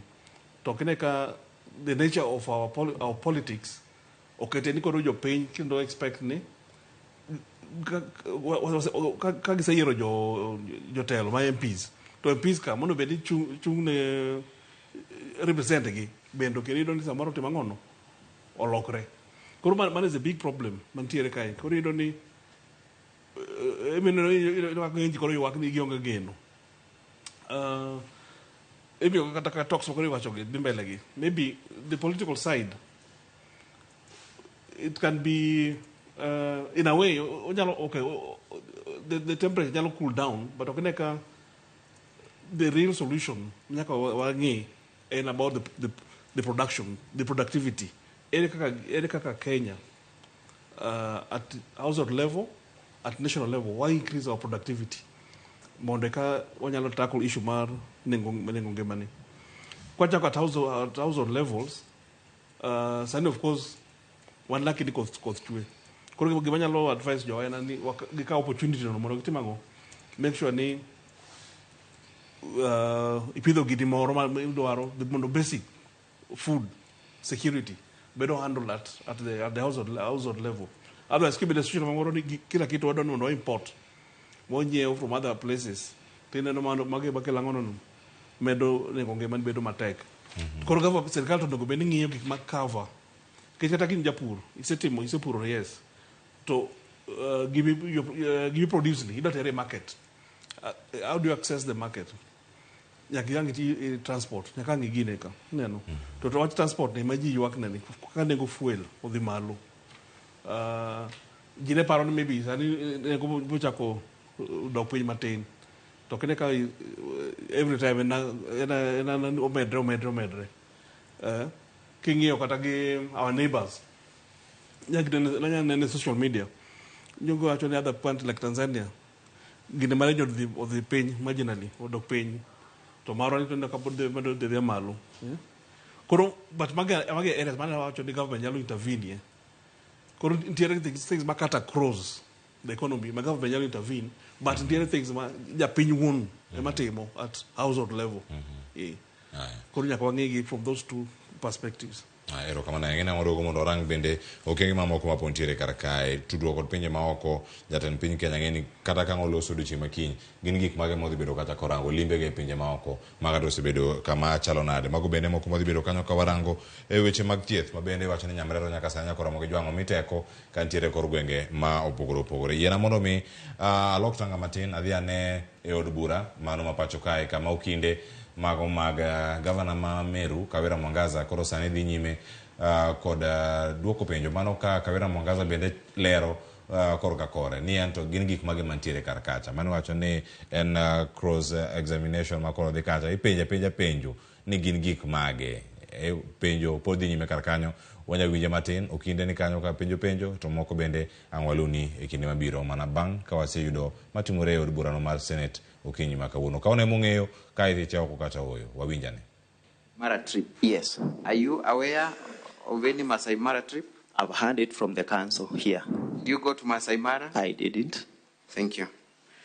Mr. Speaker, sir, that is all for this witness. Unless honorable members have a question, I would be glad to call my next witness with your guidance. Now, honorable senators, we have about 5 minutes to seek clarifications or questions from this witness. Honorable Karungo. Thank you very much, Mr. Speaker. Mr. Kinyua, I know at the County Assembly of Meru, there are 3 modes of voting. That is yes, no, or abstinence, just like the Senate and the National Parliament. Now, you said you abstained, yet you have told us that you are not able to access Parliament because one of you was attacked. Does that mean you are able to access Meru County Assembly later before the voting done, or can you clarify on that? Now, my initial plan, and that of other 9 members making it 10, was to be in the Assembly to oppose the impeachment motion. Once we couldn't get into the Assembly, that means we were absent. Maybe I've mixed up the term of being absent and abstinence.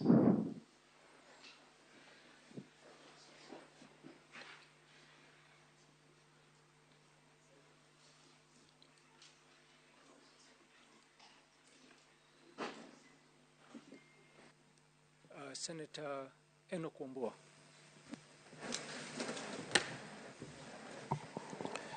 I thank you, Mr. Speaker. Mr. Speaker, I will seek 3 very quick clarifications. First is just to clarify which political party he was elected on. Secondly, Mr. Speaker, according to the report of the resolution of the County Assembly of Meru on the impeachment, 59 MCAs voted to impeach the governor. 10 did not vote. We wouldn't know how they would have voted if they voted. So all members present and voting voted against the governor.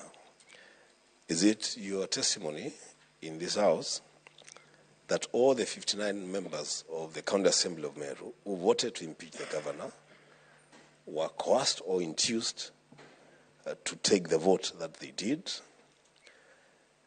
The second last is you make very serious allegations in your affidavit on paragraph 7 that the DG tried to induce you. What is the evidence?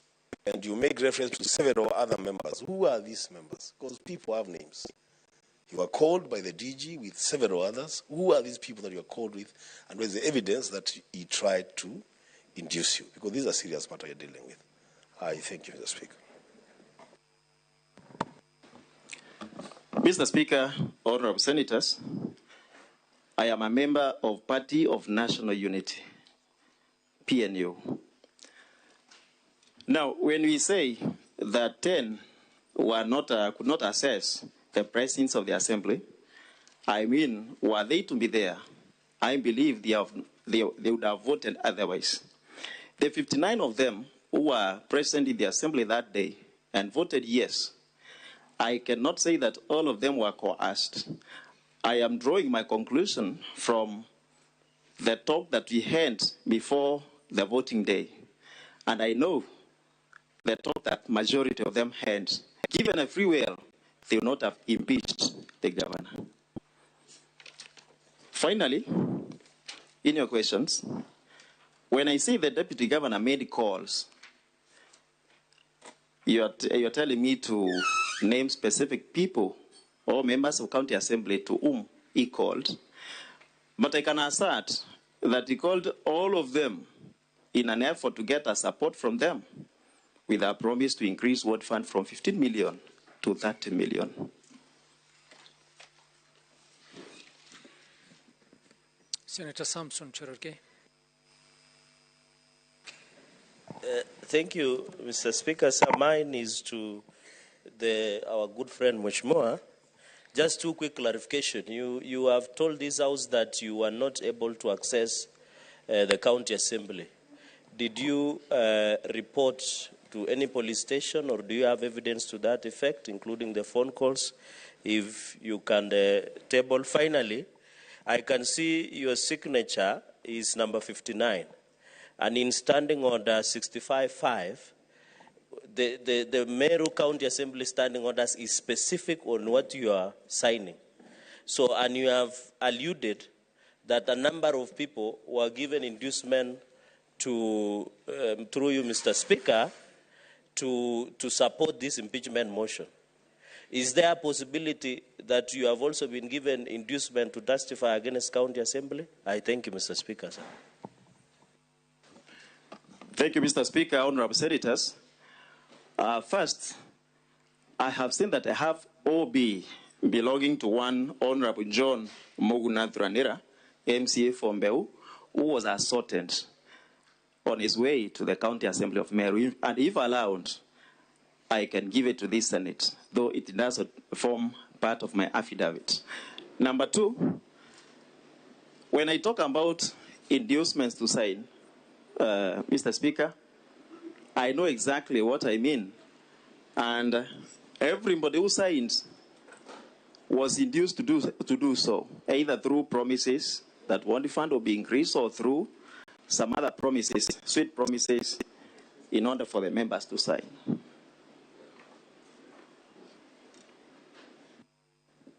Senator Sifuna. And honorable senators, we only had 5 minutes for clarification. I think the Senator Sifuna will probably be the last question we take.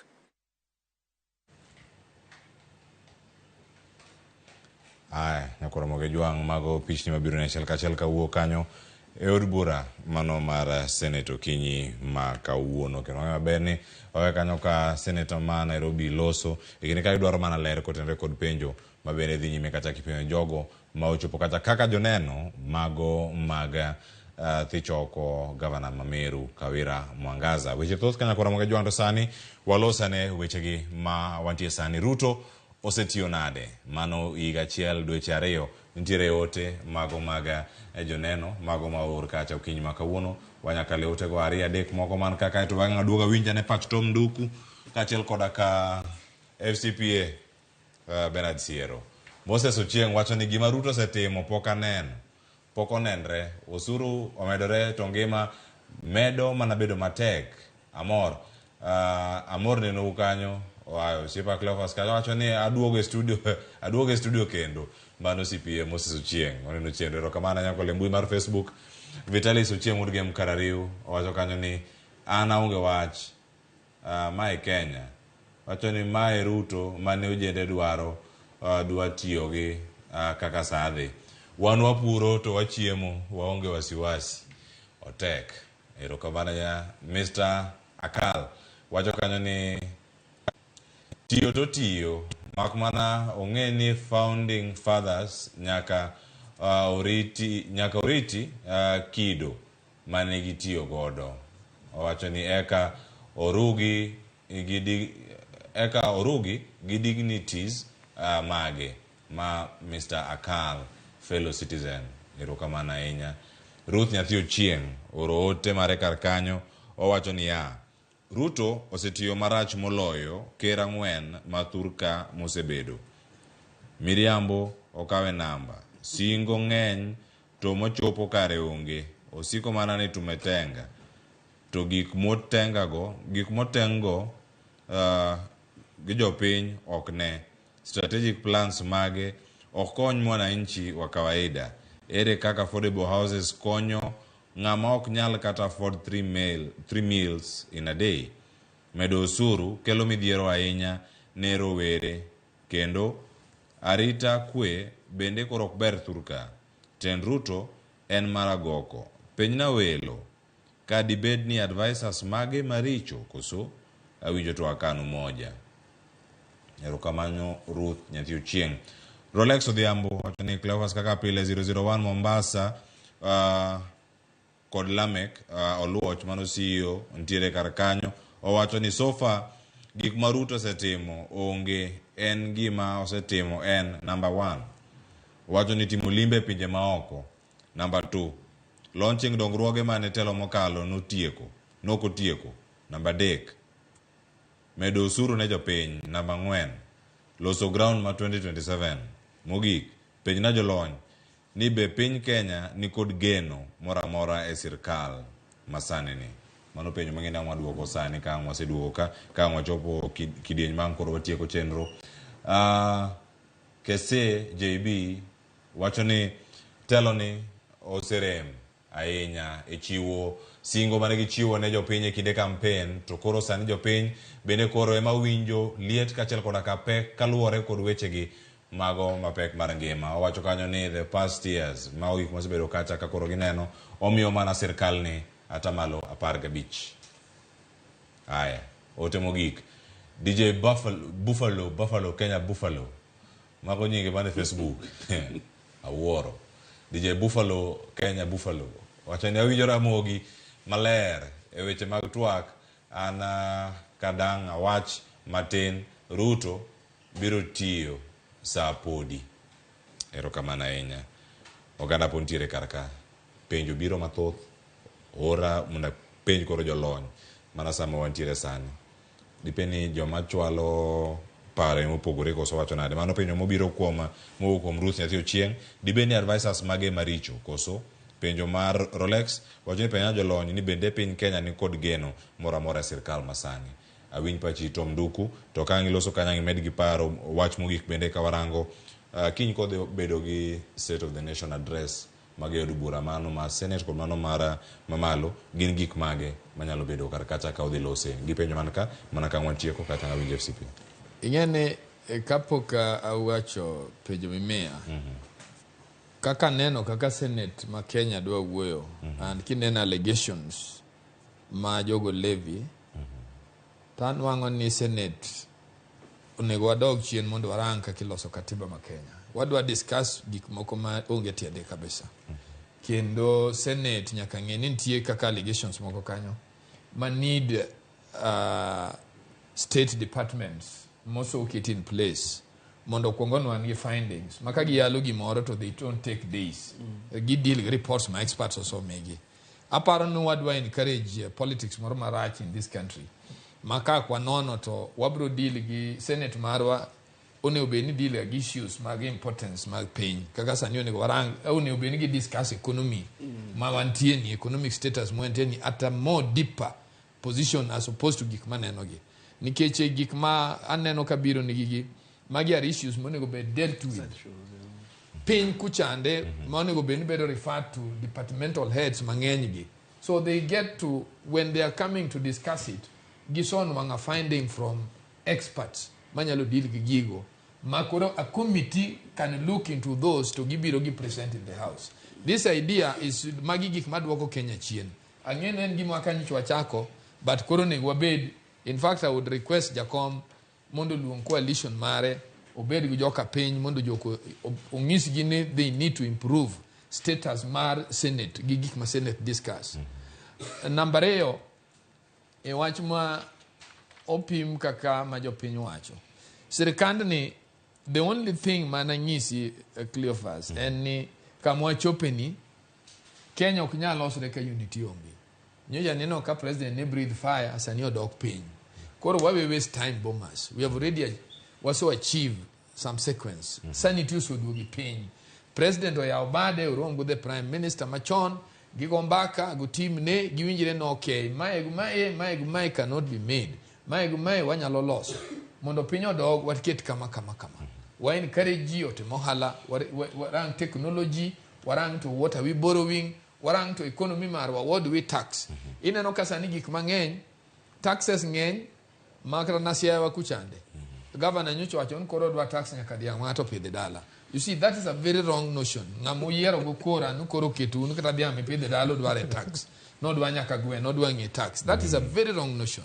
Koro an gima nyalo kwayo president machon ka giwinja maber and other experts kanyalo bende nyalo rango gima wacho ni very deeply. Let us not waste time in bombers. Waso achieve a purpose waso ng'e kama Kenya dhiye jotelo gi oduogo bed piny giwinjire watero Kenya kanye mondo kata na the House of Assembly obed moderate nikech mind gi bende moko wakni kaluwore gi position ma political parties kawo gibed moderate mondo koro girang Kenya ka Kenya dhi nyime. Erokamano ahinya Tom Duk kuom lerono bende pach mogi kar kanyo FCPA Benasiero wach mare mogi nyalo bedo kar kanyo wantiere kinde mapek mar ngima nitie jatend piny Kenya di loso kod jopiny omi pek weche machalo nade mana kwa tieko. Okay.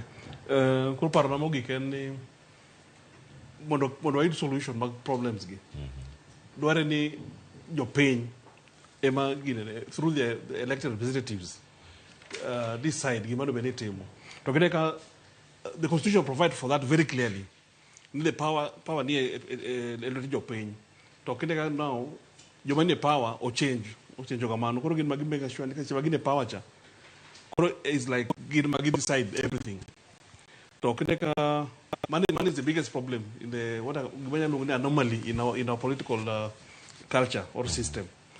Kuna kasi sa wakaka obro design what team we divide and rule. Ma kata the serikal ma wagunda no tiyogo divide and rule. Ema sana tasa ni be yogi tiyogo. And in fact yogi ema sana of effect on that. Ngenji temongi only regional interest. Kibo neno sani gibati mrega eni region ka region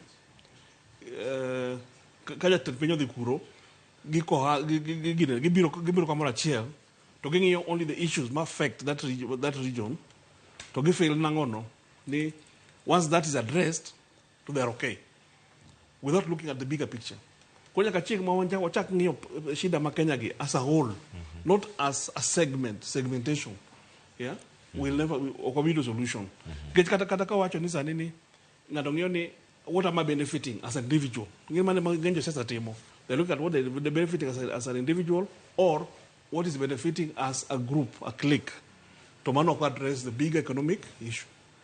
Yeah. To me, given any one solution about this economic situation, you as a country, in small regional blocks. Yeah.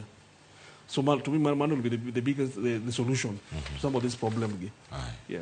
Erokamano ahinya FCP bene achiero kuom thuolo bende matoko dare Ramogi TV okinyi ma kawuono ne warango twak ma jatend piny Kenya to miyo maximum mopogore opogore gigo mabende osebedo kotayo gi kaka osebedo kotayo gi Tom Duku erokamano ahinya kuom chopo okinyi ma kawuono.